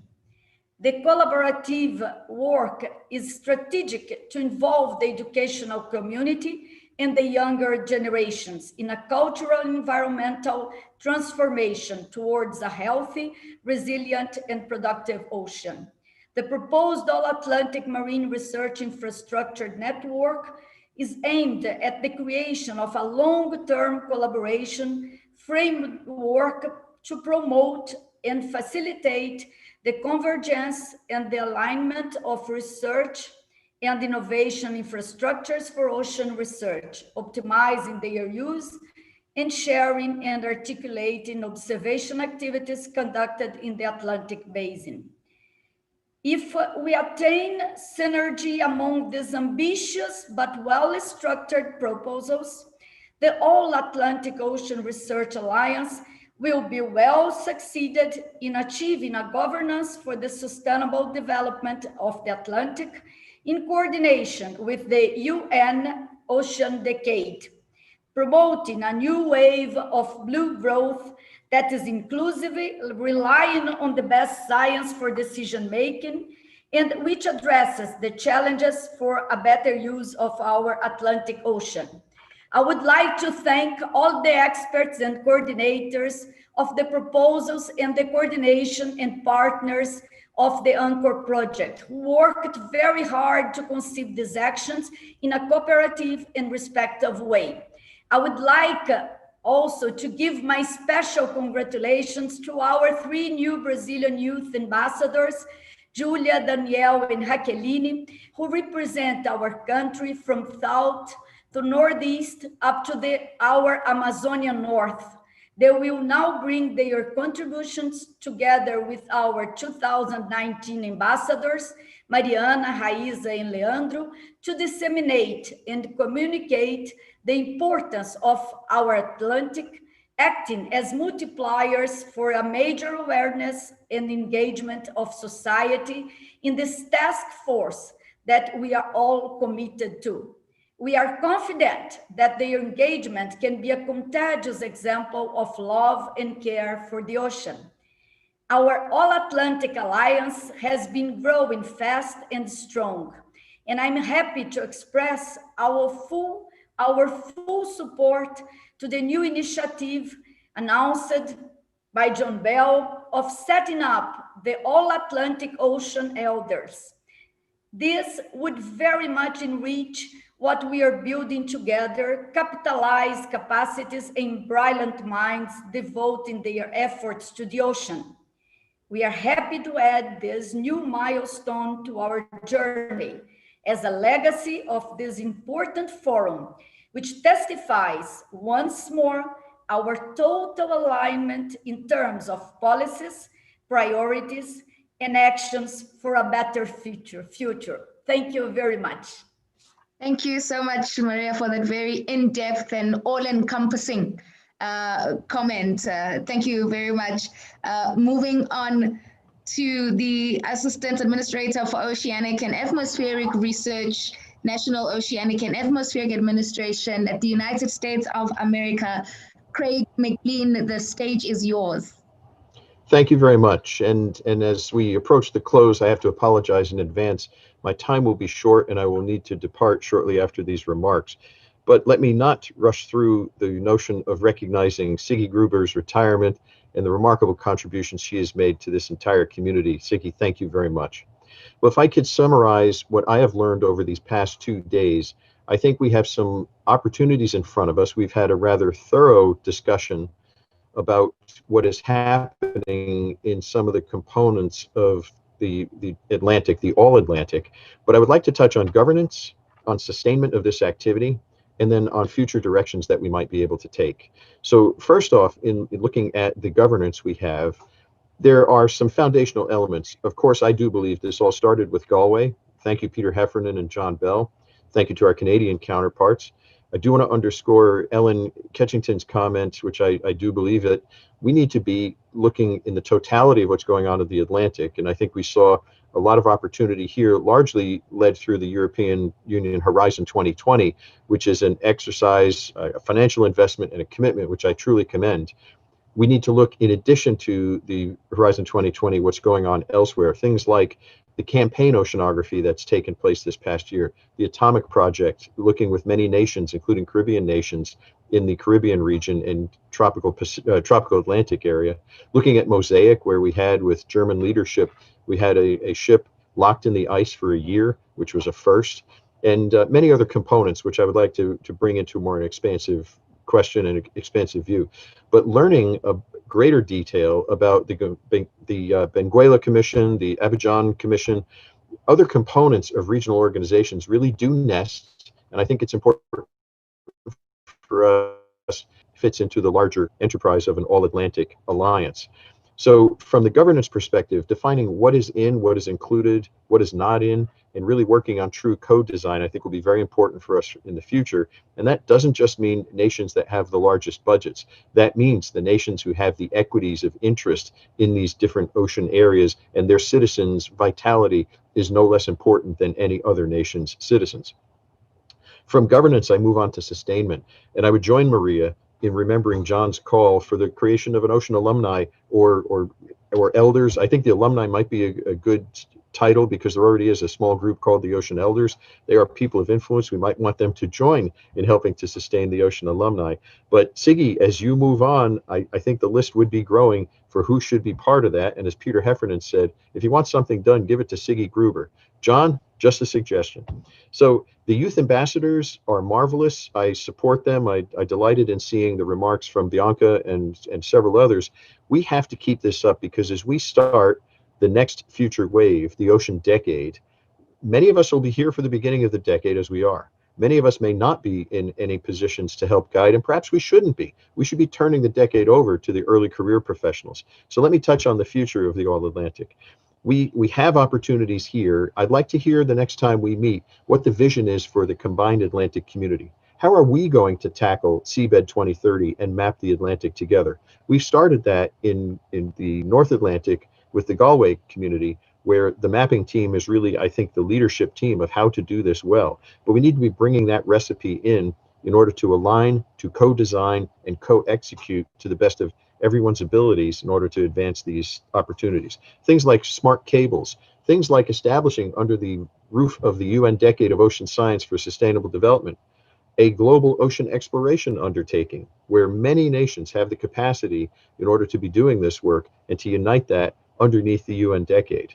So we have to be careful of how we nest and label things. We did hear during the course of our discussion here multiple ocean observing strategies and ocean observing elements, but I would inspire folks to be nesting those in an explanatory way so that the funding entities multinationally and by each nation, don't get confused as to what we're buying when we invest in a particular ocean observing or ocean campaign.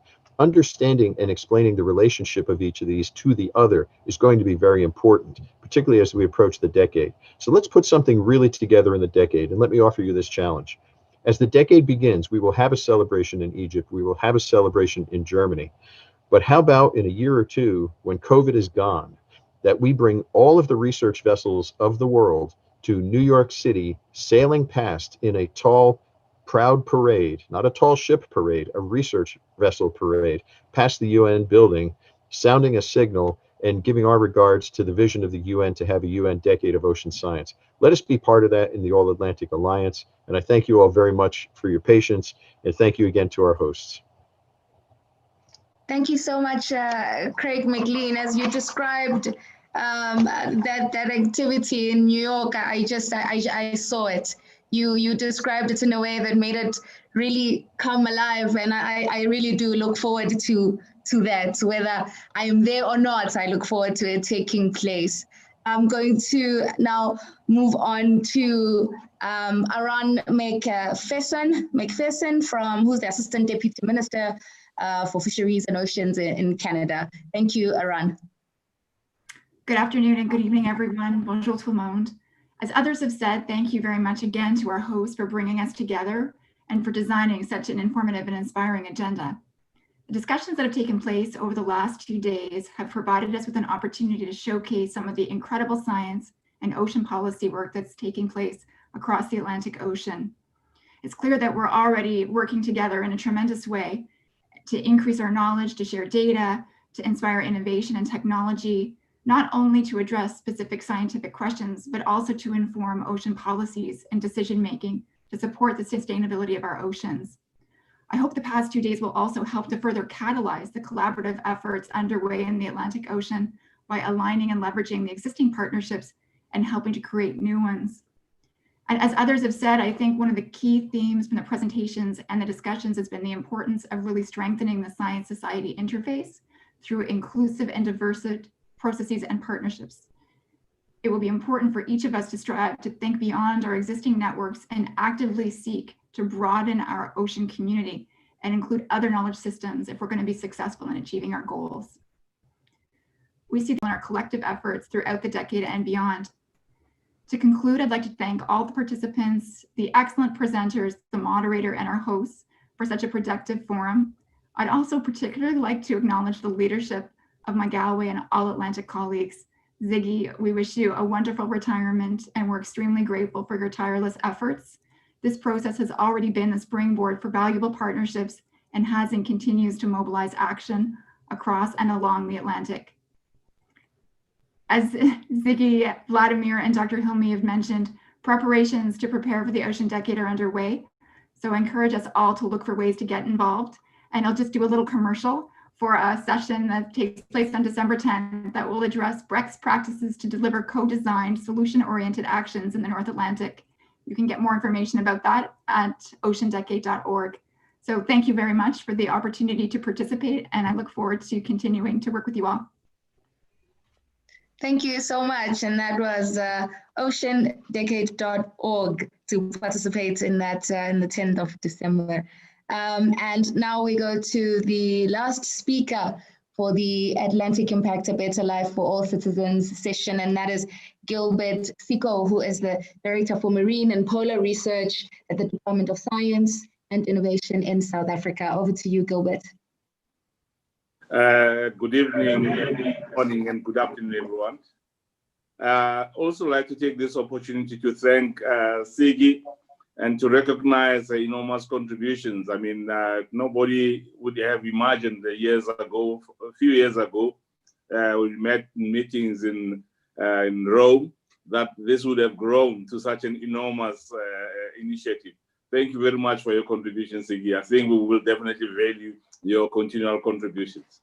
So from the today's discussions, I think for me, the key message that I've been able to draw was that the importance of involving society when we are focusing on societal benefits.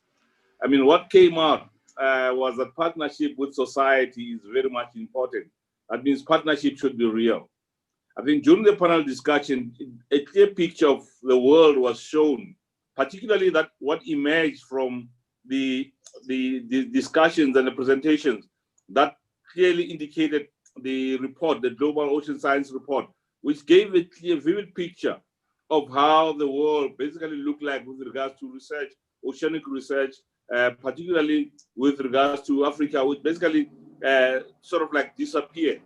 So even though what emerged was that in the panel discussion was that quite a lot of research is being done through partnership, but then the reciprocal benefits have not been able to come out. So ultimately, partnership in this case should have indeed be real partnership. The panel, however, agreed with the issues raised that partnership should be emphasized, and we should also take a lead from what's currently happening due to the COVID-19 challenges, where society ultimately looks at science for solutions. I mean, we continually see again and again, after the aftermath of the tsunamis and cyclones, that societies looks to science for solutions. And also questions are asked to science. What happens? Why did science not see this coming? What I've gathered from the yesterday's and today's discussion was that Atlantic Ocean's researchers need to provide useful solutions to the society. Today, it was clarified that we do not need to feed society with raw data, but process data. We need to process that data.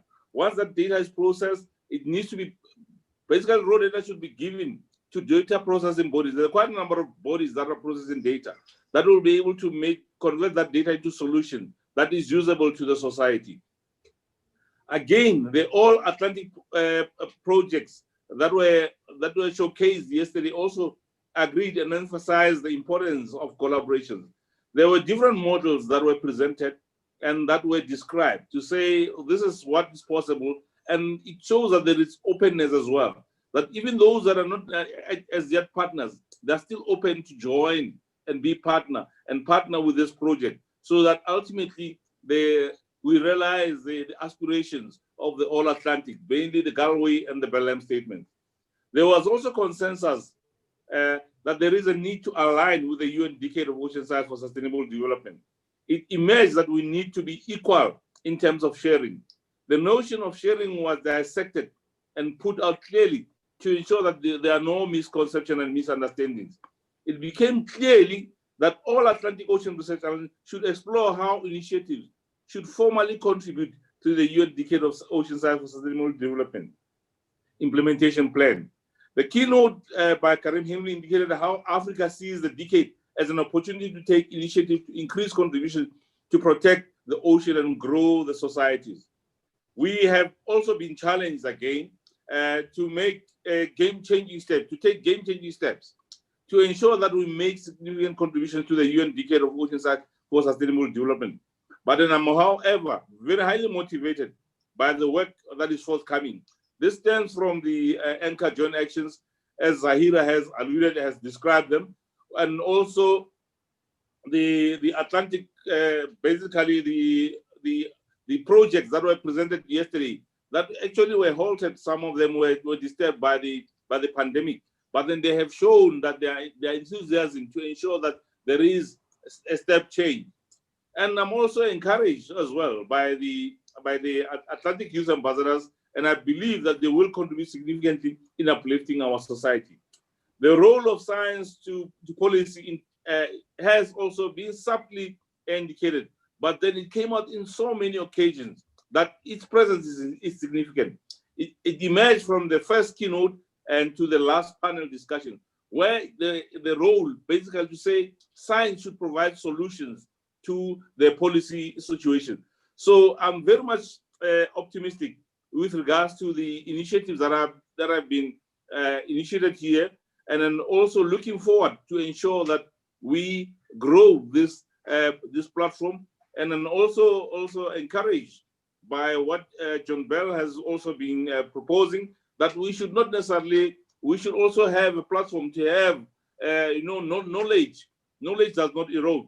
So we should make sure that whatever knowledge we have should stick, should be kept in the system. Thank you. Thank you so much, Gilbert, for those comments, and to all the Atlantic partners that just shared their comments with us in the past 2 days. And I think for me, it's very clear that there's a lot of positivity in the air. There's a lot of looking forward to ensuring that the people directly benefit from the research and that science is able to inform policy in the best ways possible to be able to advance socioeconomic development. And with that, I think I'm going to go now to Carla Matias dos Santos, who's the Counselor for Research in Space at the Portuguese Permanent Representation, who's going to speak to us about the All Atlantic Ministerial. Over to you, Carla. Thank you. Thank you very much, and good afternoon to everyone. It is a pleasure to be here with you and to be able to speak on behalf of the forthcoming Portuguese presidency of the EU starting January 2021. But first, let me just say a word of appreciation to our hosts for the fantastic event, and also to Sigi Gruber for her fantastic cooperation and contributions to this all-Atlantic process. Of course, I'm sure we will be able to continue to count on her. But first things first, let me just give you a brief overview of the priorities of the forthcoming Portuguese presidency. We could summarize them in 5 key words, and those key words would be resilience, social, green, digital, and global. And one of the main mottos of the presidency is the recovery, resilience, and digital and green transitions, including in the global context.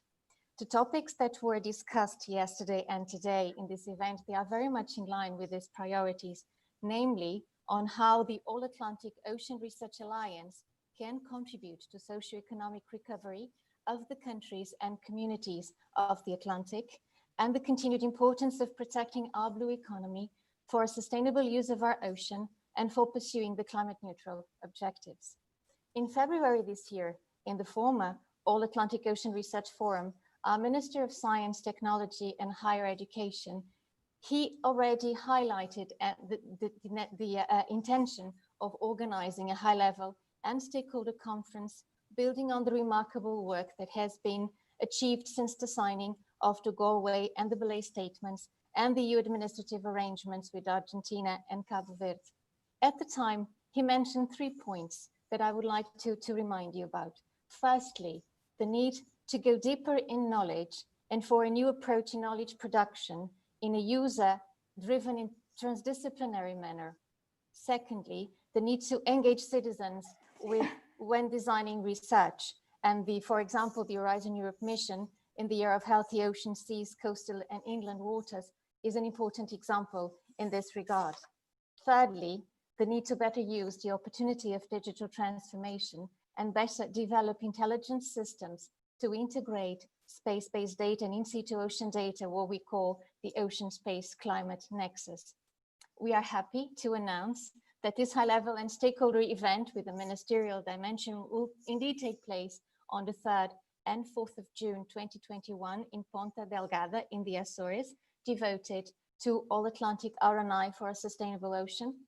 The high-level and stakeholder conference will build on these ideas based on strengthening R&I cooperation across and along the Atlantic Ocean from pole to pole in a joint work towards addressing the wider challenges we are facing. The conference will bring together high-level representatives and marine research and innovation stakeholders, and it will be the opportunity to discuss the progress made so far and see innovative ways to keep the collaboration growing through sharing of knowledge, data, experiences and instruments. A pledging platform will also be launched before the event as a new collaborative approach, intending to provide an understanding of the Atlantic marine R&I cooperation, enhancing stakeholder participation to co-design future actions and to monitor progress. We hope this will contribute to enlarging the joint cooperative efforts, capturing the outcomes, including of this event we are having today, and keeping the momentum going.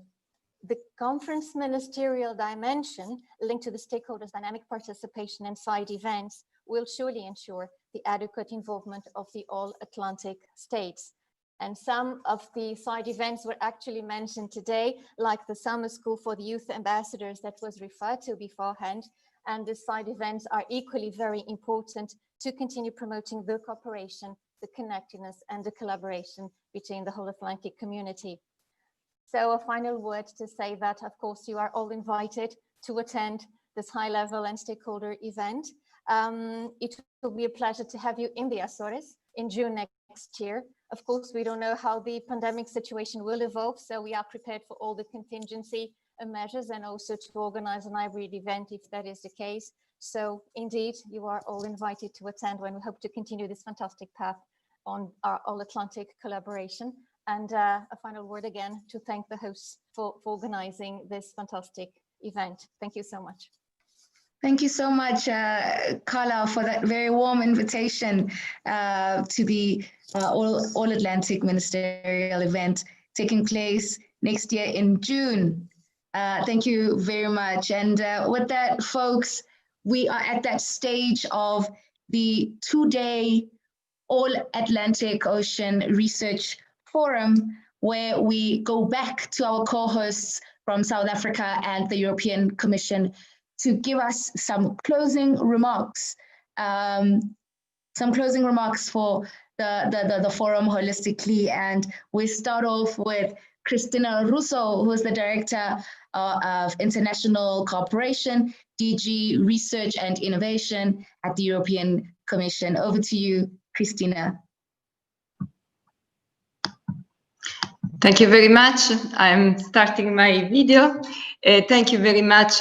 I'm very pleased to say some words at this closing event of this 3rd edition of the All Atlantic Research Forum. I will not be very long because the event is coming to an end and there were 2 intensive days of work. What I would like to say that I'm very honored to host this event together with John, of course, and with my dear friend and colleague Dan Dutoit from South Africa, and with Jonas Saletti, and with all the Southern African Department of Science and Innovation. I would like to say that the words of the retirement of Siggy are very dear to my heart, also because I had the honor and pleasure to be the director of Siggy when she was director of the international cooperation, when she was in the international cooperation directorate. I'm sorry, I see that my video does not work, but I will continue to speak without the video because it's too late to try to fix the video. And I would like to say that Siggy made a major contribution to different files in international cooperation. I'm sure it's not the last time that we see her.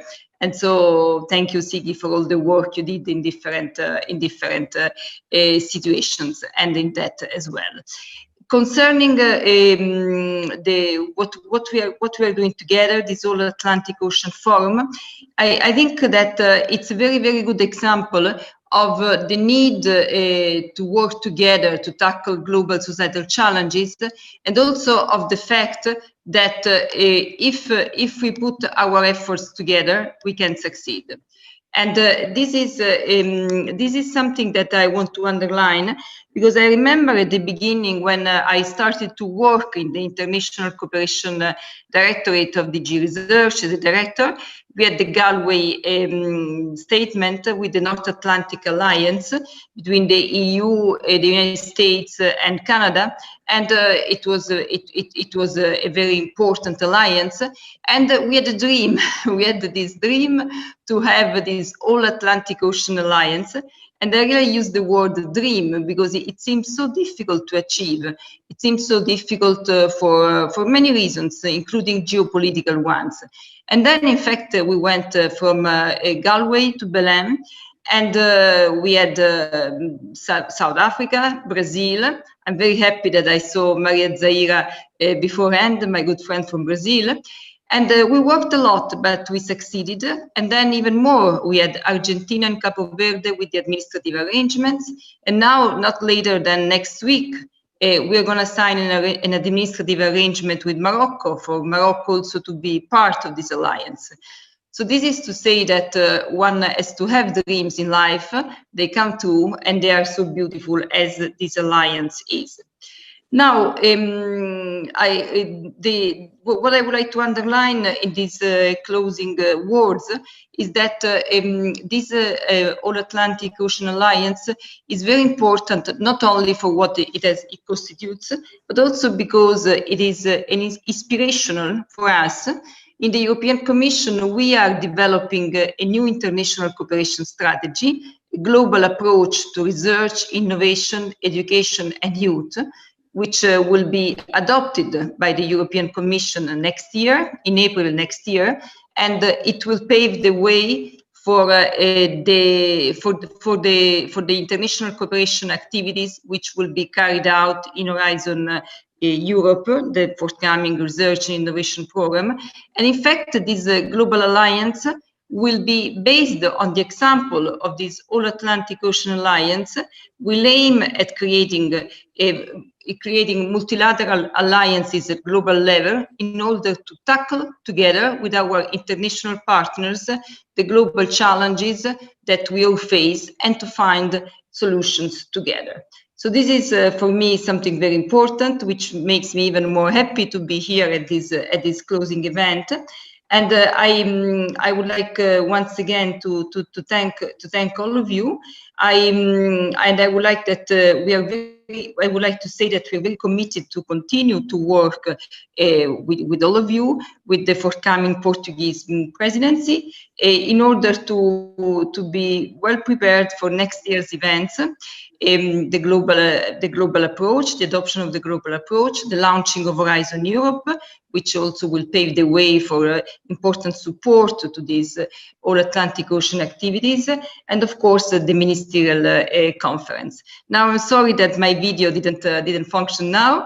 I hope that for the next occasion we will be able to see each other either in person or at least on the screen. Thank you very much. Thank you, Christina. Your video came on and we're able to watch you as you delivered those very heartwarming and delivered to us and shared with us that the dream that you guys had to achieve and realize the All-Atlantic Oceans Alliance. And I think they say that the dreams that come true are the dreams of the people who have them with their eyes open. And I think this is an illustration of that. So thank you very much, Christina Russo, for those closing remarks. And I come back home now to Dan du Toit, who's the Deputy Director General for International Cooperation and Resources for the Department of Science and Innovation. Over to you, Dan. Thank you.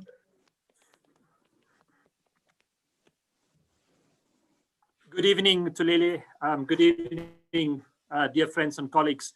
It's indeed a great pleasure for me to say very briefly a few words on behalf of the South African government.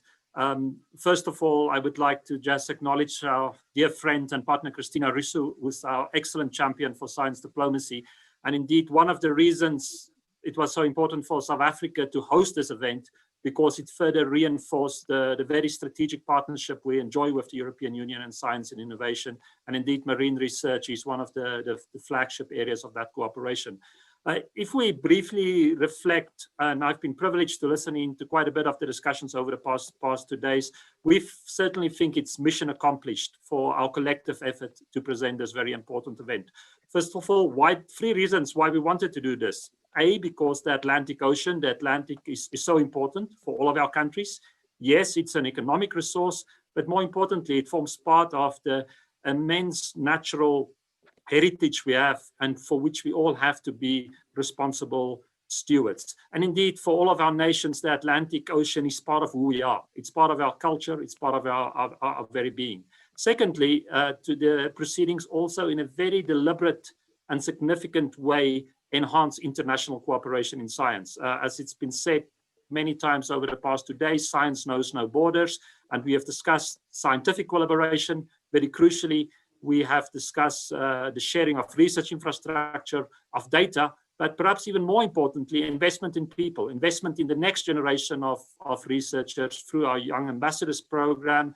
And that will be a generation of researchers which will be even more sensitive and more committed to international cooperation. But perhaps most importantly, this event has also underlined an objective which is very dear to the priorities of the South African government, and that is to leverage and use the soft power of science to bolster multilateralism and to bolster global solidarity. What the discussions over the past 2 days have done, they've reminded us that on this planet, we're all citizens of this planet, we share the same challenges, and that we need each other, and that we need to work together. And even though we didn't have the privilege of welcoming you in South Africa, one can sense a real sense of warm friendship, of solidarity and partnership, despite the different time zones, despite that we are yet together in yet another Zoom meeting. So we also are convinced that the gathering here has, in a very concrete way, reinforced international friendship. Then just to conclude, a word of thanks to all the partners of the Atlantic Alliance who have contributed to this event organization, very specifically to our partners in the European Commission, the teams led by Ziggy, and of course John Bell, who's also a valued partner of South Africa and other forums. And allow me also, on behalf of the South African government, but also personally, the deepest of thanks to Ziggy Gruber. For many on the call, you may not know, but we know Ziggy from way beyond the Atlantic Ocean. My own association with Ziggy goes back more than 20 years. As you can see from my hair, it doesn't make us necessarily that much younger, Ziggy. But if today we celebrate this relationship, South Africa, EU, and science and innovation, your own contribution in many, many areas over many, many years has been absolutely immense. And I think the warm relations you enjoy, not only us, but with many of my colleagues, is real evidence of how we have put science in practice to foster that friendship. So just to say thank you to everyone, and the strongest commitment from South Africa to this collaboration with all partners, yes, within the context of collaborating together in Horizon Europe, the different frameworks of the United Nations and other programs. Portugal is a country with whom we enjoy deep strategic relations, and we certainly look forward to support the efforts of the Portuguese presidency. And you can rely on us to be firm and loyal partners. And with those few words, thank you very much. Thank you, Dan.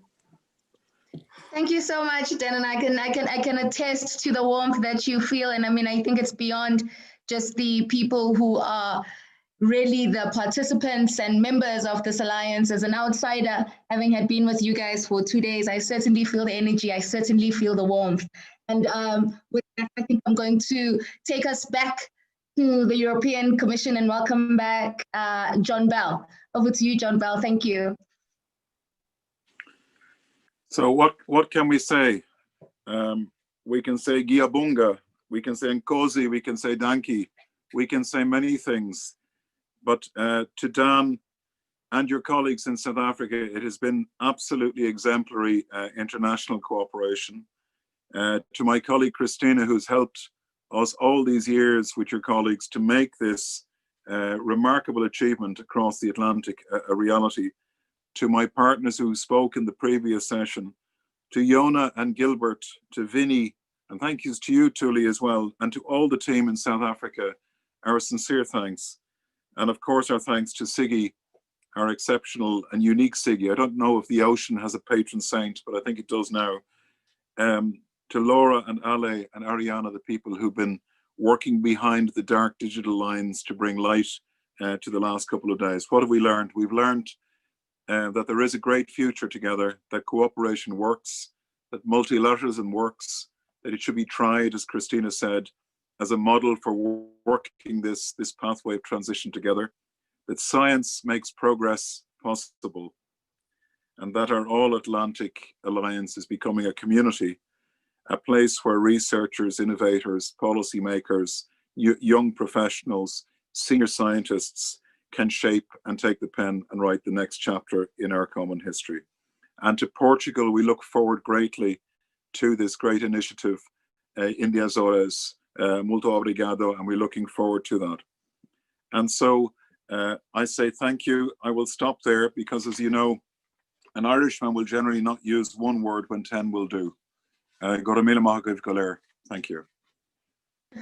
Thank you so much, John, for those closing remarks and for those lessons on and about Irishmen and the use of words.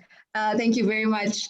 I'm getting a message here that Peter Heffernan would like to say a few words. This is not in the program, but I'm going to allow it. It seems like it's knocking on my door. So I will allow Peter Heffernan to take the stage. Thank you, Peter.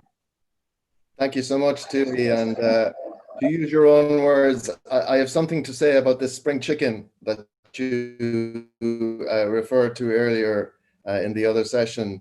To Siggy, Siggy has been there from the very beginning, before the dream was even dreamt, with regard to the Galway Statement and the Atlantic journey. But before I get to that, I just wanted to share my view that Siggy represents an absolutely exemplary public servant in a time when public service is needed more than ever on this planet.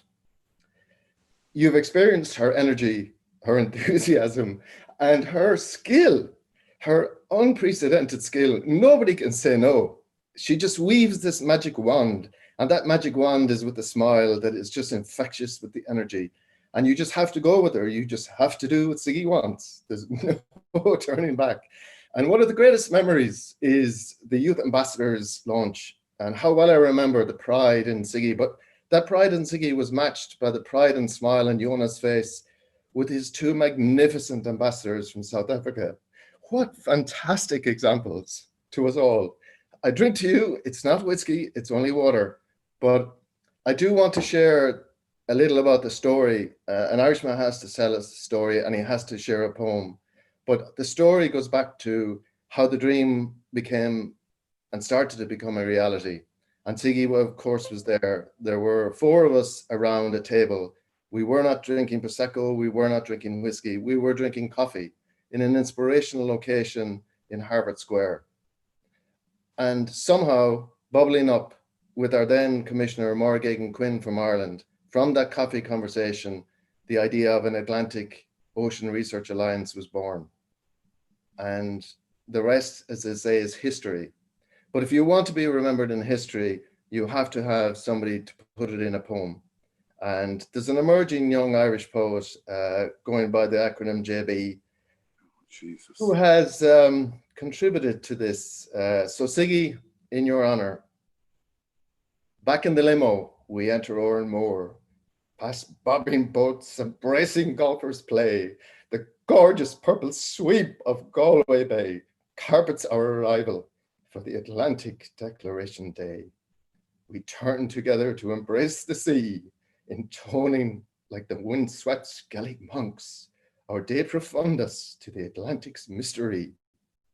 Like them, our scientific beehive huts are braced with observation rituals, models, or genetic trace decoding, or appeasing or just hoping to outface the deep tectonic venting and the ice melt race.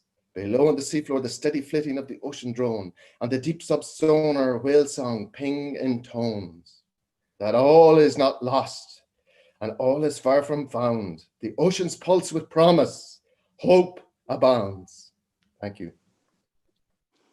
Thank you, Peter. Thank you to everyone. Thank you, John, and everyone really for your appreciation. And I do remember our time in Harvard. I was behind you taking notes, as a good civil servant does. So I will continue to be with you in one way or another. Thank you so much, Peter, and everyone. Thank you, Peter. That was so warm. That was so warm. That was so heartfelt. That was so emotional.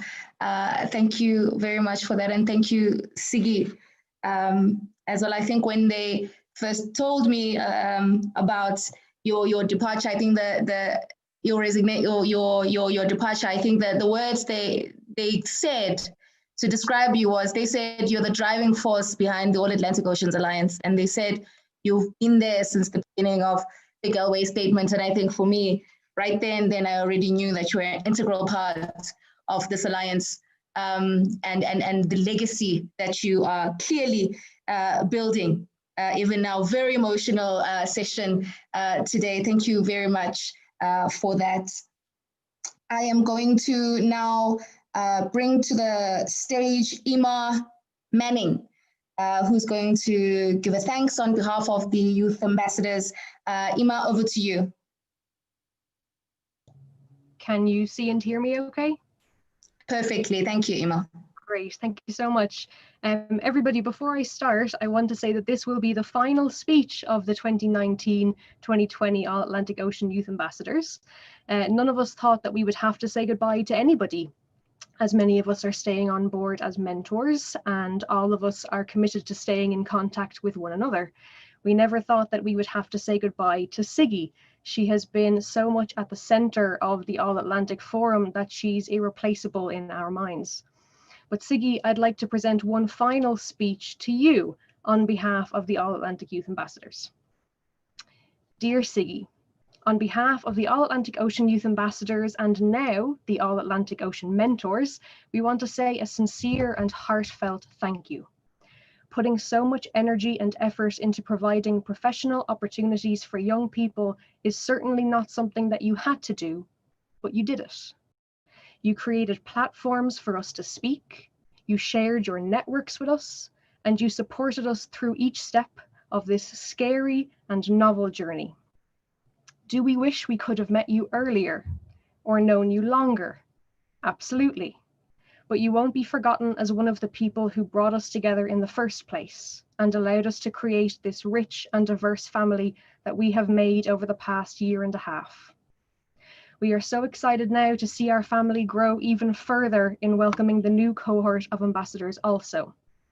And we hope you always know that as the years move onward and the ambassadors begin to leave our youth titles behind, we will continue to strive for the messages that you so clearly put forward.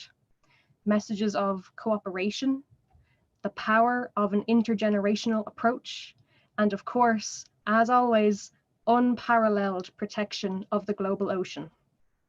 Thank you for all you have done, and we wish you all the best in whatever you want your future to bring. Please don't be a stranger. Love all of the All-Atlantic Ocean Youth Ambassadors. Thank you, Siggy. Thank you, Emer. And well, it's so emotional now. I'm almost in tears. But I will, if you like, continue to mentor you. I think I can say on behalf of all of us that we would love that. Thank you. Best of luck, Siggy.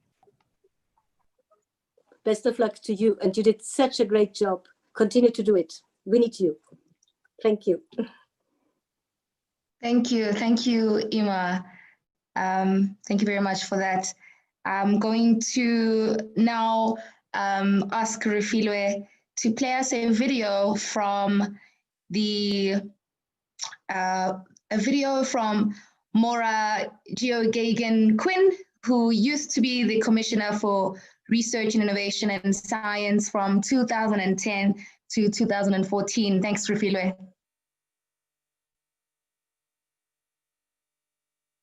Siggy, I just couldn't let today pass, or indeed this week pass, without putting on record my sincere thanks for all your work and support and collaboration and cooperation during my years in the Commission. Who can forget our visit to Galway to sign the Galway Declaration and all of the visits that we took to the other countries that wanted to join in. In particular, I remember our visit to Canada. St. John's will always be imprinted in my mind, and you and I know why that is. But you have done so much to pursue this whole new area of research and the collaboration that goes with it, and bringing all of the various actors together to make sure that we were all moving in the same direction. I want to say thank you for your professionalism, for your organization, for all of the hours that you put into preparing the papers, doing the really good donkey work that needed to be done at the time.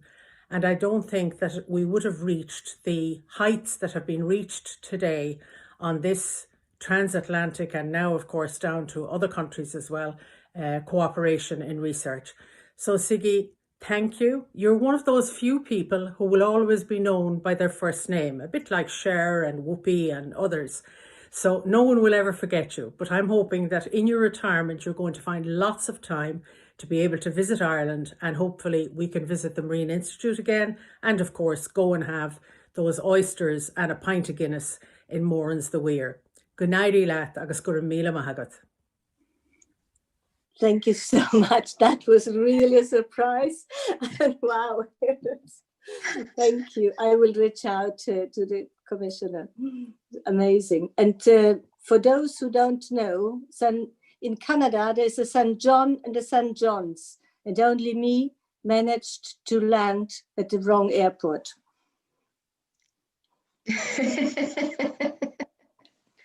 Thank you so much, Sigi. I'm gonna go back very quickly to for final words from John Bell. Over to you, John Bell, for final words.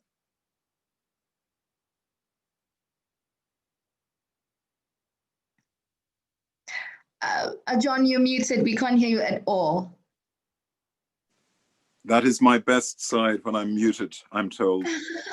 I don't know how this girl from the Alps, from the South Tyrol, from the region of ice and skiing, has ended up to have such a role in our oceans. But Sigi, for once I'll try and use your language. Ik muss unsere wunderbaren Ozeankollegen für ihren Ruhestand danken. We said today, you've heard it right across the ocean, we'd like to start our ocean alumni, and we'd like to ask you, Sigi, to be our first alumnus, because our first task has been to serve a public good, and the public good is embodied in you, a good person, an outstanding public servant, an example not just to women in science and management, but more importantly, to those of us, the less evolved creatures, the men who you've taught so much about how to manage and how to behave, and maybe even how to evolve. You're one of those people who makes civilization happen because you're creative, you're listening, you're multicultural, and you are determined. Ruthless is a word I would use. There's a certain side, and it's something we need to learn again. Those of us on the side of rights and values have to learn how to defend the stockade against the madness outside. We said that science builds bridges, not walls, but you are really a planetary architect. Look at your work, look at the view, and enjoy. Your legacy is an ocean which has become our inner sea, our own Mare Nostrum, connecting us where we all look out, not look in, and reach out to one another. You are a technocratic magician who turns ideas and dreams into projects and programs. And personally, you are and have always been an example to me of how to serve, when to lead, when to listen, and when to console, and always when to laugh, because of all the things I value in you, in all your collegiality and support and friendship. You understand the universal vernacular across our ocean is the smile. So our ocean community salutes you today, Sigi, young and old. And I think we can say that on behalf of your colleagues, I'd like to say on behalf of our institution, the European Commission, and the generations who will not know your name, who will live in your shadow and your light, the world is a better place because of your work. Vielen Dank. Merci. Thank you. Thank you so much. Now I'm speechless, which doesn't happen very often, but it does from time to time. I have to take a deep breath. Thank you so much. But you know, mountain peoples are very tough. So I have been tough with myself, with others, but really, I think for a good cause. And thank you. I will take on the offer to create the Ocean Alumni Association. I know that there are other people who will retire sooner or later, and I'm going to invite all those people to join me. Thanks again, because this has been an amazing closing and an amazing journey. And I will stay with you wherever I can. Thank you, John, and all. Thank you so much, Sigi, and thank you so much, John, for those very poetic, or that very poetic message to Sigi, who, by your own admission, taught you how to serve, and when to lead. And I think that is powerful. And with that, I'm going to come back home and call Yona. Professor Seleti, the floor is yours. Thank you. Wow, wow, wow. What a 2 days. And what a conclusion of the meeting. I have a theme that I want to use to conclude, and this is Ubuntu.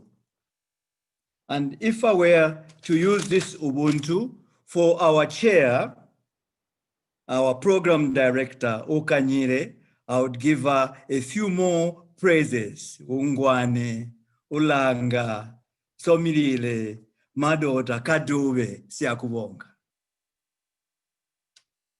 And that is what we use as a praise from our Zulu culture in appreciation of the contribution that has been done. So indeed, I honor you, I thank you very much.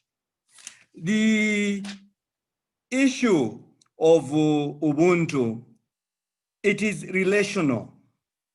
Now, mostly want to talk about relational to one another as individuals. But in the spirit of Ubuntu, it's also relationship with the environment, with nature. That the nature has the same rights to exist as you do as a human being. So as we look at these themes that we've been looking at and conclude, I think that it is important for us to put that at the center, that we are interlinked, we are intertwined, we are locked together with our environment and our own existential requirements. So it's important to look at about that. It is also the phrase that was used by Ukanyile and by quoting Desmond Tutu is about human beings at the center of each other. I am because you are. This community of the whole Atlantic will not be there if we do not embrace this spirit of Ubuntu from the aspect of relationship and all that. We have emphasized the issues of cooperation. And as I thank each and every one of you for this participation, beginning with the Director Generals, with the young man, Joseph, and with the Professor Isaacs, I want to really wrap up this, that they were all willing to celebrate this life that we have together. And life is about celebration. And as we look at our mother, Sigi, living, I'm reminded of the words that the commissioner has just used, that we will never forget you. It reminds me of a Nigerian sweet song, Sweet Mother, I'll never forget you. We will never forget you, sweet mother, as we look at celebrating life and celebrating the contribution that people are. It's about sharing. It says that one piece of food is not, you cannot, that food is not enough. You can always share it. What gets maybe unshared is a piece of cloth because it becomes too small. So in this process in which we've been looking at, and as I thank you all, and the emphasis on sharing that we have placed on this meeting is also part of Ubuntu. There is no one, if someone is a widow, cannot till a land, the whole village will turn up and support her to till that land. That is sharing, ilima, as they will call it in isiZulu. So we need as well to embrace that spirit of Ubuntu as we create this platform, the whole Atlantic community. So as I thank you, I want to thank you within this African spirit. It's about solidarity. It's about respect. And throughout the way we have done this conference, there's been so much respect, integrity for each and everyone. We have upheld each one highly as we do that. And that's the way we built this particular framework. It's about building a community of trust. And as we were sharing, we shared the depth of our knowledge. with one another. It's about hope. We can never be pessimistic. We have to look for a time, as we've been sharing with everyone, when we and the environment share and balance and restore the relationship to a healthy one. And that's the aim of this group. So I really thank you for all that. It is about the community, it's about the village. We must know everyone in there. And this is a community, and we must get to know one another at a level that is not artificial, but where we can share the work and move on. As you know, with this African philosophy of Ubuntu is very expansive. It grows. So I want just to end up by thanking all of you, esteemed colleagues, honorable colleagues, people who have achieved much in life, who have made this a success.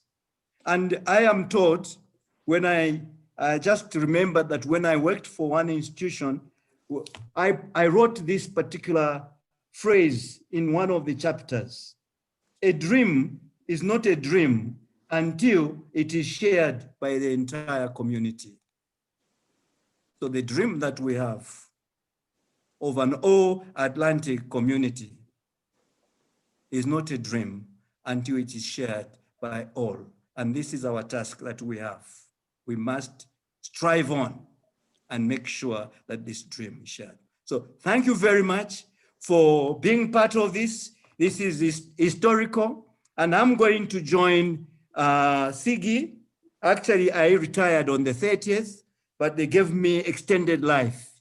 So at the end of that extended life, I'll join you. You can recruit me as part of the alumni.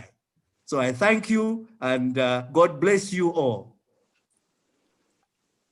Thank you, Yona. You will be my first recruit. Thank you so much for the nice words as well. Oh, wow. What a way to end the forum. And for me, umntwana Khanyile, umntwana Kalanga, umntwana Kangwane, Babuseleti ngiyabonga. And thank you to all of the panelists. Thank you to the EU and to South Africa for co-hosting this and inviting me to facilitate this conversation. It is what I absolutely love doing. If it didn't come across, I really enjoy facilitating conversation. I've enjoyed the past 2 days, everybody that's still there on YouTube, everybody that's still there on Facebook. Thank you, everybody that's still there on Zoom, the viewers, the audience. Thank you very much. I have learned a lot personally, and I'm really inspired. And I really do feel like I too am a part of the citizenry of the Atlantic. I am indeed an honorary ambassador, for officially or not. And I think with that, I'm going to ask us to do just one thing. If we were all here together, we would have taken a group picture. So what I would like us all to do is to turn on our videos, and we can take a screenshot. And for the first time, perhaps I can see that there's a desire for applause. We can turn on our videos, all of us, so we can take that video. Taslima, you can turn on your video. Alexandra, you can turn on your video. Peter, you can turn on your video. Christina, Maria, everybody, you can turn on your video, and we can just take this. Thank you. Apparently mine is switched off by you, Tuli. Refilwe, can you please ensure that everyone's video is switched on? Okay. So that we can get that beautiful group picture. You can just switch everyone on. With and or without their permission, I think we can switch everyone on.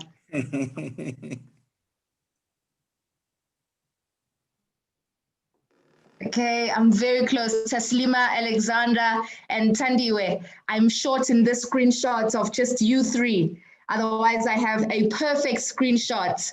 Yeah. Okay, I think I have the best I can get. Thank you so much to everyone.